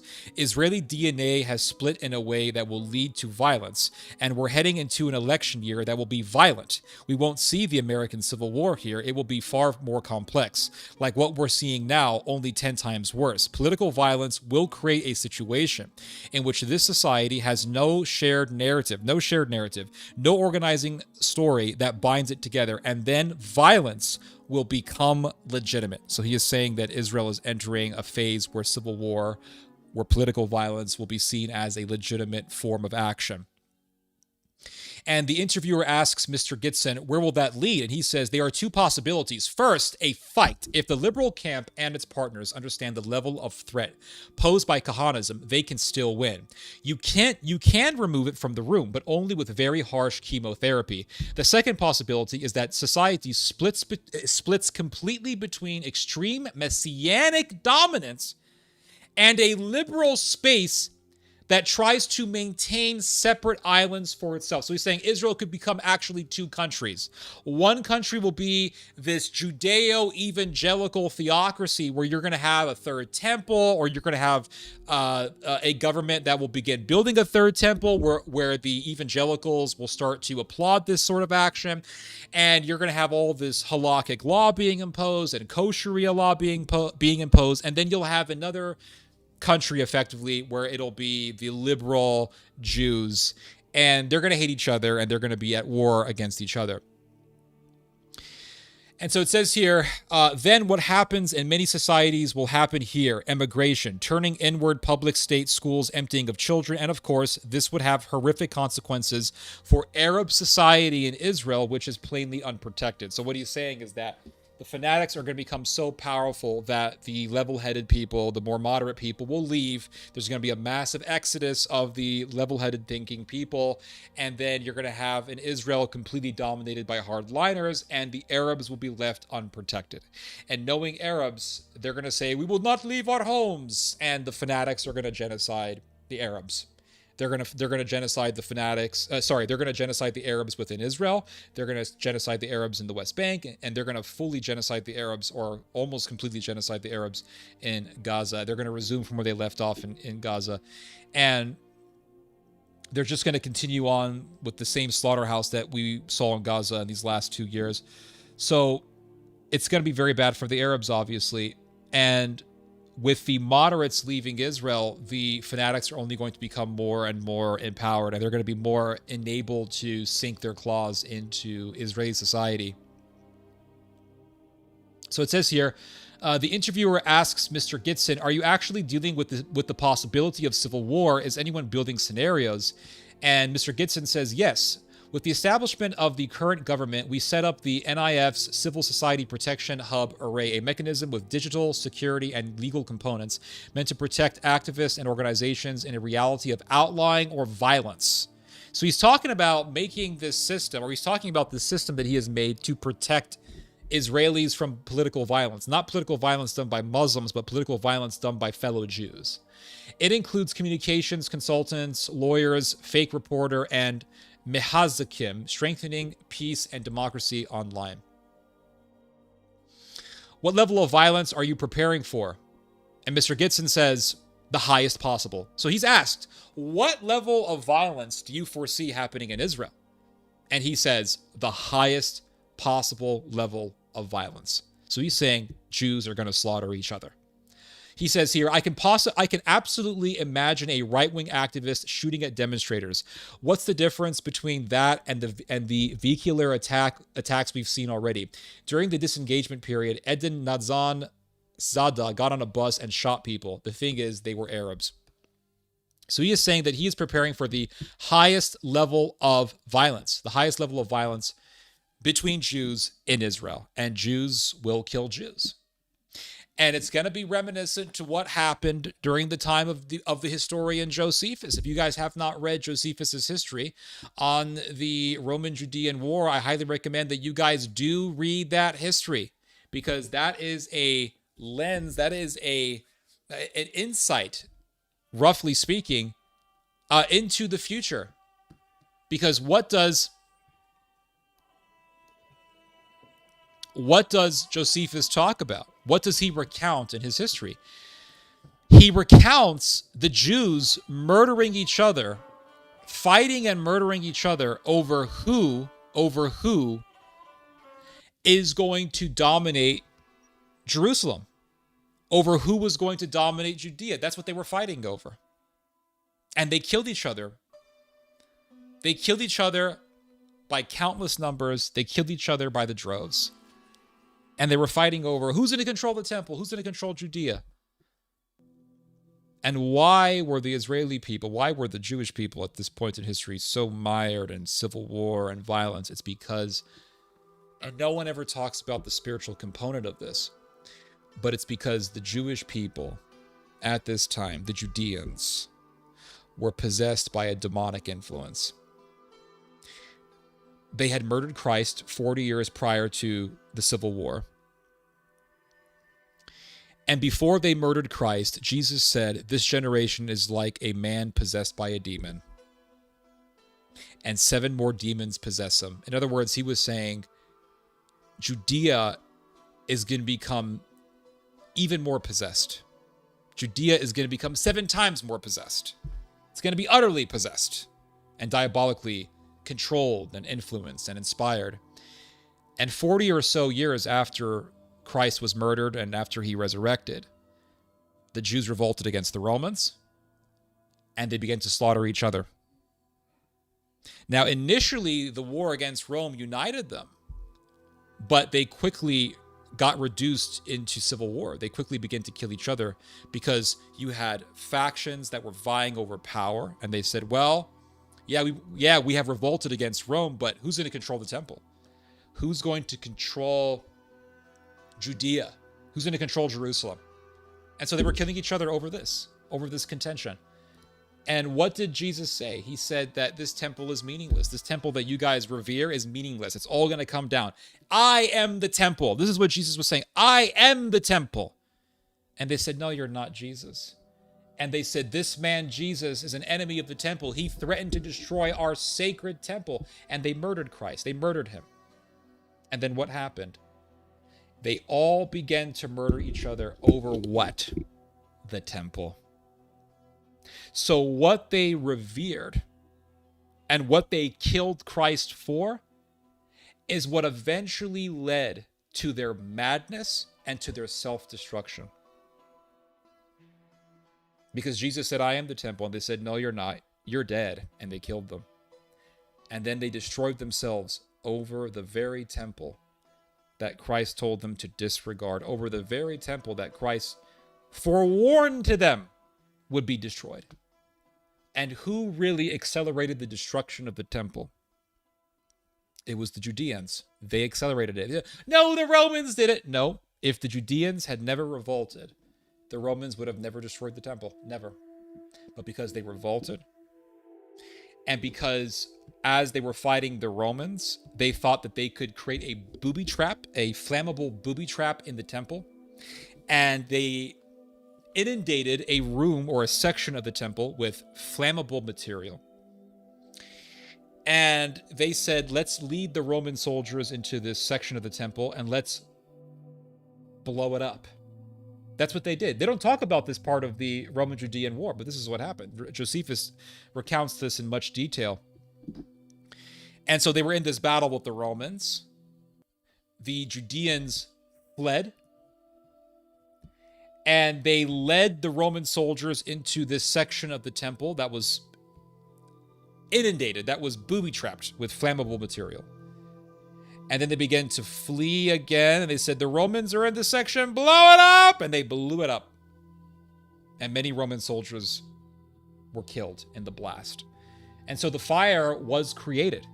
So because of their trap that they laid out for the Romans, they started the fire that would destroy their own temple. They destroyed their own temple. They did. They said, the Romans did it. No, they destroyed the temple.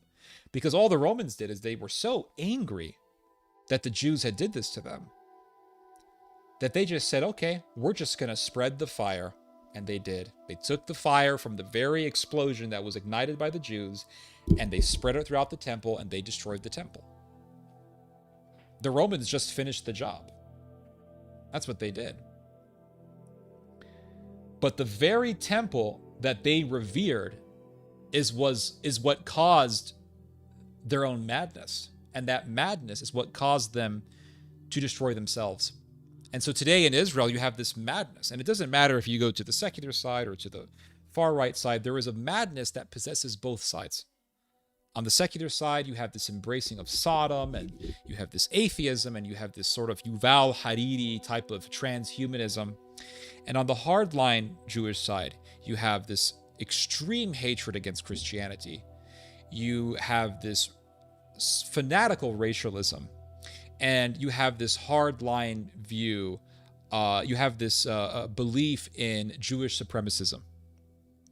And they're both, I mean, both sides are evil, really. I'm not saying that I love the moderate side, but it is a political reality that the moderate side of Israel is what's really holding the hardliners back from fully establishing kosher Sharia law. That's what I'm saying. But they're both evil. The hardliners are worse, but they're both bad at the end of the day. And they're just mired in madness. They are. They're mired in absolute madness. And one side says, no, Israel must be halakhically and religiously governed. And the other side says, no, we need transhumanism and we need Sodom and Gomorrah. We need atheism. And so they both hate each other. They both hate each other. And they're going to kill each other. Just like they did in the past.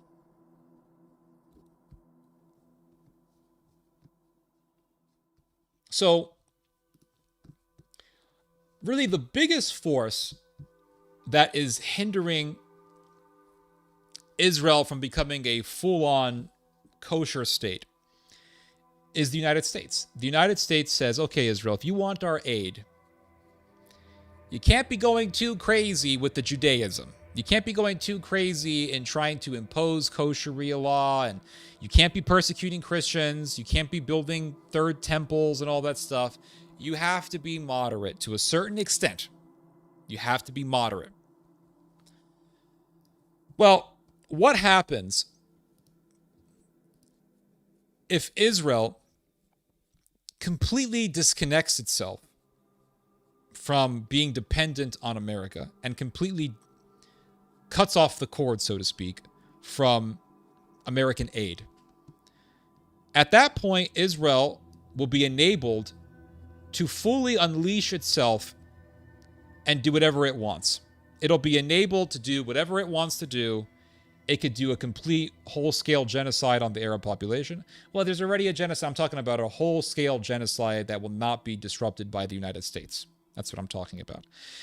They will have the ability to do a full-on, full-scale genocide, and they will have the position to completely impose Jewish law and to completely persecute the Christian populations within Israel and within the West Bank and within Gaza. And so this is the danger, really, behind this movement of the Netanyahu government to become completely independent of American aid. America gives countries aid to control those countries. This is how aid works. America gives aid to Egypt to force Egypt to play nice with Israel. America gives aid to Israel, of course, because they want Israel to buy American weapons, and it's a business and it's a big money laundering scheme. I get it. But they also give money to control Israel. So if Israel becomes completely independent,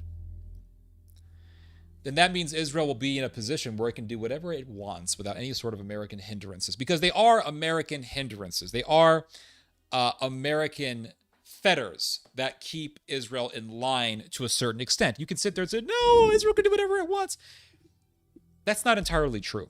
Israel bombed Qatar, then America got mad, and then you had Mr. Kushner, and then you had, who is America's envoy to the Middle East? What's his name? I forget this guy's name. American envoy to Israel. What's his name? It's not Steve Witkoff. So Israel bombed Qatar. America said, hey, don't do that. Steve Witkoff said, hey, we had to actually step in and tell Israel enough is enough. You're going to have to stop. You're going to have to stop what you're doing in Gaza. And you're going to have to agree to a ceasefire. And Israel eventually agreed on paper to a ceasefire. Yes, Israel is still killing people in Gaza, but they're not killing as many people. So there is something of a fetter that is controlling Israel, albeit it's not controlling Israel to the extent that I would like, and that a lot of us would like, but it is still a fetter nonetheless. If Israel can completely wean itself off of the American tit, so to speak, Israel will be in a position where it can do whatever it is that it wants.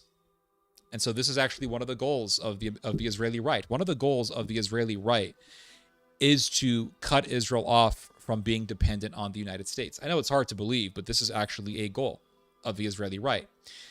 Now, I don't like the fact that I'm giving money to Israel. I don't like the fact that American taxpayer dollars go to Israel. but at the same time, we can't be oblivious to certain political realities.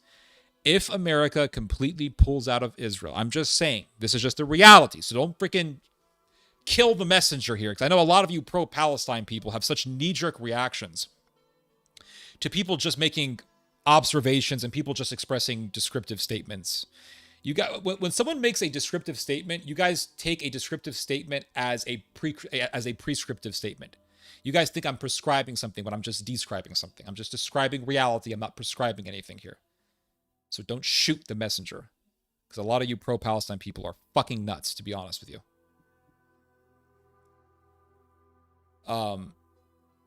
A lot of people are saying America should just disconnect itself from Israel. Okay, fine. I agree, right?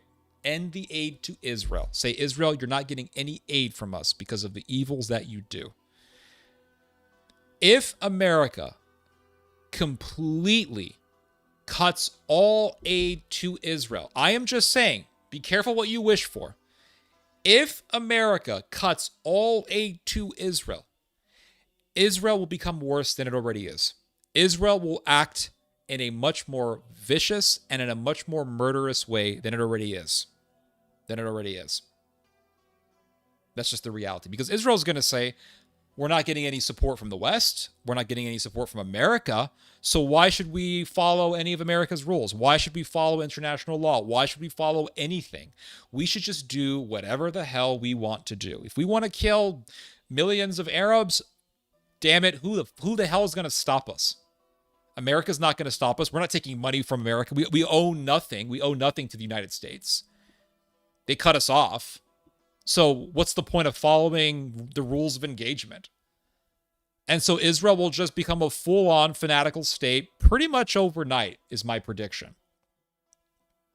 Because there would be no point in being moderate. The reason why Israel is somewhat moderate is because of American money, and it's also because of the presence of political moderates in Israel. The political moderates are leaving Israel, as we all know, as we've just seen in the news. And America is really the biggest force that's keeping Israel from becoming a full-on kosher halakhic state, a full-on theocracy, so to speak. So, if there's no more aid coming to Israel, the fanatics, the Israeli hardliners, the right-wingers who dominate Israel's parliament are just going to say, okay, what's the point of doing anything that America wants? Let's just do it. Let's just do what it is that we want to do. And they will tread upon the path of full-on, mask-off extremism. Israel will completely take off the mask. All that, oh, we love all people of all religions stuff is going to go right out the window. All that talk about, oh, we love Christians and we love Muslims, that's all going to go right out the window. Right now, they are persecuting Christians in Israel. They have been persecuting Christians in the West Bank and in Israel and in Gaza. But albeit they have not gone full blast in their persecution against Christians. They haven't. They have done some degree of persecution, but they have not done so to the extent of a full-on genocide of Christians or a full-on imposing of Jewish law on Christians. They haven't done this. But they have done some degrees of persecution. So, for example, in Easter of 2025, the Israeli government said, well, only a certain limited number of Palestinian Christians can come to Jerusalem to celebrate Easter. Now, before that point, it used to be that tens of thousands of Palestinians would be allowed entry into Jerusalem to observe Easter, to celebrate Easter. But in early 2025, I think it was like 4,000 Palestinian Christians were actually given access to Jerusalem to celebrate Easter. It was a very low number. It was either 4,000 or 8,000 Palestinian Christians were allowed to enter Jerusalem from the West Bank to celebrate Easter. And then you had the hindrances on celebrating Christmas in the West Bank. You had one instance when Israeli officers went into a Palestinian neighborhood in the West Bank and they started arresting people. They shut down the Christian festival that was taking place at that moment. And they even arrested a guy who was dressed up as Santa Claus.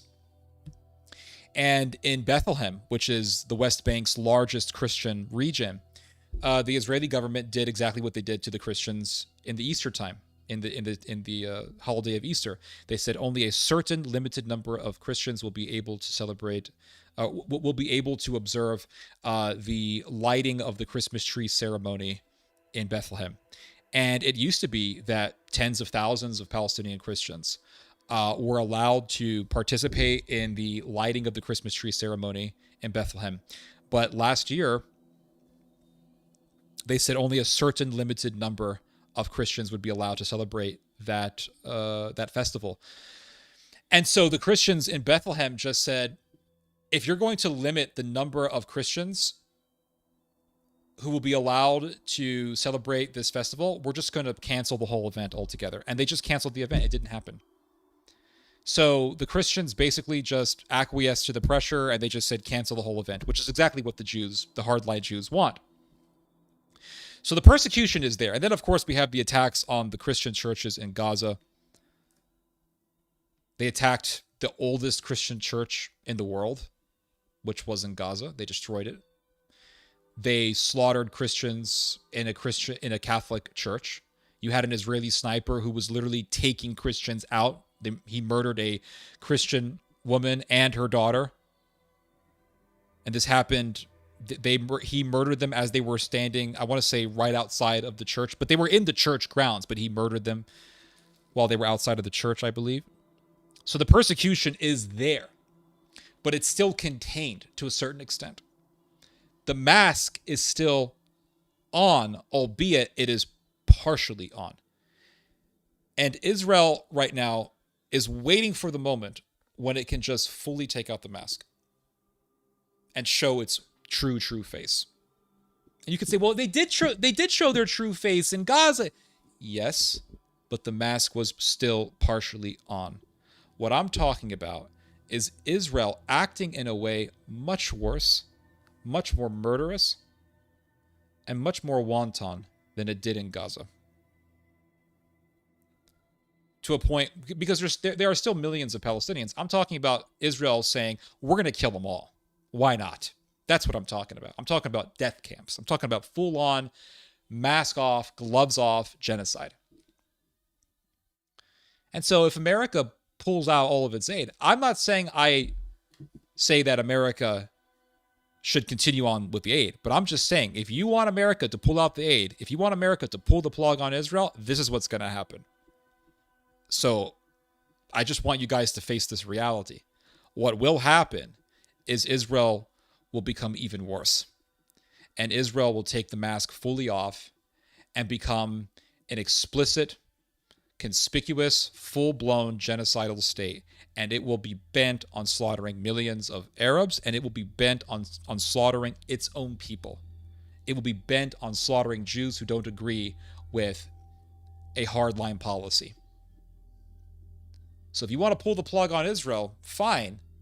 I don't want my tax dollars going to Israel either, but I'm just saying that is what will happen. Because Israel at that point will have no reason to be nice, or will have no reason to obey any rules for that matter. That's what I'm saying. So this is a goal of the Israelis, of the right-wing Israelis. One of the goals is to get Israel to become independent of American aid. In fact, there was an article that was done on this quite recently. I'll show it to you guys here. Here it is. I'll make this a little smaller. Hold up 1 second, guys. Make this a little bit smaller. It's too big. A little bit smaller. Oh my God, this is so annoying.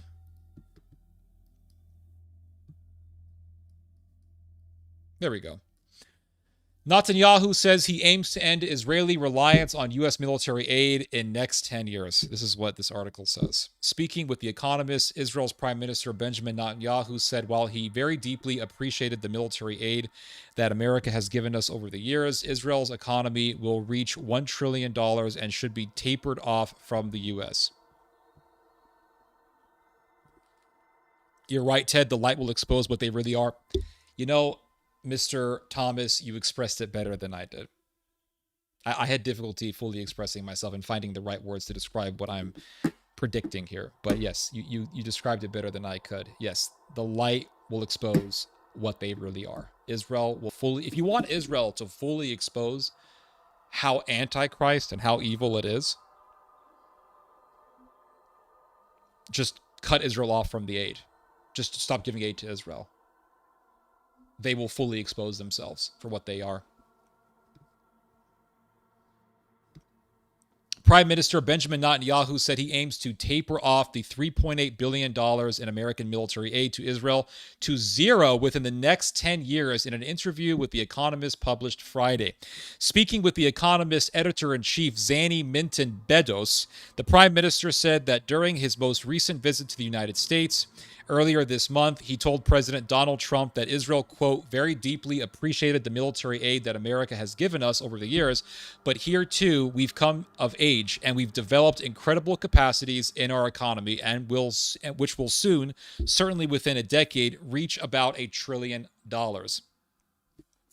So it seems like a lot of other countries want for this to happen. A lot of other countries want to be independent of American power. Like, for example, right now, Europe is primarily depending on America for its security.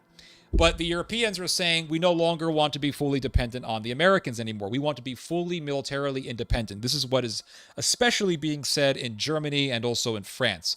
So this is a trend that we are seeing. It's a global trend of wanting to wean away from being dependent on the United States. And this is really just a natural part of America's empire declining.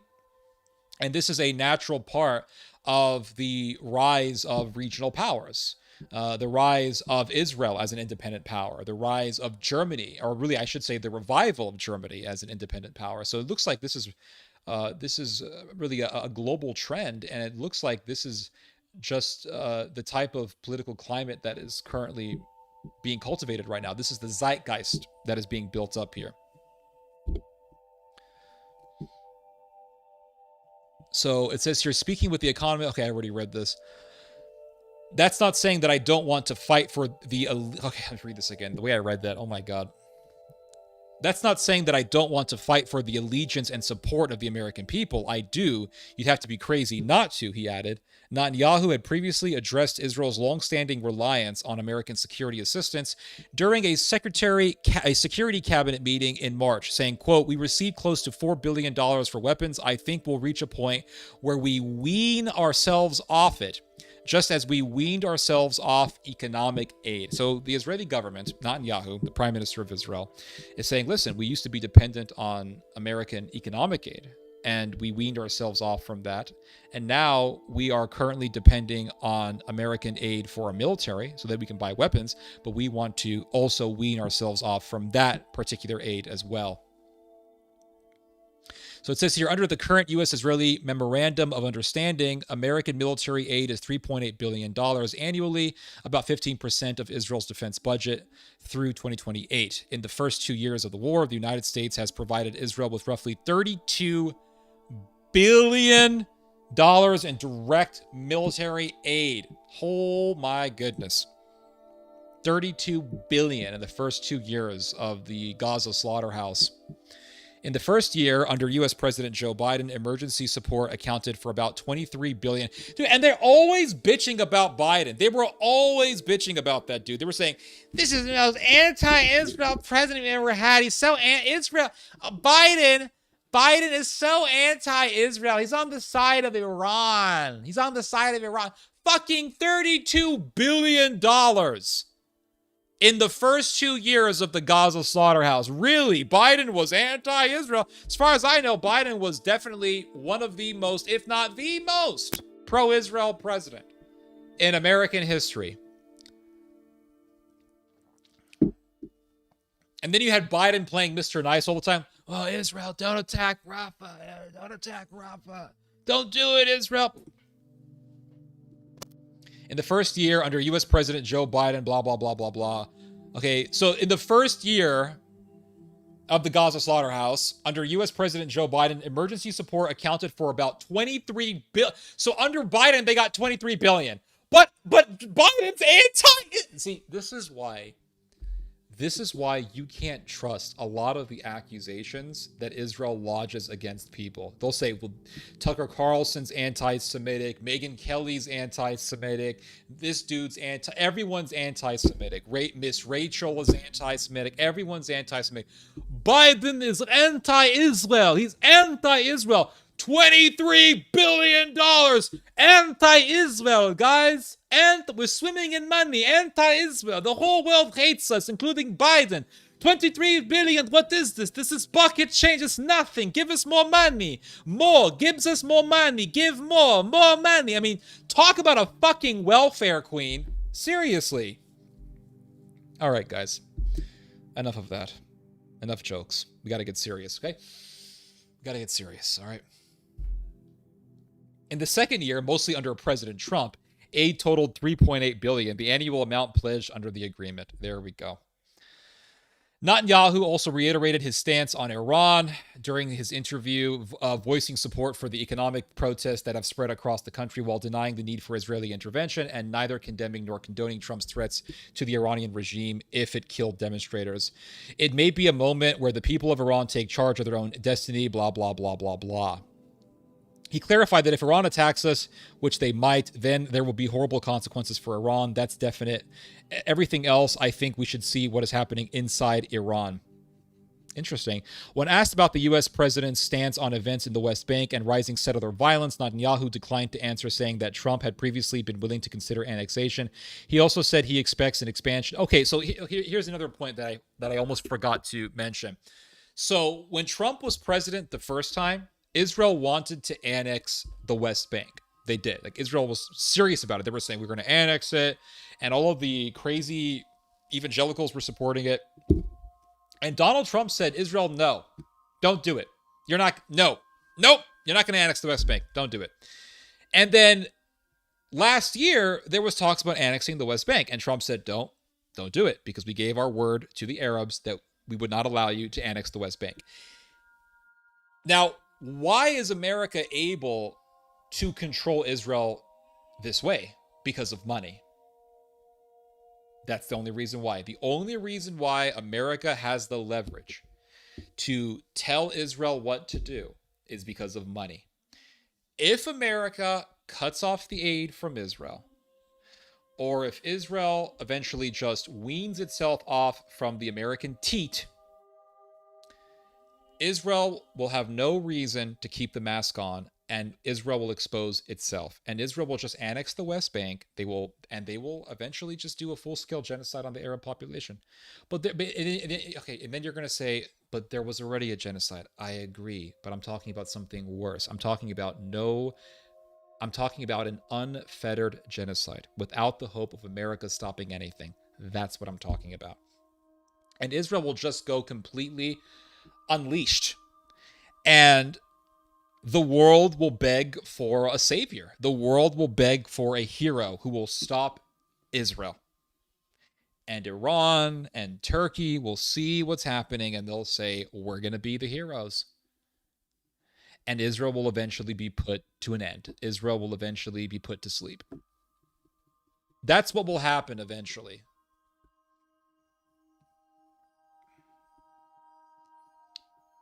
So it says here, in private conversations, you want the truth. I mean, beyond the regular things, many of them don't give a hoot, he said. They don't care about the Palestinian issue. They care about its effects on the street. And he's right, by the way. The American politicians don't give a shit about the Palestinians. Nobody gives a shit about the Palestinians. People use the Palestinians for political reasons. I mean, the Muslim world uses the Palestinians to gain the favor of the Muslim masses. The Jews use the Palestinians to create a boogeyman so they can justify their own military-industrial complex, and they can justify their own Jewish supremacism. Nobody cares about the Palestinians, but everybody uses the Palestinians. The Americans didn't stop the Israelis from fully annexing the West Bank because they care about the Palestinians. They stopped the Israelis for the very purpose of maintaining diplomacy with the Gulf Arab states, which are very wealthy and very important for America's empire geopolitically against Iran. So, yes, he's correct on that. But it doesn't stop the fact that America does control Israel with money. And it doesn't stop the fact that if that control ended, if that aid was completely ceased, that Israel would say that it has no reason to follow the rules, and Israel will just completely unleash itself and fully expose how evil and how antichrist it really is. Anyway, I'll read your guys' comments here. This has been a really good stream. I'm very happy with the stream so far. This has been an excellent stream. We have covered so much already. We've covered Russia, we've covered Iran, we've talked about Israel. Like we're just covering all the really important things. It's just great. I'm so happy with this stream.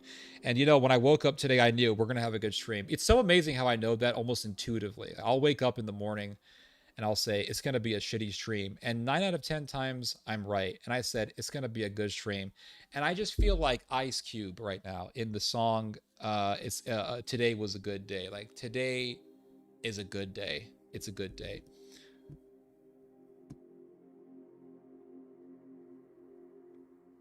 Okay, hold up. Let me read your guys' comment. I know I'm going to get a bunch of unhinged ass comments that have almost nothing to do with what I just said, but I'm I'm prepared for it. I'm mentally ready for it. Here we go. Hopefully there are no retarded comments, but I don't have much faith. Let's see here.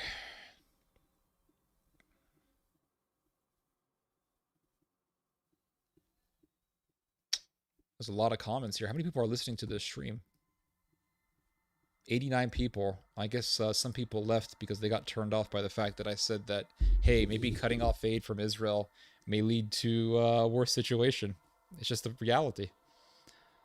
I'm giving you guys the reality. I'm sorry, but you guys are going to have to face the reality. A lot of anti, you know what, I'll say, a lot of pro-Israel people don't want to face reality, right? A lot of pro-Israel people don't want to face the reality of Israel's actions. They don't want to acknowledge the fact that because of Israel's actions, Israel has put itself closer and closer to facing a serious existential threat like Turkey. They don't want to face the reality that Israel will eventually lose its power and will eventually just lose completely. They don't want to face the reality that Israel is facing its destruction. And so anti-Israel people or pro-Palestine people, they also don't want to face certain realities. They don't want to face the reality that, hey, pulling aid from Israel will only enable Israel to be worse. And maybe you guys don't care about that. Whatever, that's your decision. But I'm just giving you guys the plain old reality.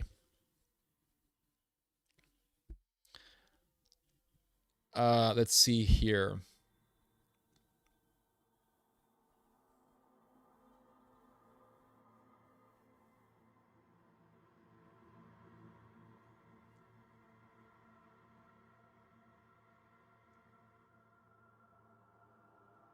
Israel has lost over 1 million citizens. Do you have a source that says that Israel lost 1 million of its citizens?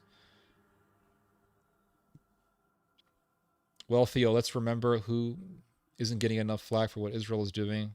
CBN, the Christian Broadcasting Network, all the evangelicals probably outnumber the Israelis 10 to 1. Okay. Yeah, the evangelicals definitely empower the Israelis through their influence on American politics. That's why I say it's a Judeo-evangelical alliance.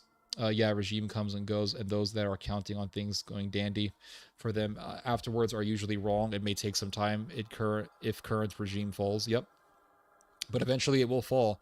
Iran has more Azeri Turks than it has Persians. Yeah, the Azeri Turks are a massive demographic within Iran. The Ayatollah regime is dominated by the Azeri Turks. The Ayatollah himself is an Azeri Turk. So, yes, the Azeris are a massive demographic and they have a lot of influence, which is why I foresee an Iranian Azerbaijani alliance in the future. So, you'll have a Turkish, Iranian, Azerbaijani alliance against Israel. That's what I foresee.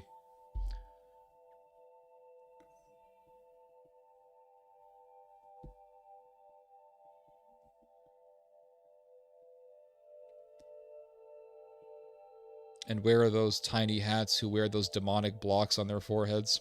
They're there.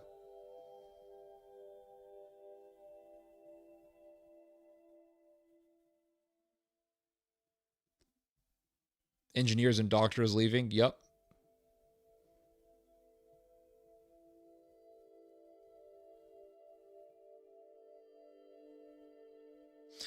All the intelligent people left generation after generation. They're down to the mid brains fleeing. Yeah, and so the fanatics are just going to fill in the spaces left by the more level headed people.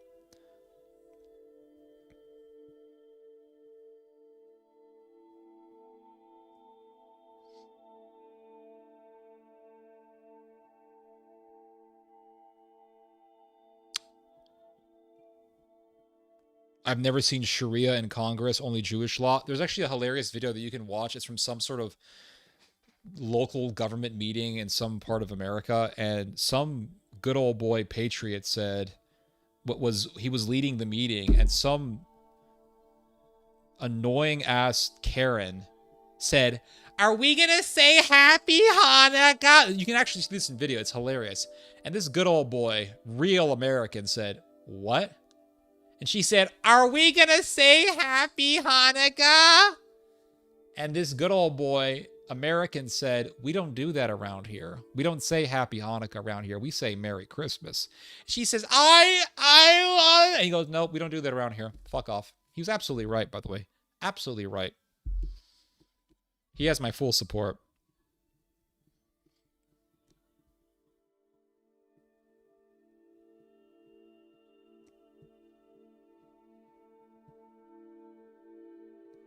The meek shall inherit the earth. Yep.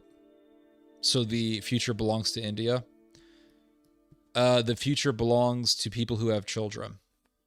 So, yes, to a great extent. I mean, if the Europeans just completely kill themselves, and if the world continues on, yeah, you'll have India.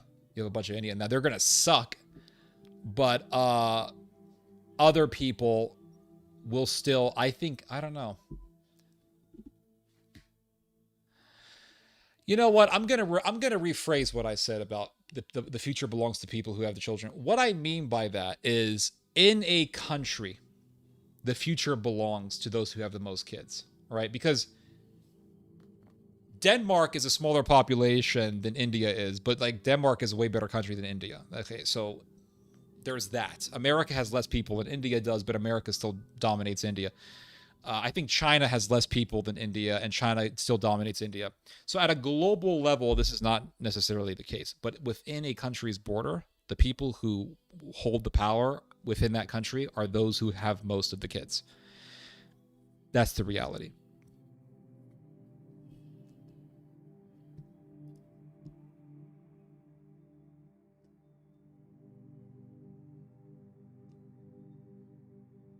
Islam is not in Congress. Yeah, not to confuse the meek. Elon is a breeder and he's gross. Yeah, he does it in a very eugenic way, though. Both my senators and all my congressmen are Israel first. I believe you.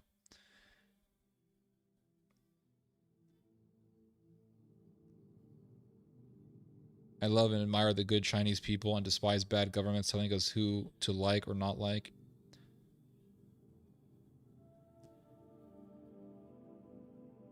"85% of the Soviet leadership." Yeah, the Bolsheviks were dominated by Israelis.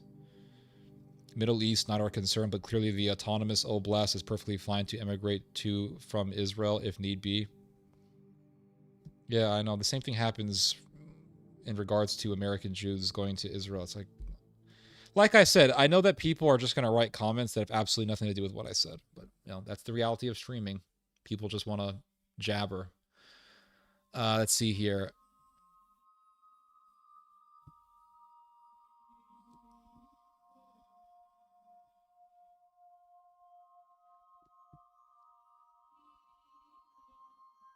Plenty of money, private police guarding private kibbutzes are popping up all over. Islands in Thailand, beaches in India and South Africa. The analyst Sher Hever has some great analysis about the fractions inside the Israeli society, how their economy is what he calls a zombie economy, and the increasing brain drain. Interesting observation.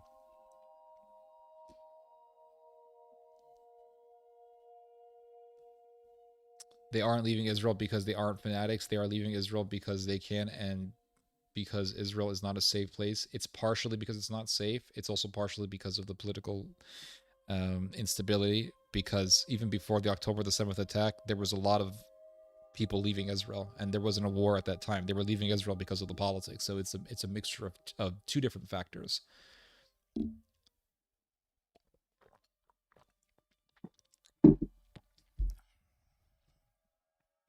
Where are they going? They're going to Germany, which is ironic given the history of Germany towards the Jews. And the Nazis are becoming more popular in Germany. I'm just going to call them Nazis. You can call them ultranationalists, Nazis, whatever, but they're Nazis. The far right in Germany is gaining power. Fanaticism is rising in Germany. And so I'll be honest, I'll be very blunt. Those those Israelis who are escaping to Germany, it's going to come to a point where they're not going to have a place to hide. They're going to flee to Germany. They'll be killed in Germany. They're going to flee to Cyprus. They'll be killed in Cyprus. They're going to flee to Greece. They're going to be killed in Greece. It's going to come to the point where no matter where the Israelis flee, they will be hated. And that is really, and it's sad to say, but it's reality. That is really a part of Jewish history. Everywhere they went, they were hated.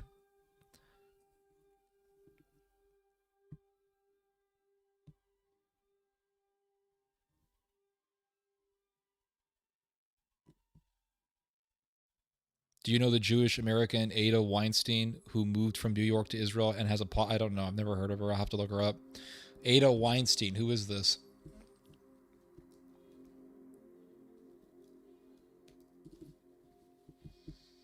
Have I seen this woman? Ada. The only Ada I know is the one on Resident Evil. I've never seen this woman before, but she looks horrendous.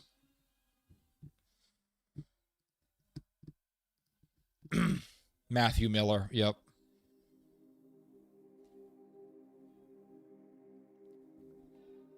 Oh, Ada Weinreb. I thought you saw Ada Weinreb. Let me look up this person. Hold on. Ada Weinreb. I've never heard of this person ever. I've never heard of Ada Weinreb.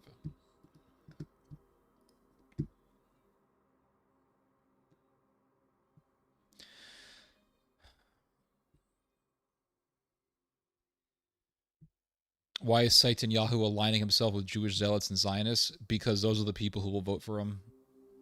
And those are the people who will empower him in a political alliance. To quote Star Trek, the Iranian, quite frankly, could clean our clocks if we go over there alone.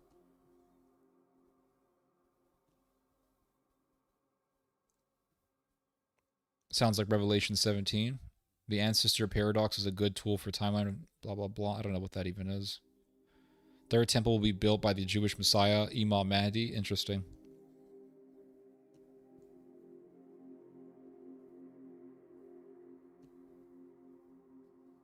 They have some of the best missiles, drones, techs in the world. Wait, Iran? Yeah, Iran's pretty serious. Call it what Congress called it Noahide when they passed it under the guise of a happy birthday to rap. I don't know what you're talking about, dude.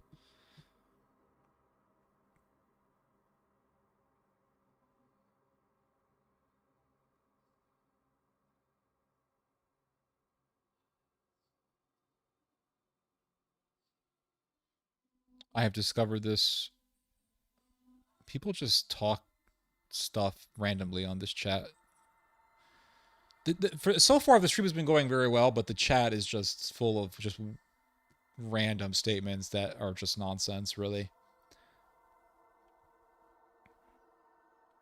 And just sees how that crazy bus driver drove right into a group of young, or yeah, I saw that. The Edomians were never ethnically Judean, though it was by then a citizenship, i.e. Herod and Jesus were not the same ethnicity. Well, Jesus was definitely mixed with Arab, because Jesus was of the line of David. David was mixed with Arab through Ruth. So Jesus was definitely mixed with Arab. Herod was also mixed with Arab. They were both Semites, but yeah. He gave them over. Yup, exactly. That's exactly what happened to the Judeans. They were given over after the crucifixion and they became completely satanic.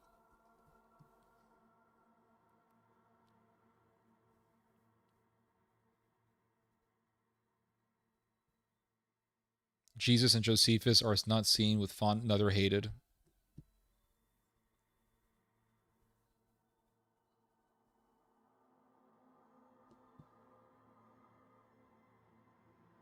The moderates are a minority. They are a minority. It's basest of cruelties. Yup. I was wondering the whole beast system in Revelation, is America the second beast and gets everyone to worship the first one. Don't you think the mystery of Babylon more so fits the Talmud? I think Jerusalem is mystery Babylon.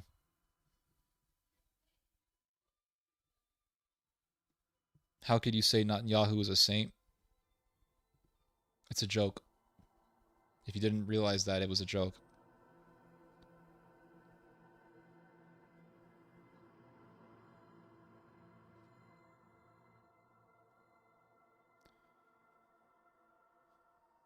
With that logic, just give Israel the world. Just give the whole world to Israel. Never said that. People want to put words in my mouth.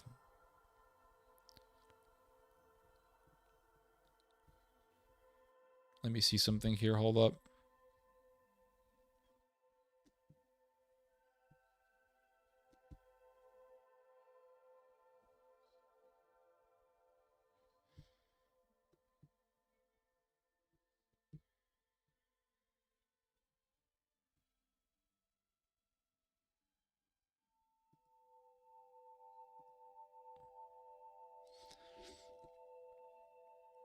They don't have a legitimate God. This is the problem. Exactly.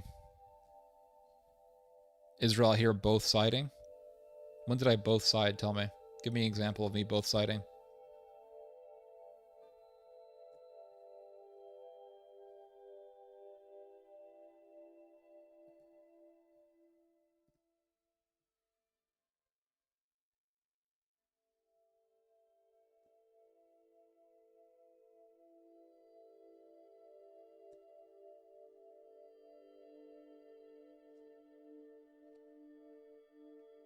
Nobody here is stopping them from doing anything. I just give examples of America stopping Israel and hindering Israel to a certain extent. I get people just love to misinterpret everything I say.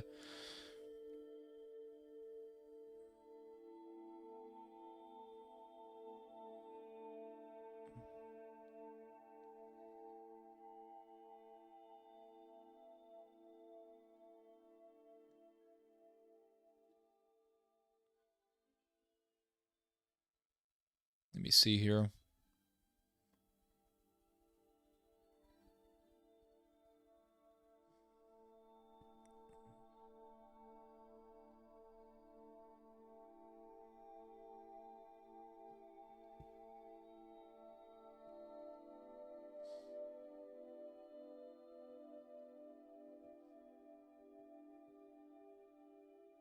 You're dead wrong. They would go from tiger to a nice little puppy. Well, they have nuclear weapons, and that gives them an advantage. And they have a powerful air force, so they'll think that they can do whatever they want. The stream is lit. Appreciate that, sir. Today's a good day. Yup.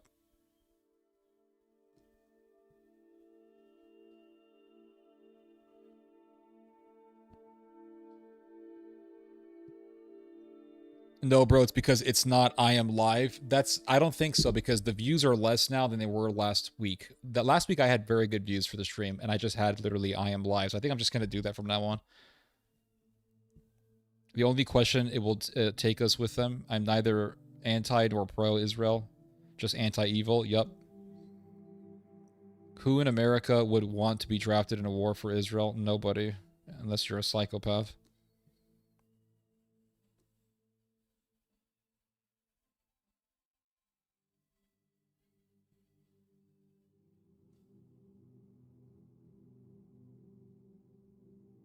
William, or whoever this dude just keeps spamming my chat with just fucking just drivel, just random stuff. You can tell you can the.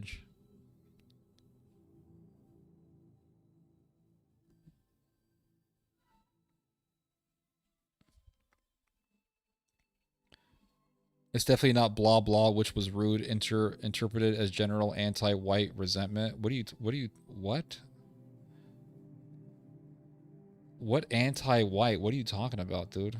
Who's anti-white?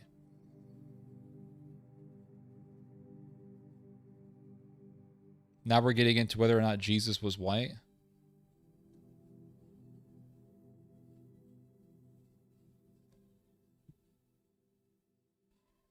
Greetings. Hello, Mr. Cozy in the cut.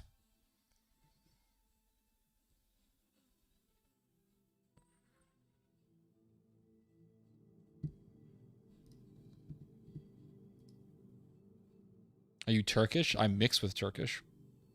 But I'm also mixed with a bunch of... I am the Amerimut. Turkish, Scandinavian, Arab, Levantine, a bunch of other stuff.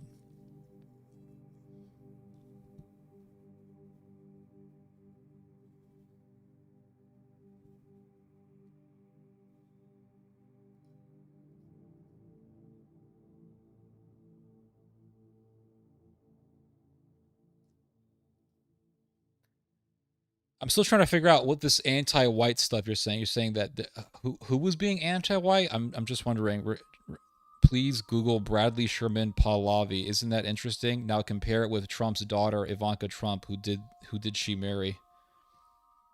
Didn't she marry some Lebanese dude, or I don't remember. Everyone is mixed with everything. There is no such thing as race, only nationality. True. Yeah, everyone's mixed up, right? Even the white people are mixed up with the other white people. A bunch of other white people just kind of mixed in together. Give me 1 second, guys, or I'm gonna get go to the restroom real quick, and yeah, 1 second, hold on.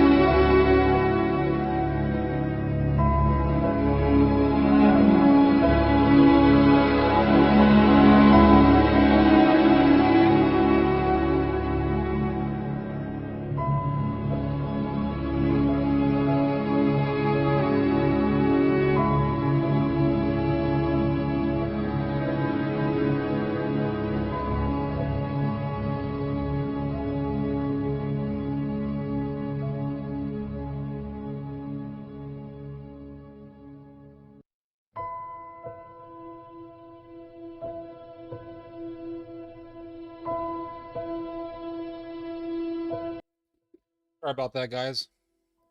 I had to go to the bathroom, and I got myself a drink.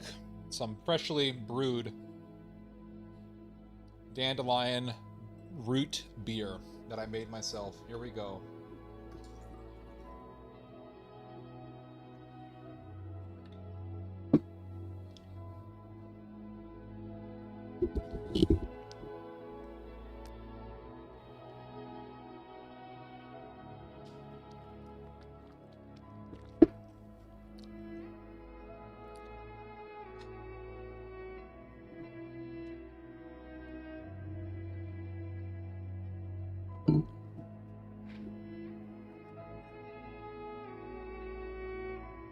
I used to make my own beer. Yeah, it's a lot of fun. Yep, I took dandelion roots from my backyard and I brewed them into beer. It's actually a lot of fun.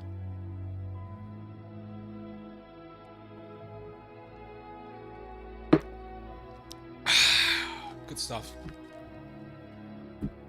Good stuff. They're a shot for health. Good for you. Yeah, I ate. I did.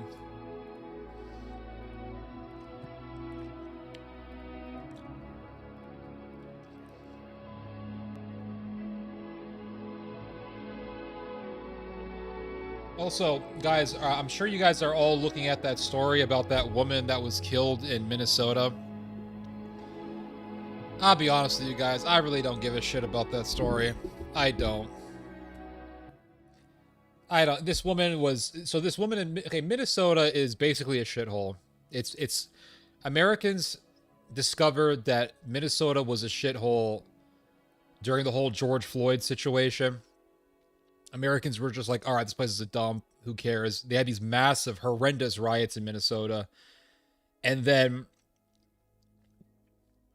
you know, we've always seen Minnesota as a dump ever since that point.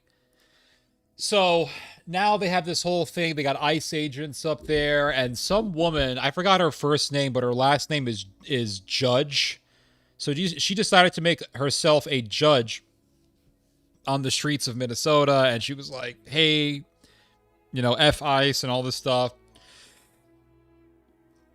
And the ICE agents wanted to detain her, and she ended up almost running over an ICE agent, and the guy opened fire on her and killed her. Now, if you drive your car towards a police officer, the policy is that the police officer has the right to shoot you, because at that point your vehicle is a weapon. So nothing's going to happen to this cop. He's not going to be prosecuted. He's not going to be put into prison. This is not an officer Chauvin type situation. So I'm guessing the leftists or whoever in Minnesota, they want to use this to cause another riot in Minnesota. And they're saying, F Trump, Trump did this. This is all Trump's doing. Trump killed this girl. No, the girl's reckless decisions is what eventually led to her death, for one. But the thing is that if they start rioting in Minnesota, it's going to be exactly what Donald Trump wants. Donald Trump wants for riots to break out in Minnesota again. Because Donald Trump wants the opportunity to say, oh, look, there's riots in Minnesota. Oh, send the National Guard in. And Donald Trump can send more troops to another state. And what I fear is that all of this anti-ICE stuff is just a giant strategy of tension. Like a Gladio type operation, so that the government can find a pretext to send more troops into other parts of the country. And I think the objective is to make America into a military dictatorship. I could be wrong, but that's the feeling that I'm getting, that this is a part of a grand strategy to make America into a military state. And so they're sending ICE agents into areas that are blatantly left-wing, They know it's going to be a provocation. They know that they're going to get resistance from the leftists. Leftists begin to do activism against the ICE. One woman drives her car towards an ICE officer. ICE officer kills her. Now they have their victim. If they start using this to spark a riot and riots happen, then Trump's going to say, gotta send the National Guard. And it's just going to lead America deeper and deeper into a military-style government. So that's the danger that I'm seeing here. I know everybody wants to talk about the woman and who's the bad guy. Was the ICE guy bad, or was the woman bad, or who was the good guy here? I'm trying to see what the whole point of this is. Because we know for a fact that America has done false flag operations. We know for a fact that NATO has done strategies of tension to get people to be provoked by certain things so that they can advance a certain political agenda. So the way I look at it is that this is just a massive strategy of tension. Send ICE into all these different states. They know that something's going to happen, right? When you send a bunch of soldiers and officers into an area or into various states of the country, you know very well that at least one bad thing is going to happen. Someone's going to shoot at an officer. Someone's going to kill soldiers.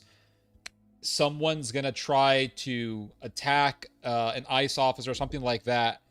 And then they could use that act of violence to cause even more violence. And then once you have chaos, the government can say, oh, well, let's just send more troops to bring stability. And it's just a giant strategy of tension that's being done in America. Kind of like what happened in Yugoslavia in the 1990s, where the Germans and the Americans were training all of these Albanian terrorists. And then Serbia sent police officers to fight against Albanian separatists in Kosovo. And police officers were killed. And so the Yugoslav government intensified its crackdown on the Kosovo separatists.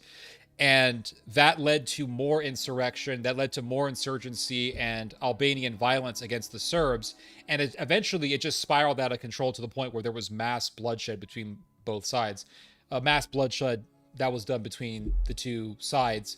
And I think they want to do the same thing here. I think they want violence to be done against ICE agents. They want violence to be done against National Guard soldiers so that violence can be done against other people. And then that violence could be used as a pretext to start riots and all this stuff. And then the government could use that as a pretext to intensify its internal militarism within America's borders. So this is the danger that I'm seeing.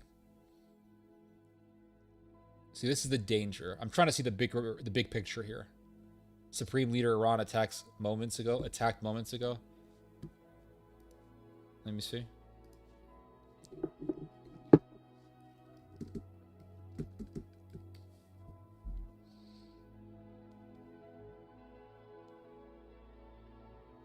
He was attacked. Oh yeah, and this whole thing about invading Greenland, that's another giant provocation being done by the United States. Supreme Leader attacked? Really? I'm not seeing anything on it. Where, can you send me a link on this? Because I'm not seeing it.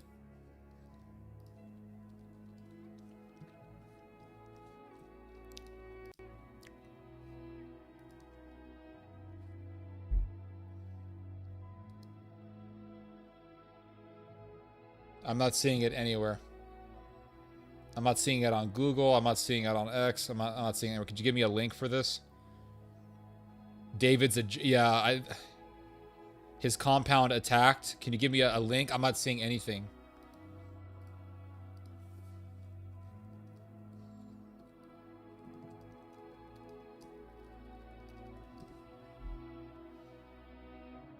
Khomeini home attacked. Okay, I'm seeing this on One India News. So now you're trying to spread some Indian spam on me. Could you please not spam my chat with this? David sounds like an annoying... Yeah, we got one of those. Yeah. Could you not spam my chat?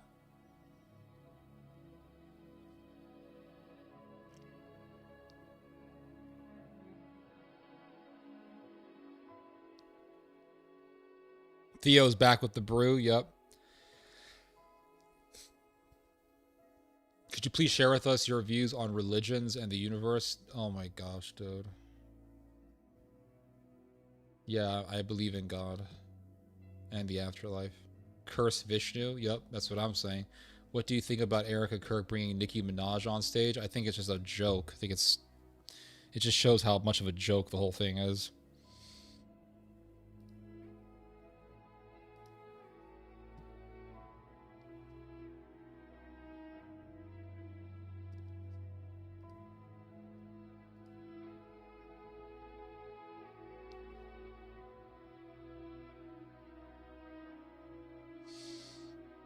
You thought it was AI? No, it's real.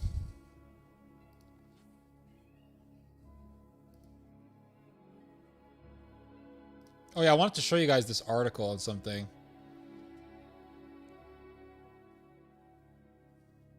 Anything new with Iran? Because sometimes things happen in the middle of the stream.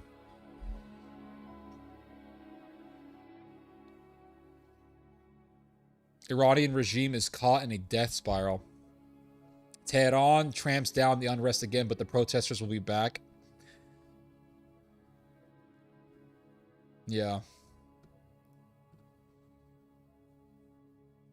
I think the Ayatollah regime is going to be done. That's just my opinion.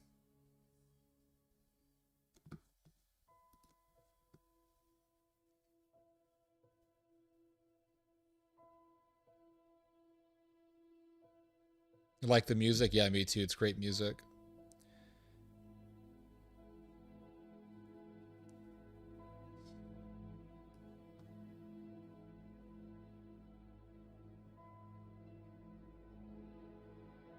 A judge in Satan Yahoo corruption case was killed. Yeah, I read about that. It was a car accident.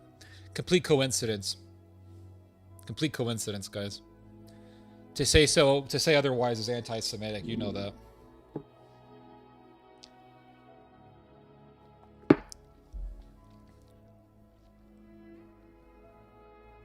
How long would it take you to get a license to sell? A long time. It's not easy getting a license to sell alcohol in the United States.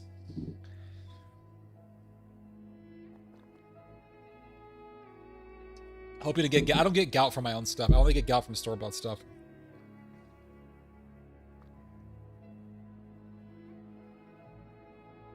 Yep, I know.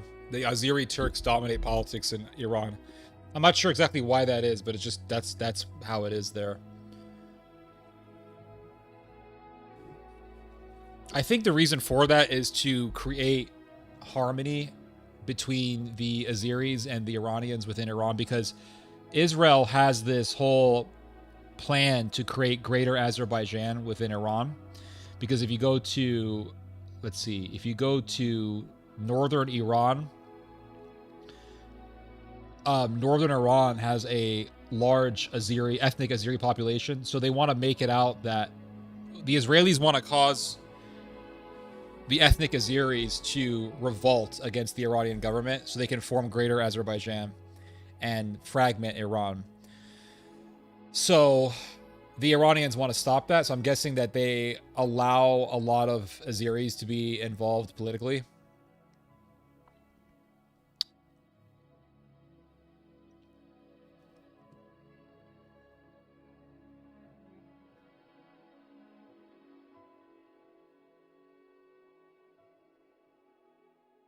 Yeah. Yeah, so if they have Azeris in the government, then it lessens the chances of an Azeri revolution within Iran. Yeah, that's what I think. Makes sense. Yeah, that makes sense. That's what I think. That's what I think.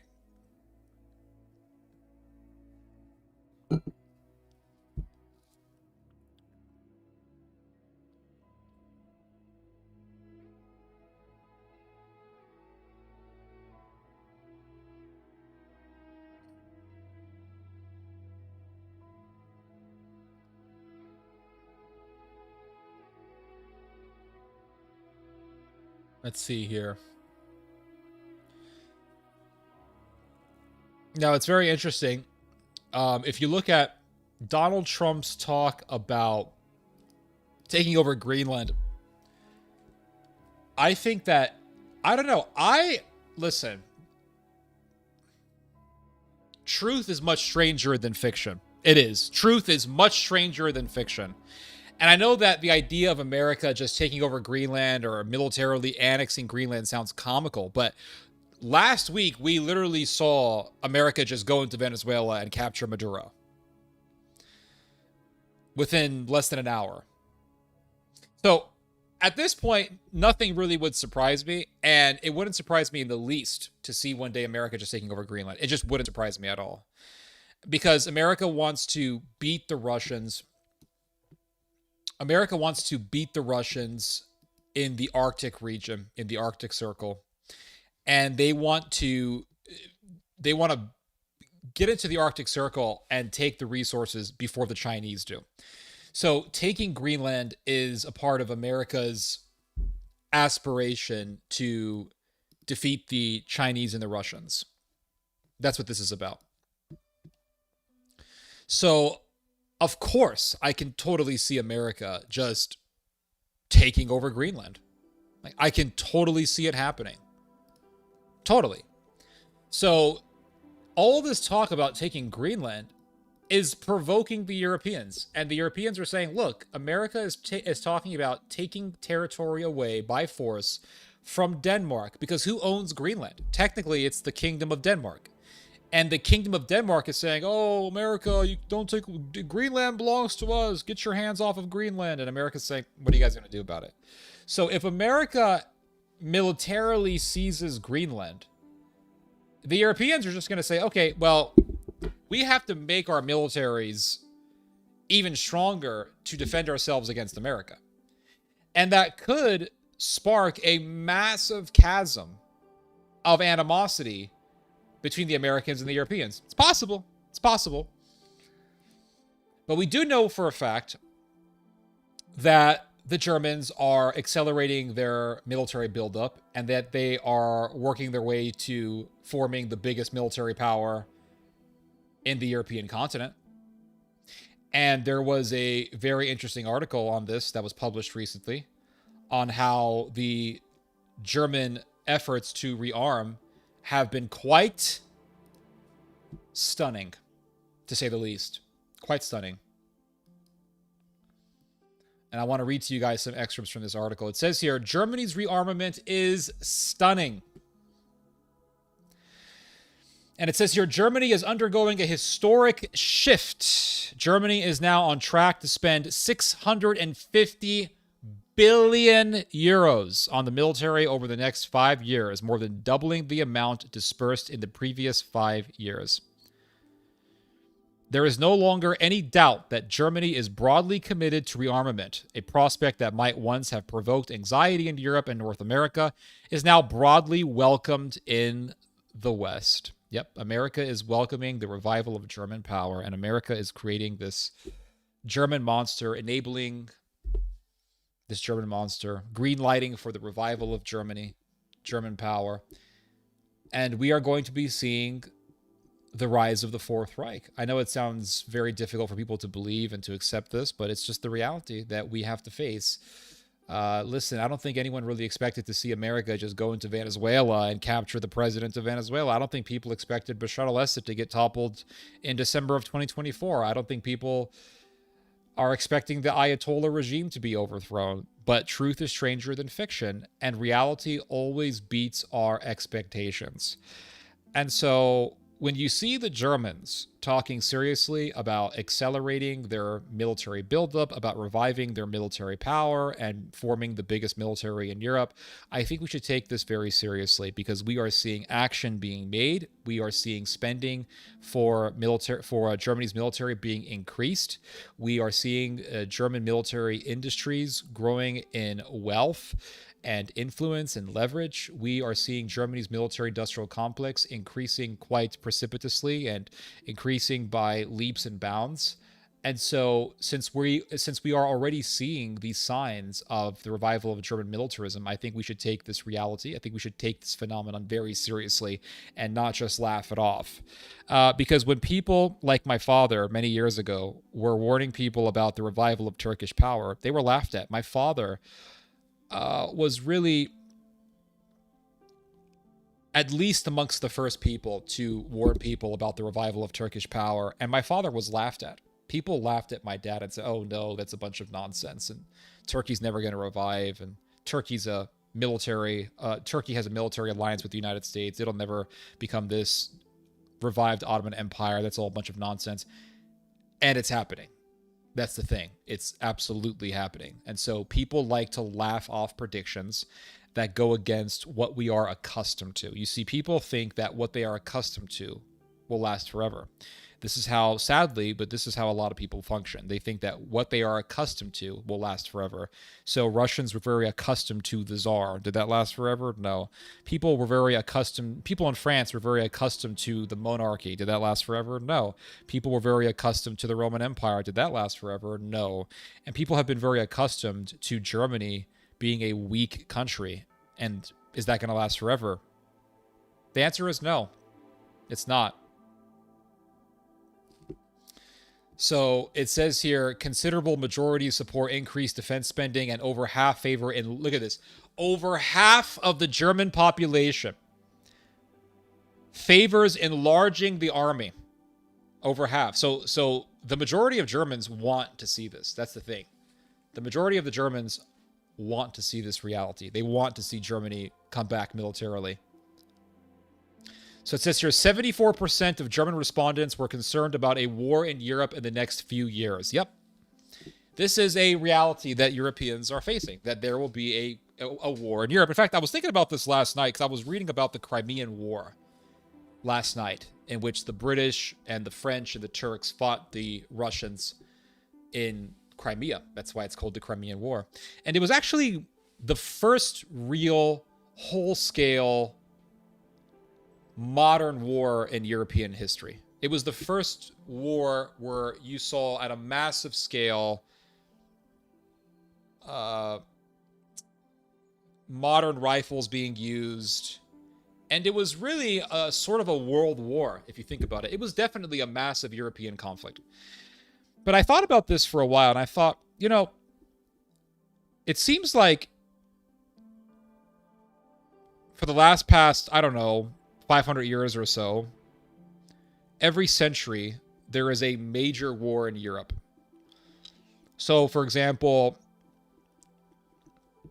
in the 1300s, you had the 100 Years' War. That was a massive war. 3 million Americans died. Sorry, 3 million Europeans died.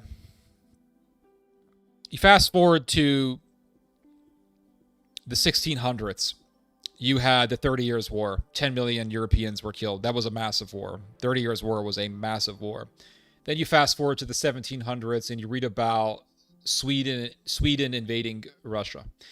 And Sweden and all of its European auxiliaries invaded Russia, and they lost. That was a massive war. You go to the Napoleonic Wars. That was a massive European war, and the French and their European auxiliaries also invaded Russia, and they lost. And then you go to the 1800s, and you read about the Crimean War. That was a massive military conflict. Then you go into the 1900s, the 20th century, and you read about World War I, World War II. You read about the Balkan Wars that happened before World War I. And then you read about the 2000s, the 21st century. And it looks like we are on the verge of entering yet another massive European war. Because it seems like within a certain amount of centuries, within a certain number of centuries, or at least within recent centuries, there is a massive European war that takes place every century. And so it looks like the European turf war is going to happen again. And we are seeing all the presaging signs of this.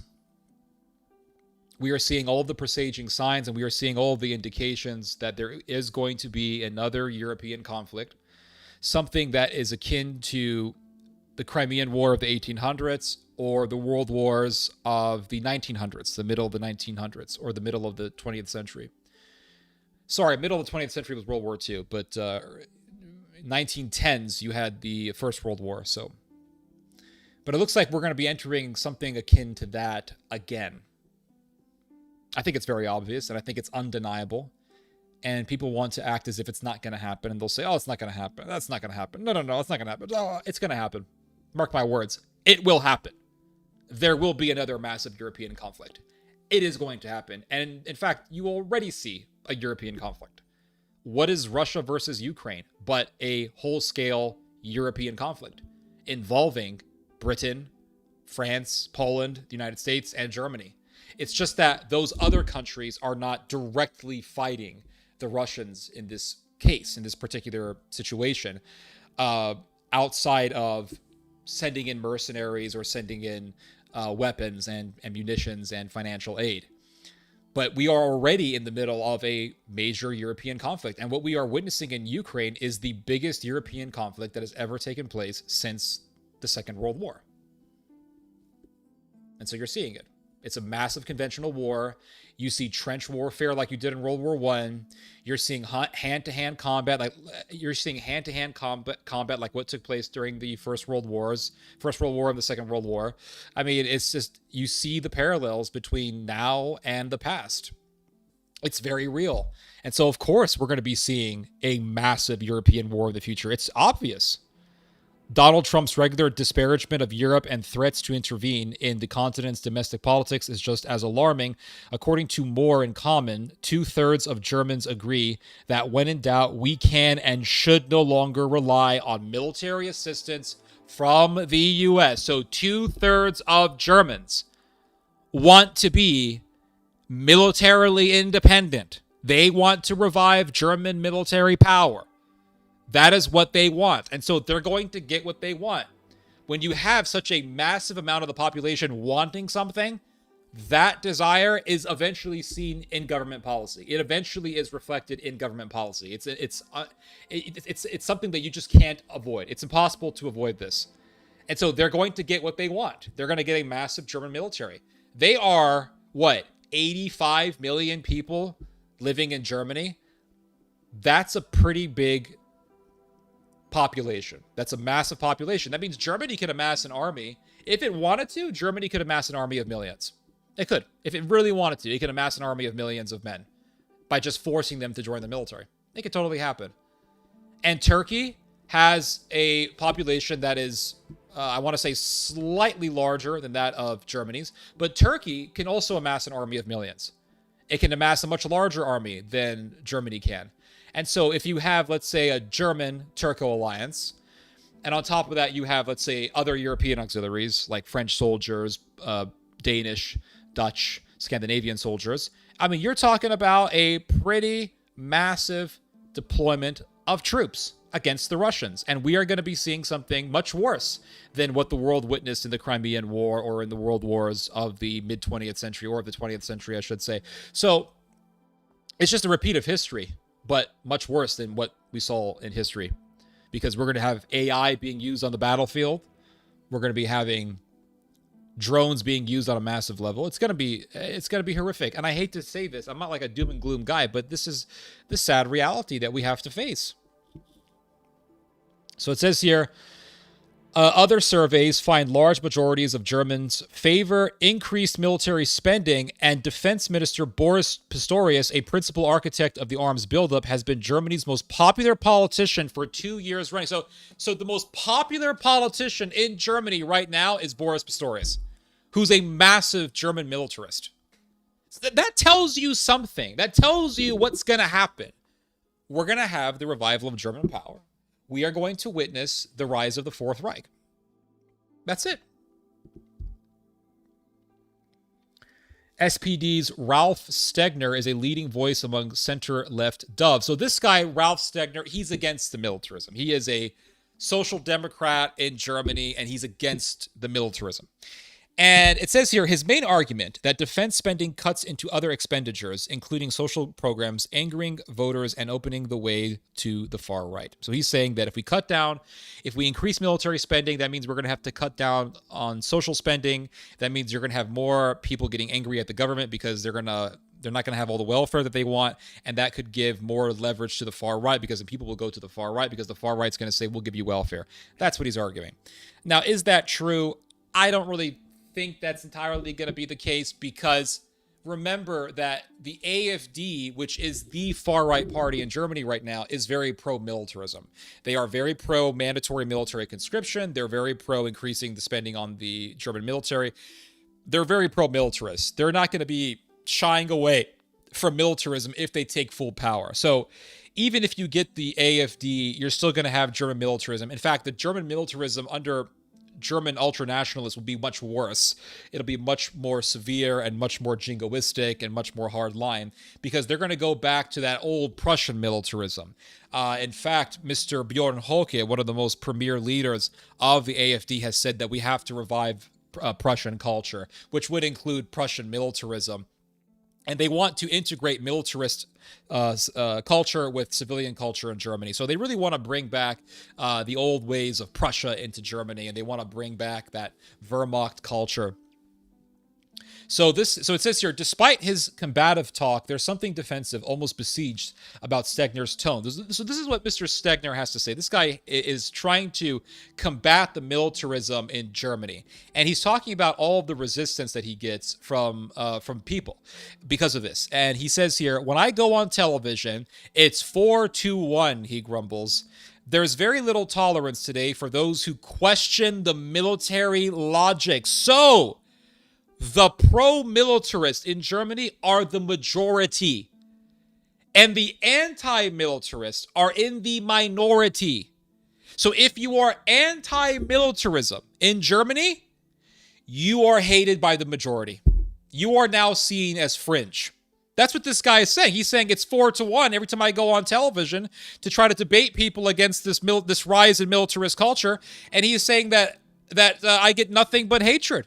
Because he says there's little, to quote him accurately, he says there is little tolerance today for those who question the military logic. That's what he says. It's the same thing with Israel. There are people in Israel who are against the slaughterhouse in Gaza. They're against the Jewish militarism. They're against the Jewish fanaticism. But those people are a minority. And anytime they try to debate the issue, it's a 10v1 situation. They are in the minority. They're hated. Because Israel right now is overtaken by fanatical militarism and nationalism, and Germany right now is being overtaken by fanatical militarism and nationalism. You see what's happening? So it says here, tellingly, neither he nor others in the SPD who oppose a military buildup have been able to do more than trim around the edges. So they're pretty much irrelevant at this point. Germany is likely to reach the 5% goal before any other big country in the alliance except Poland. There you go. So right now, these European countries are increasing their military spending, and the country that will eventually reach 5% of GDP spending on defense will be Germany after Poland. So Germany is really accelerating its militarism. If voluntary recruitment fails to meet the government's ambitious goals, Parliament must revisit the issue and will, in all likelihood, stifle requirements. That means bringing back mandatory conscription, which is what the nationalists want. So like I said, we're going to see the rise of the Fourth Reich. I don't know. It's becoming more and more clear every year. I don't know why people think that I'm crazy for saying this. I'm surprised that people just don't see this reality, but it's becoming more clear every year that we're going to be seeing the rise of the Fourth Reich. CSU member of Parliament Thomas Silberhorn. So CSU is the Christian Social Union. This is the sister party to the Christian Democrats. And the CSU is the biggest party in Bavaria, which is in southern Germany. They are like the Christian Democrats, but they are more right-wing than the Christian Democrats, and they're much more nationalistic. They're actually closer politically to the AfD than they are to the Christian Democrats. But it says here, now with the new German budget and conscription law on the books, quote, this is what Mr. Silberborn has to say, quote, there are no bottlenecks. We're on the path. The orders have been given to industry. We just need time to complete the buildup. So he's saying that's it. He's saying the genie is out of the bottle. The cat is out of the bag. The train has been sailed. The train has been set. Industry has been ordered. To do what? To build weapons. To build military technology for war. The order has been given to industry. So that means that the German military industrial complex has been unleashed. I'm telling you, I saw this coming in 2016. I began to see it. I said, it's coming. 2016, I began to see. I should have seen it earlier. I should have seen this shit back in 2014, really. I should have seen it in 2015. But I began to see the rise of German militarism in 2016. Now, it's better than being a complete Johnny-come-lately, but I can now officially say that it's been 10 years since I began warning people about this stuff, because now we're in 2026. And it just seems like people, for the most part, have not woken up to this. People were very oblivious to this back in 2016. They were very much so in denial of this stuff back in 2016. Now they are still in denial, but not as much. More and more people are now seeing it. But for the most part, people are still in denial, which is quite sad. But it's just the reality. They're not going to see it until it's too late. But we're going to be seeing the rise of the Fourth Reich. And it's going to become Nazistic. That's my fear. That's my biggest fear. My biggest fear right now is that it's going to be Nazistic. That's what I think is going to happen. I think that the Nazis are going to become more popular. In fact, I was watching a video from Finland. And it's a recently done video, and it shows you these far-right activists in Finland. They are getting very active. And every year, the neo-Nazi rallies in Finland have gotten bigger. They get bigger every year, from what I've heard. And they're interviewing these Nazis on the street. And these Nazis are saying, we want to kill people. They're saying, we want to liquidate our enemies. I'll show you guys the video. Check this out. It's just, they're just out in the open about how they want to kill people. Now, back in the day, they said, well, you know, we're just proud of who we are. We don't want to kill anybody. We're just proud of who we are. We also love Hitler and the Nazis who were mass murderers, but we don't want to kill anyone. No, just believe us. We're not liars.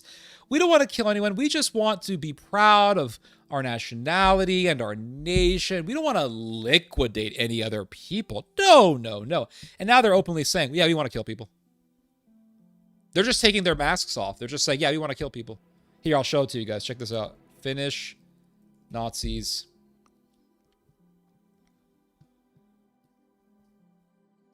Let me turn the music off here. Hold up. Here, I'll show you guys I'm not going to play the whole video, but I'll play to you guys parts of the video. Or a part of the video, but we'll just go from here. I'll make the volume nice and loud. Is the connection going well? Hold on a second.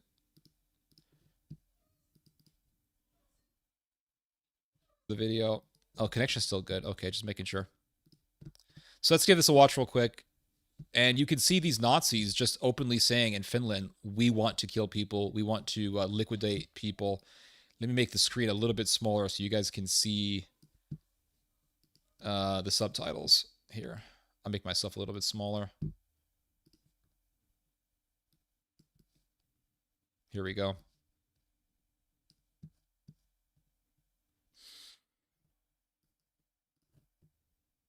Finnish neo-Nazi. This is a 19-year-old Finnish neo-Nazi. This is their infamous Independence Day parade that keeps getting bigger every year. Here, 20 minutes later, we're surrounded by police stuck in the middle of anti-fascist protesters. Every year, on Finland's Independence Day, nationalists organize a march. Biggest street in Helsinki. Yeah. Smoke right now. In recent years, the more radical part of the march has grown. And if you see these crowds, I mean, it looks... Helsinki. Yeah. Smoke right now. In recent years... I mean, it looks like Ukraine, right? Have you guys ever seen the far-right rallies in Ukraine where they praise Hitler and Stepan Bandera? And they praise all the Ukrainian leaders who collaborated with the Nazis.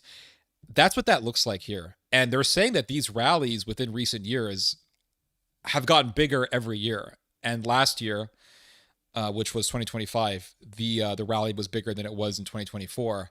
And you can just see these nationalist rallies. I mean, there's a lot of people here. And Finland is a small country. So to see this many people getting together to be involved in a neo-Nazi rally, I think is pretty serious.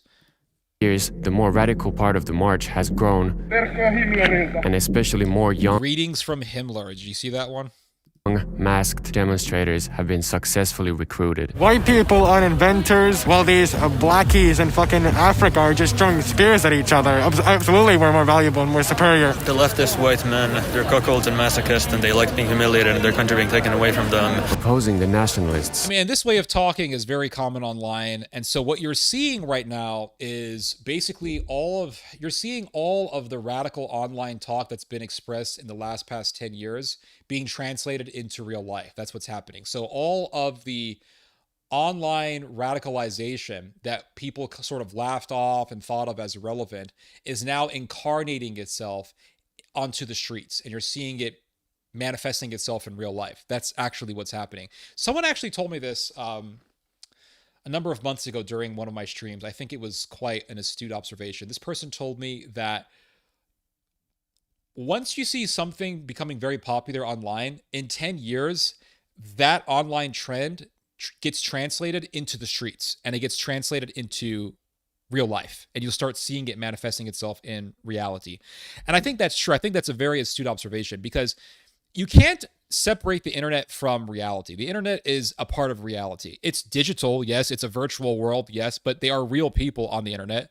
And all of the people who are online, they're expressing what they really believe. They're expressing what they really think. And so eventually what is expressed in the online world gets translated into the real world. And eventually what is expressed, no matter how radical it may be, but what is expressed on a massive scale online will eventually be seen in reality.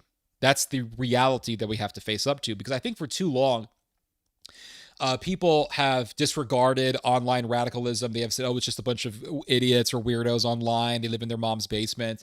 But I think what really blew the lid on all this stuff and what really exposed this reality is Elon Musk buying X or Twitter. After Elon Musk bought Twitter and he just unleashed whatever people wanted to say, and he got rid of virtually all the censorship rules that were being imposed by Twitter, the mask was taken off and people really exposed themselves, and all of the fanaticism that a lot of people hold on to was expressed on X. And we saw the reality of how a lot of people are becoming radicalized and have become radicalized on X. And X has been really quite a really good gauge by which to see how a lot of people think and how a lot of people feel about a certain issue. And so, especially when it comes to things like Israel, I mean, the fact that you see that the majority of the opinions expressed about Israel on X or on Instagram or on Facebook are negative really tells you that the Western world is turning against Israel. That is a reality. The fact that we have seen so much love for Adolf Hitler being expressed on X really does reveal that Hitler is making a comeback and pro-Hitler sentiment is becoming popular. And I think that really manifested itself when Piers Morgan had Nick Fuentes on his show. Nick Fuentes is a Hitler fanboy, and he had Fuentes on the show. And what that did was it indicated how what we once considered radical is now entering the mainstream. And the post-World War II narrative is actually being dismantled. It's a very scary reality that we are living in, because now we're going to be seeing more and more sympathy for Hitler becoming popular. But it is a reality nonetheless that we should acknowledge, at least, because if we don't acknowledge it, then we're just going to be like ostriches sticking our heads in the sand. It is a reality. It's a very scary reality, but it is a reality nonetheless.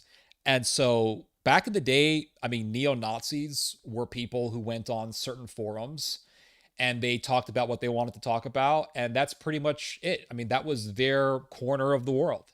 And now neo-Nazis and Hitler sympathizers and eugenists are dominating the online spaces. The Hitler fanboys are dominating the online spaces, and they are actually being allowed access into the mainstream. And we saw that firsthand with Piers Morgan and also recently with Tucker Carlson. Humiliated and their country being taken away from them. Opposing the nationalists are anti-fascists. There are 3,000 of them. What should we do to Nazis? Kill them all! So the anti-fascist people are saying we want to kill Nazis. They want violence against the Nazis. The Nazis want violence against the other side. And it reminds me very much so of what was happening in Weimar Germany. You had open violence on the streets. In Weimar Germany, political violence was actually commonplace. You had anti-fascist, Marxist activists who were trying to push Germany towards an outright full-scale revolution. You can read about this. Just look up the March Action event that took place in Weimar Germany, in which communist Marxists tried to foment a revolution. And they actually, they succeeded in sparking violence, but they did not launch a successful revolution. They ended up being squashed by the German police. But still, nonetheless, they did political violence and they killed people. They murdered dozens of police officers, and it was very bloody. And that happened in Weimar Germany. The communists also took over Bavaria, and what eventually happened in Bavaria was a bunch of right-wing paramilitaries, a bunch of right-wing militiamen known as the Freikorps, who were veterans of the First World War, entered Bavaria, and they just raised hell and killed a bunch of communists, and they retook Bavaria for the German government.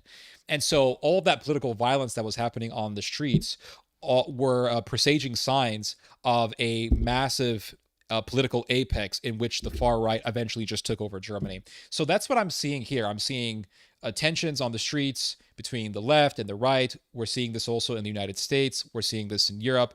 Eventually, all this is going to reach an apex, and one of the fanaticisms is going to dominate. From what I am seeing, and from what I have been seeing in the past 10 years or so, the right is going to dominate. The right is going to dominate Europe, and the right is dominating the political discourse in the United States. So eventually, you're going to see the right wing becoming more and more bold. As their popularity grows, they will have more of a sense of empowerment, and they will feel much more free to actually say what it is that they want. If they want to Heil Hitler, if they want to say Hitler is great, they're going to say it more and more, and that's going to become more and more popular. And I think eventually you're going to see a Hitler rise up in Europe, or even multiple Hitlers rise up in Europe, and it's going to be a part of this revival of the German military power, where you'll have a massive German military, European or pan-European empire with a massive German military and its European auxiliary forces from neighboring European countries. And the hope will be that this massive pan-European force will be a weapon against the Russians. This is going to be the hope of the Americans. I think these people should be masturbating. It would be much more patriotic than whatever the fuck this circus is. I am a Finnish patriot and a nationalist. Finnish people need more spine. They need to drop their balls. My ancestors have fought for this land and our culture, so I have to do the same. Are you racist? So he's referring to the fact that the Finnish fought against the Soviets. The Soviets took over Finland after the Germans and the Russians made their Molotov-Ribbentrop Pact, and the Finnish fought against the Soviets. Eventually, the Germans and the Finns joined forces to invade Russia. And what happened recently? Finland joined NATO. Finland is a massive neighbor of Russia. It shares quite a large border with the Russians. And I think that eventually what's going to happen is the right are going to take over Finland. Militarists are going to take over Finland, and you will see the Germans and the Finns join forces against the Russians yet again. I think that's going to happen. You respect me, I respect you. I'm not racist. I'm racist in the way that I don't want everyone to be here. For example, I love to travel. But why do you travel? You want to see another country, their culture, their people. If everyone is here, it destroys every beauty of every culture. What do you think about it, the march? It is great, man. It's a good experience.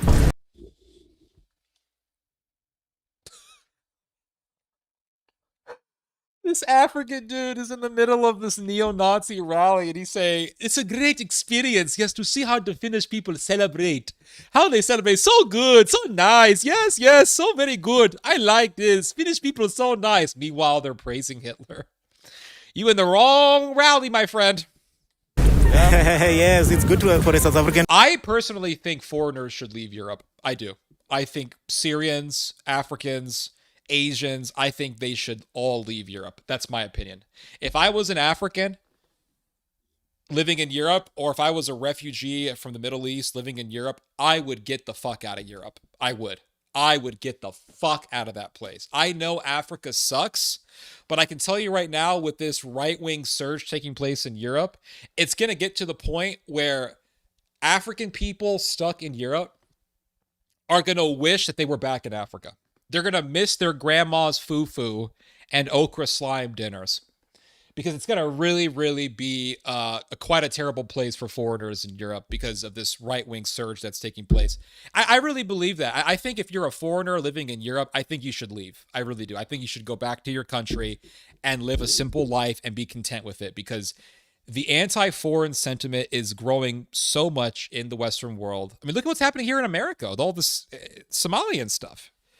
Like, oh, the Somalians, man, they defrauded our government, this and that. I mean, this is gonna lead to more anti-foreign hatred. This is already leading to that, but it's gonna get worse. And I think that they should leave their country. I think they should leave the West. I think they should go back to where they came from. Not because of for some racist reason, but just because it's gonna get very dangerous for foreigners in the West, I believe. And to see how you guys celebrate your Independence Day. Yeah, it's a lovely experience.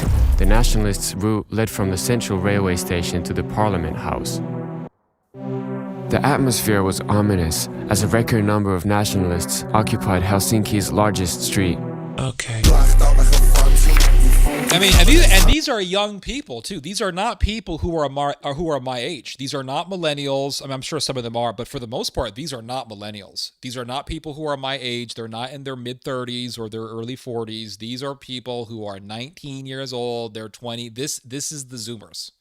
And I remember hearing, I want to say almost 10 years ago, I want to say it was from Richard Spencer, that the Zoomer generation will be the most right-wing generation in Western history. Mr. Spencer said this, that the Zoomer generation is going to be right-wing. And I think he was right. I think he was right, because we're seeing this right now before our eyes, that the Zoomer generation is very right-wing. The millennial generation, when the millennial generation was in its teens, millennials were obsessed with sex. Seriously, remember all those teen movies that were coming out back in the day? Like, they were just obsessed with sex, and their whole life, their whole sense of identity was based on if they can get laid. And nowadays, I'm seeing less and less interest in that stuff. I don't really see any more of those teen movies anymore. And I was thinking about this yesterday. Why don't we see movies like American Pie or whatever coming out nowadays? And I think it's quite obvious. I think it's because there's no market for it. I mean, if there was a demand for those types of films, they would be making them, but they're not. And why is that? I think it's because a lot of young men are just tired, and a lot of men in general, really, not just Zoomers, but millennials also, and I think Gen Xers as well. I think they're just tired of all of the woman stuff. I think they're tired of, I guess, that, I don't know what it is. Maybe it's the nagging. Maybe they're tired of all of the weird, what's it called? Like the whole sexual marketplace hierarchy stuff, and are you an alpha male or are you a beta male, or are you this male, and oh, you want to be an alpha male in order to get a woman, and you have to be a bad boy in order to get a girlfriend. I think they're tired of all that stuff. I think they're exhausted by it all. That's my observation. I think they're exhausted. And I've seen so many videos online of, for example, they'll show a girl in front of the camera, and she's saying, if you want to get a date with me, here's what you have to do. And then all of a sudden the video cuts off to some black dude talking about dinosaurs. There's so many videos like this online. And I think it's all really a sign of men just becoming fatigued by women. I think they're going through woman fatigue, and maybe it's a giant psyop to make sure that the military-industrial complex will have enough men to recruit, because unmarried men are the easiest men to recruit. Maybe that's what it is. But I think young men are becoming more fixated on politics, and they're much more fixated not just on any type of politics, but on radicalism. And so when I was growing up, our sense of politics was Bill O'Reilly, right? Like Sean Hannity, Bill O'Reilly, what's his name? Alan Combs, right? Those were our political influencers. Nowadays, it's Nick Fuentes, it's, who else is there? A bunch of other ones. All these Hitler sympathizers. It's all these types of people. They're the ones who are rising up. And so, and their narrative is being pushed into the mainstream now. So it's a totally different world than what we had back in the early 2000s. It's a totally different world. It's very different. You know, I remember growing up, and every guy that I knew was obsessed with one thing, and that was getting a girlfriend. And they wanted to be accepted by women. That was the thing. Like everybody wanted to be accepted by women, and their whole sense of purpose and self and identity was about, oh, does a girl like me? And if a girl didn't like you, you were seen as a complete loser. Now, remember, I was thinking about this last night. I wanted to express this during the stream. You see, back in the day, if you didn't have friends, and if girls didn't like you, you were made fun of. Like straight up, you were made fun of. You were called a virgin, you were a loser, nerd, you were a punk, maybe not a punk, but they would, oh, he lives in his mom's basement. Ah, he's a virgin, right? That was a massive insult. Back in the day, it was an insult to call a man a virgin, which is, I mean, if you think about it, is pretty sad. It's pretty sad that we look down on virginity, but that was the reality. Like, oh, you're a virgin, never had a girlfriend, you don't have any friends. Oh my, dude, you don't have any friends? You're a loser. You don't have a social life? Dude, you're at home playing video games and reading comic books? Loser, virgin. And now it's the total opposite.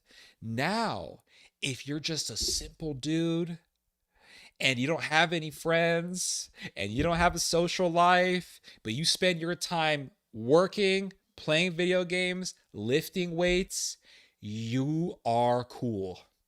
Have you guys noticed it? I've noticed this. We are now seeing the romanticization of the very lifestyle that was categorized 20 years ago as being a fucking loser. That's what we're seeing. So what was deemed being a loser back in the day, 20, 30 years ago, is now seen as cool and acceptable. And if you're one of these guys who has friends and a social life and you want more friends, do you know what? That you are now seen as what? Someone who's a people pleaser, right? So the whole culture is shifting. It's something to behold. And in a way, I like it. And I kind of like it. Maybe it's because I didn't have very many friends growing up, and during my high school years, I never had a girlfriend, and I always looked down on myself for that very reason. But now it's the total opposite. Now people are saying, now you see people on Instagram saying, dude, my life is I work, I go to the gym, play video games, do the same thing. I have no friends, Sigma male, and we have romanticized it. We have certain music. There's a whole, what do they call it? This whole like new wave type music that people are loving a lot. It's I don't know, new wave, purple wave, punk wave. I don't know what they call it, but it's the style of music that's very popular. And they take scenes from certain movies, Peaky Blinders or something, and they play these scenes and they go, oh, my life right now, no woman, blah, blah, blah. And now women are seen. This is the reality. I don't give a damn what anyone tells me. This is the truth. This is how things are. Women are now seen as a source of fatigue and exhaustion. Yeah. And I don't know why. I don't know why. Maybe it's a complete coincidence. Maybe, I don't know. Maybe it's because of the nagging. Maybe it's because of the, what's the word? It's because, I forgot the name, but maybe it's because of the social Darwinian way that we treat dating, where it's the alpha male and the bad boy that gets it, and the other guys are just left to dry like the walruses on a beach, and they're just tired of it all. And they're saying, you know what? Maybe the best way to play the game is not to play. And they're not playing. Now, I remember back, and I've said this before, but I'll say it again. I remember back in the day, what were the popular books amongst young men? What was it? It was like 53 Rules of Power or whatever, and it was like how to get a girl, like bad boys, how to be a bad boy to get laid. There were so many books that came out on how to get laid, all the films were just centered around what? Getting laid. And now it's totally changed. Now, like, okay, so 15 years ago, if I were to see a video about how to get a girlfriend, I would read the comments, and the comments were, thank you so much. Thank you so much now. Oh my God, thank you so much, sir. Thank you so much, Mr. Goldstein, for telling me how to get a girlfriend. So amazing. And now I see those videos on how to get dates and all that, and I read the comments, and the comments are, I'm just going to clock out. I give up. This is exhausting. Why do I have to change myself and become a alpha male or become a bad boy to get a girlfriend? If a girl doesn't love me for who I am, then I'm done. I'm just going to go live my life. I don't care anymore. And the thing is that they're not saying that just to give off a certain aura that says, oh, I don't care. Look at me. No, they legitimately don't care. They don't give a shit. Like, they legitimately don't care. It is, I think it's very sincere. I saw this video yesterday of this girl, and she's in front of the camera, and of course she's showing a little bit of cleavage, and she's saying, if you want to get a date, here's what you have to do. And immediately the video cuts out to some guy with his remote control train, and he's watching the train going choo choo choo choo choo on the tracks around this little track that he set up. It's one of those little remote control trains. I mean, it's just so funny. And the video had like 85,000 likes or something like that. And you read the statistics don't lie, because you could say, oh, Ted, this is all just, people being online. But again, online, I mean, the internet is filled with what? Other than bots, it's filled with real people. And those real people are, well, they're real, and they really have opinions and feelings, and they have perspectives and observations. And so they're really expressing what they really think online. People are more honest online than they are in real life. That's just a sad reality, but it's true. People are more honest online than they are in real life. And they go online and they're quoting Adolf Hitler, and then in real life, they're going to church. And they're saying, oh, hello, everyone. Oh, God bless you. And they really love Adolf Hitler.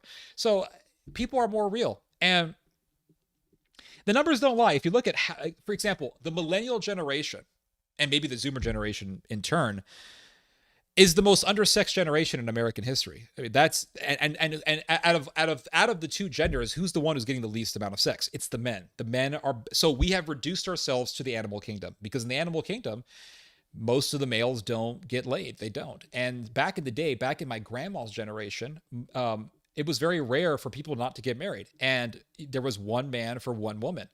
And nowadays, you have a certain number of guys who are getting a good number of the women, and you have a lot of dudes who are just not getting laid at all, and they live a lonely existence. And so because so many of them are living this lonely existence, they have grown to actually romanticize it. And I think that's what's happening. I could be wrong, but I think that's what's happening. So you're just seeing the reality of, you're just seeing the online spaces reflecting reality. And so you go online, and it's just, I'm not seeing a whole lot of stuff about getting laid. I'm seeing a whole lot of stuff about radical politics, is what I'm saying. I'll go on and play this.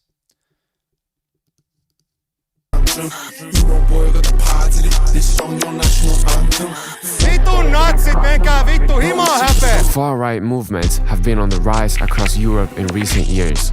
Finland has been no exception. Many of those involved in the parade openly embrace fascist ideology. Nearly everyone we interviewed in the march identified themselves as racist.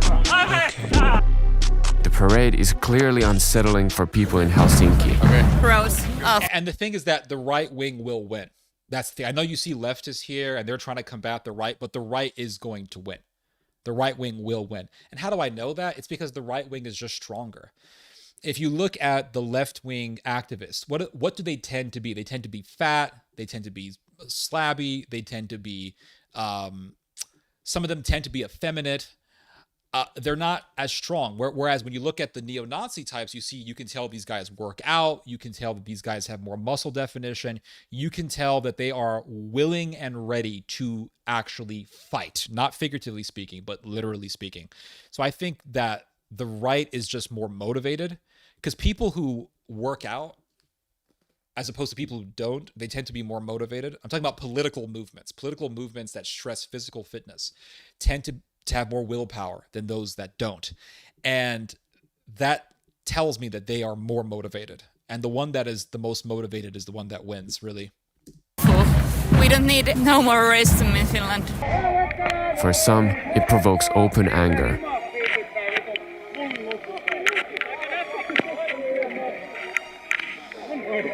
I think is the embarrassment of Finland that these Nazis are here out and proud. Independence Day to me means that I get to be here telling these Nazis to fuck off. Nazi, ota maski vittu! Ota maski vittu! No niin! Niin mä veikkasinkin. Next, we arrive at the Parliament House. Why did you came here? For my ideology and for my people. What is your ideology?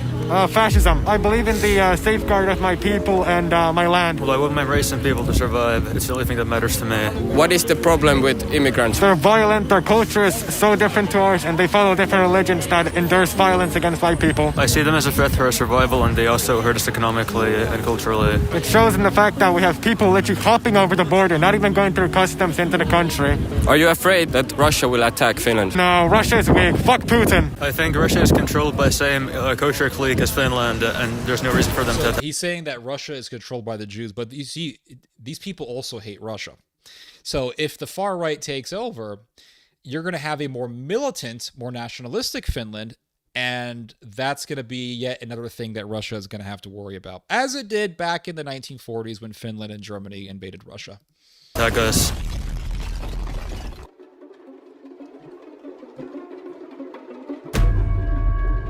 This is Tuukka Kuru, chairman of a small Finnish extreme nationalist party.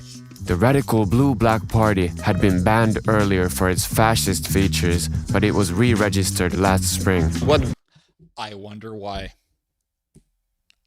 So it was banned, then it got re-registered last spring, which would be 2024.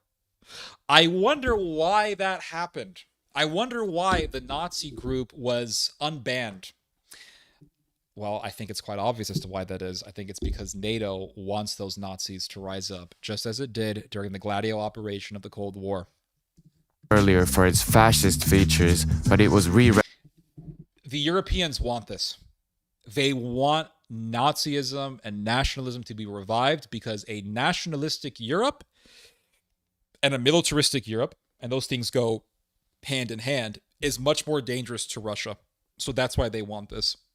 Registered. You can't create a tough society with a bunch of Antifa weaklings. It's just not going to happen. You have to get nationalists and you have to get these fascist types to do it. I'm not saying it's a good thing, but that's how these people see it. And so we know this. I mean, NATO saw this in real time with the Euromaidan. After the Euromaidan, the pro-Russia forces took over government buildings in eastern Ukraine, and the Ukrainian government had a very difficult time in driving those people out of the buildings. So who did they go to drive the pro-Russian militiamen out of the government buildings in eastern Ukraine? They used the Nazis, and the Nazis became the most powerful military force within Ukraine in 2014, 15, and even now the Azov battalion in the Ukrainian military is still a very strong force. So believe me, NATO sees all this stuff, and they see the Nazis are going to be your best weapon to go against whatever weaknesses that are encouraged by Antifa. The Nazis are going to be your strongest proxy against the Russians. I think this is how they see things.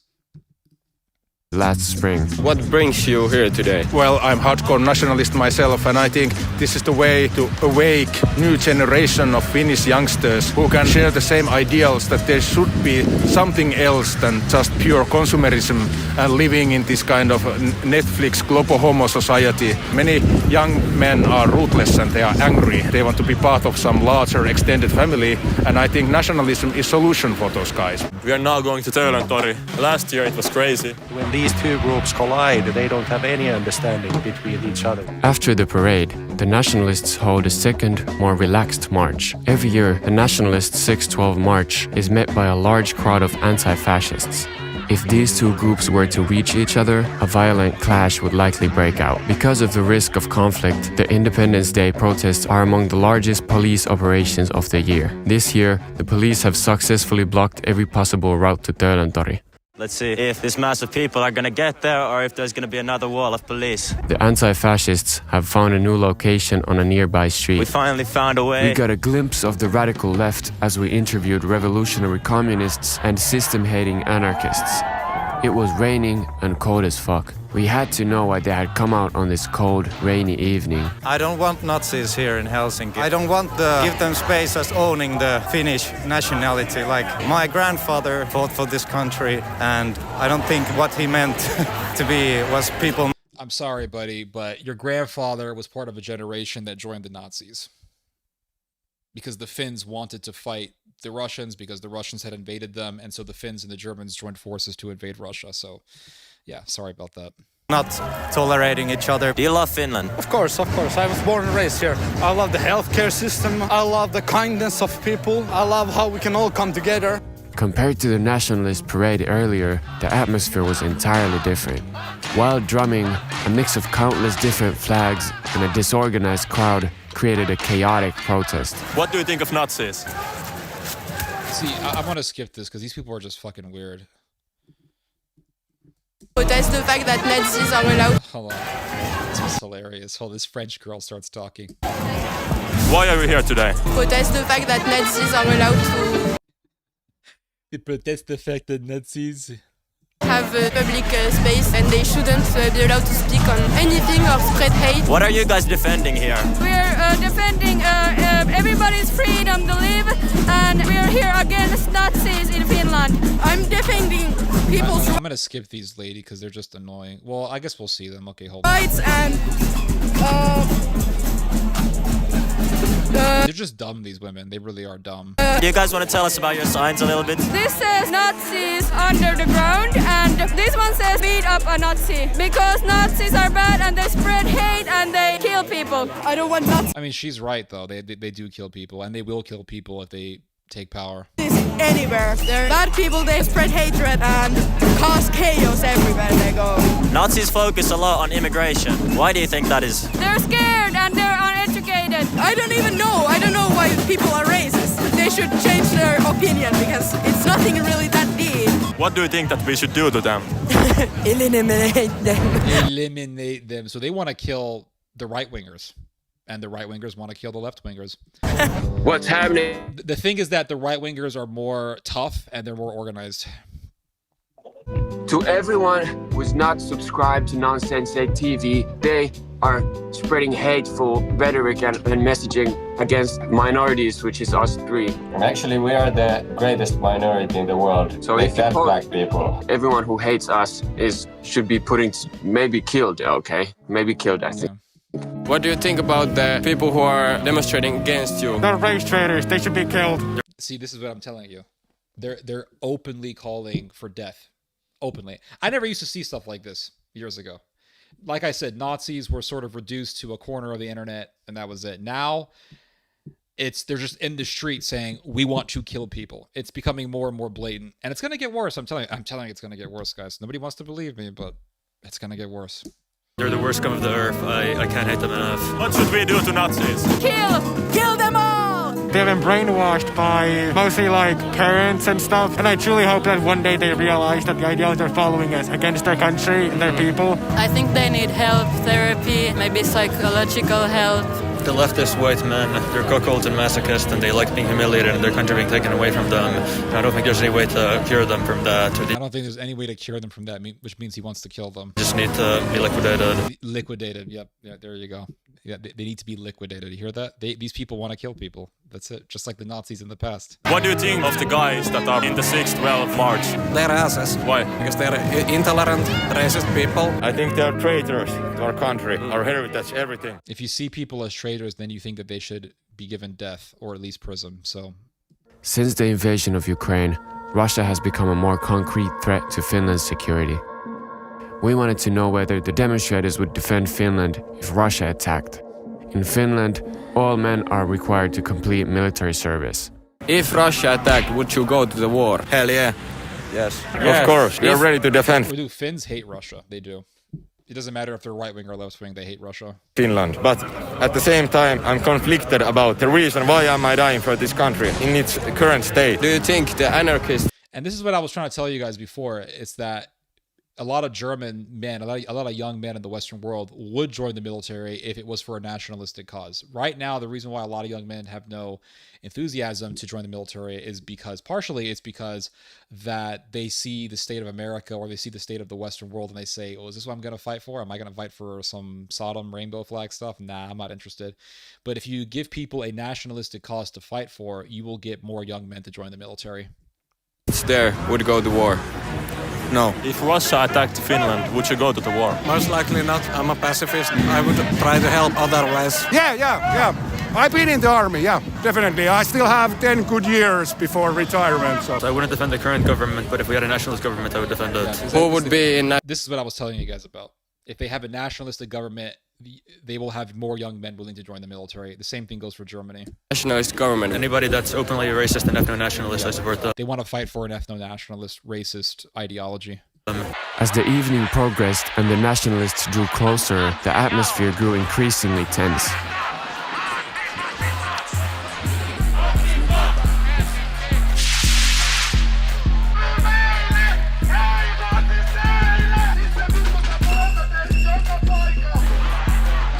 I think we've seen enough. I've seen this documentary before. I think we've seen enough. But yeah, that's the reality that we're living in. We're living in a time of radicalism, and we're gonna just get ourselves deeper and deeper into it, sadly to say. Let me just let's see here. Should I read the rest of this article?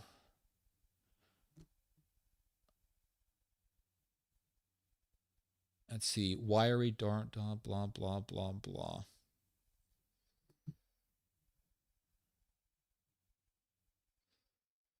Yeah, I think I've read enough. This is seriously depressing and dark. It is. However, let me just play some music here in the back. I like playing music as I talk.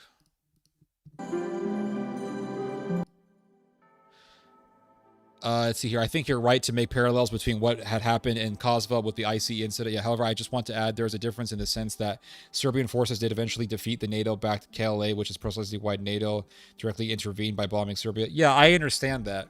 I totally agree with you. I'm not disputing that at all. But my point is that, as we both agree, that there was a provocation. So NATO, America and Germany, they armed and trained the KLA, and they ordered them to kill Serbian police officers for the very purpose of causing a provocation. Serbian police officers were killed. That got the Yugoslav government to crack down harder on the Kosovar Albanians. And then the Albanians said, okay, we have to fight against the Serbs. And it just spiraled out of control and eventually became very bloody. So I think that that's what they're trying to do here. They had the ICE guys in these various parts of America. They know a provocation is going to happen. Some woman drives her car towards an ICE officer. He kills her. People get mad. If you have a riot in Minnesota again, Trump's gonna love it because he's gonna say, "Well, we're gonna send the National Guard," and I think that what they're trying to do is pull us more and more into a military dictatorship, and that is what worries me. That's really what worries me, because if you have a military dictatorship in this country, God knows what else that's gonna come with. It could come with racism. It could come with an ethno-nationalist ideology. It could come with a racialist imposition where they want to purge America of certain races. I mean, I'm fucking terrified. I'll be honest with you guys. I am fucking terrified. I am terrified for this country. I think about it every single day. I think about it every day, about what's going to happen in this country and the state of this country. And you see the polarization and the division and all this stuff. And you see the left saying, well, we're going to riot. We got to riot. And it's like, they're going to riot. And then what are you going to get out of rioting? What you're going to get is a right-wing reactionary response. And the right is winning in America. The right is super popular in the United States. And while there's a lot of things that I agree with the right wing on and the conservative movement on, what worries me is this new surge in radicalism in the right in the United States, where it's becoming racialistic. And it could come to the point where it's going to become commonplace for the military to police the streets. And you can say, well, that's a good thing. And yeah, it's a good thing in the sense that you're not going to have a whole lot of crime. That's true. But what are they going to escalate the situation to? That's the question that I have. What are they going to escalate it to? That's the question. Are they going to escalate it to having an SS style department? Are they going to make the ICE into something like the SS? Are they going to put people in camps? That's what worries me, you see. The people that have the weapons and power are the only group that can actually provoke. Not necessarily, no. You can provoke people with cars, but whatever. You can provoke people with riots. Depends on who's president, who they go after. When you're talking about provocation, you must think about who has the weapons. If you have weapons, you can provoke. If you don't, you are powerless and it doesn't matter. You can still provoke. You can provoke the people who have the guns to shoot. Darkness and chaos. Yep. My big dog's sleeping between... Oh, that's nice.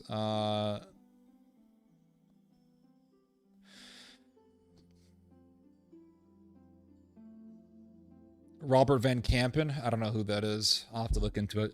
Not everyone is calling for death, though. They are extreme people in each of these groups. I mean, the right-wing side is nothing but extremists, though.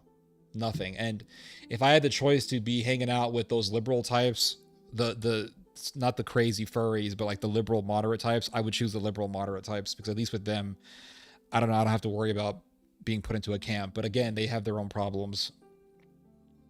Both sides are mental. Yeah, they are. So how are you different?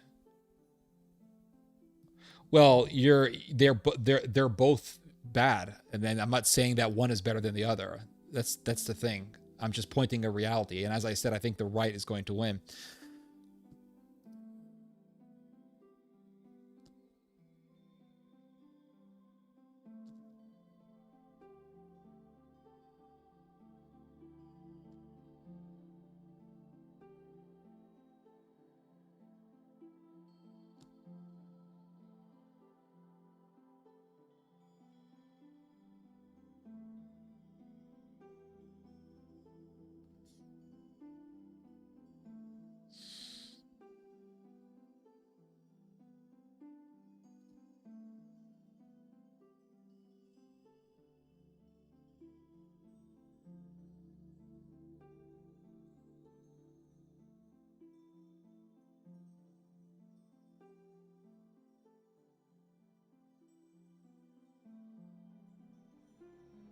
Yeah. I don't know. Anyway, guys, I've been here for a long time. I'll try to read some of your guys some more comments here. Hold on. I think you're right about Europe and Germany, though. They are serious about beating Russia. AFD is not far right. Their leader is a dude. Again, that doesn't, being a lesbian doesn't mean you're automatically a liberal, though. Hitler's SA was literally dominated by homosexuals. It's not center right. No, it's not. It's a far right party. The youth branch of the AFD is very far right. It's dominated by identitarians. Bjorn Holke is still a highly praised, highly followed, and influential leader of the AFD, and he is clearly far right. So no, I disagree. I disagree with you on that. But I'm glad we can agree on something else. They blitzkrieged Britain, but they also lost since the Brits, Russians, and Americans crushed the... Yeah, we know that. Germany didn't... Yeah, they might have conquered Poland. I mean, they conquered a lot of Europe, dude. What are you talking about? They conquered Poland. They conquered Ukraine, Romania. They conquered Norway, Sweden, Finland, the Netherlands, Denmark. Yeah, they conquered a lot. Ukraine, they conquered a lot. They conquered a lot. And they drove the Russians out of various parts of Europe. Did Germany... Oh, yeah, France. Don't forget France also. Oh, sorry. They didn't occupy Finland. I was mistaken. But they were allies with Finland. They didn't really have to conquer Finland. Everything is deception. A lot of it, yeah. Germany was never weak. It was a gestation phase. Corrective and loving, I hope. We will see. Well, it wasn't weak economically, but militarily, it definitely was undermanned.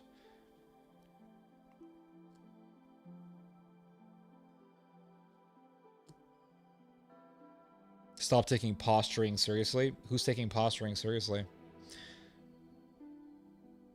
Turkey and Israel are literally rivaling over Syria. Yeah, they claimed it going to be too hard to exact all the minerals and stuff. Now they're saying Europe is an American protectorate.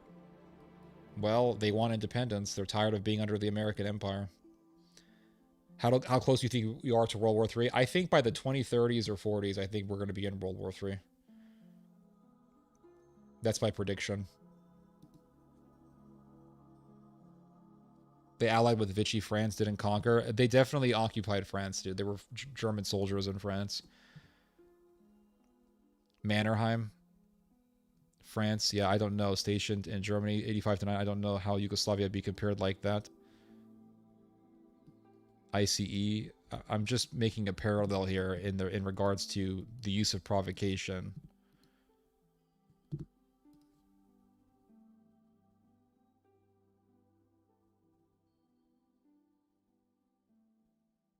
Play any good games lately? New Resident Evil got announced. Yeah, they're gonna have a new Resident Evil game coming out in February.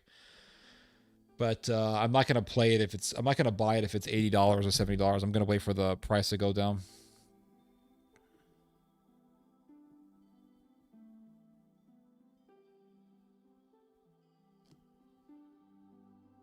Who fires first in World War III? I have no clue.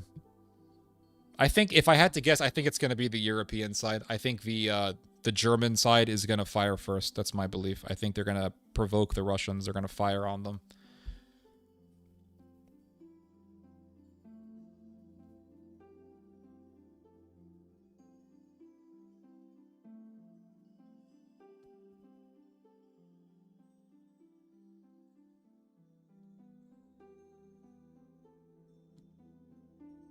They're mirroring the right with their rhetoric. I'm not pro Antifa. That's what people just, if I start criticizing the right, people think that automatically I'm pro Antifa. I'm not. I don't like Antifa. And Antifa wouldn't like me at all. They would hate me because I'm not pro Sodom. But at the same time, I understand that the right is gonna win. That's what I'm warning people about. If I believed that the left was going to dominate, like the far left commie types were going to dominate, I would say that. I would say the left is going to rise up, the right's going to be a nothing marginal group, and we have to be prepared for some crazy anti-religion policies being imposed on people. Like that's what I would say. But that's not what's happening. The left right now, and the left has been for the past 10 years, just a giant punching bag.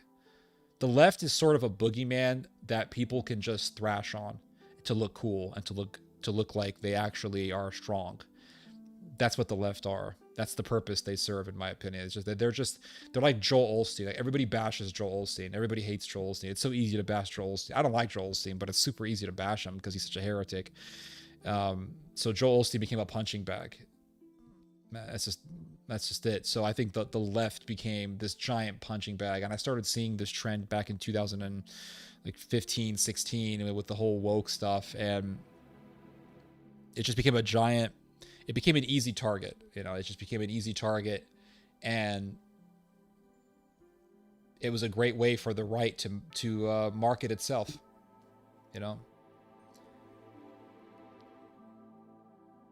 Japan on China. Yeah, I think they're going to have another war. Absolutely.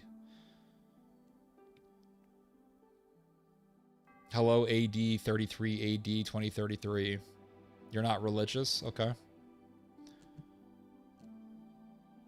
2027. I think 2027 is going to be a year of accelerated militarism that will be very conspicuous, and it'll be much more conspicuous than the militarism that we have seen in past years.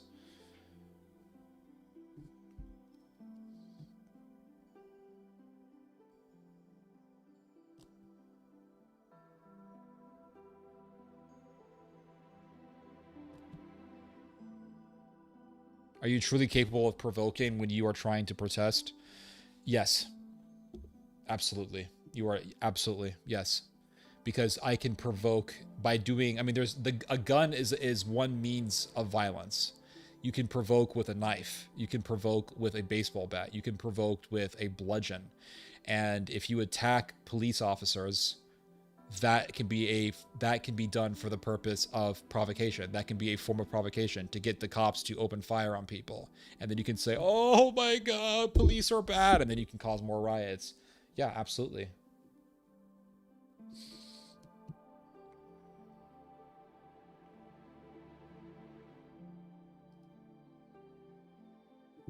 You only believe in the voice of humanity? Well, I'm sorry, but humanity has been the greatest source of evil in the whole world.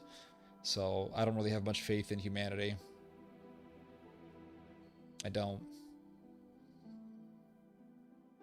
Your grandparents were anti-fascist? Yeah, I totally get it. I'm also anti-fascist. I'm very anti-fascist. Yeah, I have no problem with the term anti-fascist. Diogen liked this. Who do you think wins 2028? The election? I think the Republicans are gonna. I could be wrong. I don't know. It's really too late to make emphatic predictions. But if I had to guess, I would say I think the Republicans are gonna win. That's what I think, and especially if liberals start, or whatever leftist types start rioting again, I think it's just gonna help the right even more. And you could say, well, you know, there was the George Floyd riots before the 2020 election and Trump lost. Here's my theory about the 2020 election.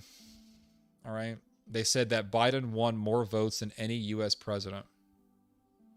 He beat Trump and got more votes than any U.S. president. And then 4 years later, Donald Trump beat the president that got more votes than any president in American history.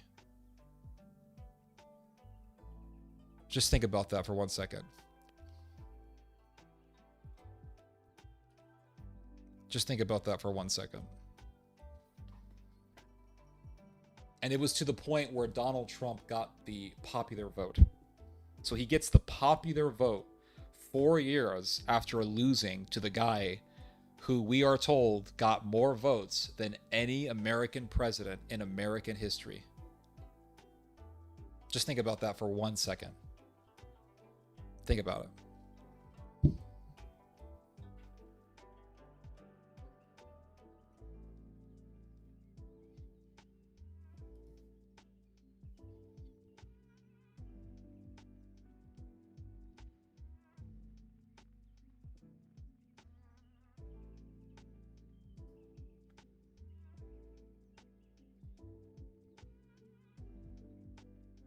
Yeah. Anyway, guys, I'll see you guys later. I have streamed enough. It's been almost 6 hours.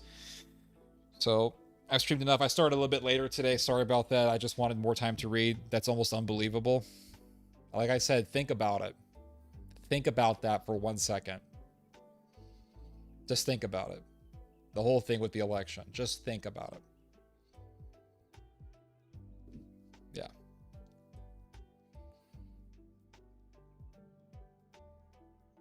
I know that the black bloc does not go out and provoke on purpose. It doesn't? Okay. Alright, guys, I'll see you later. Goodbye, good night, and have a good weekend. It was a great stream. We had a lot of fun. Nighty night. God bless you guys. Be well.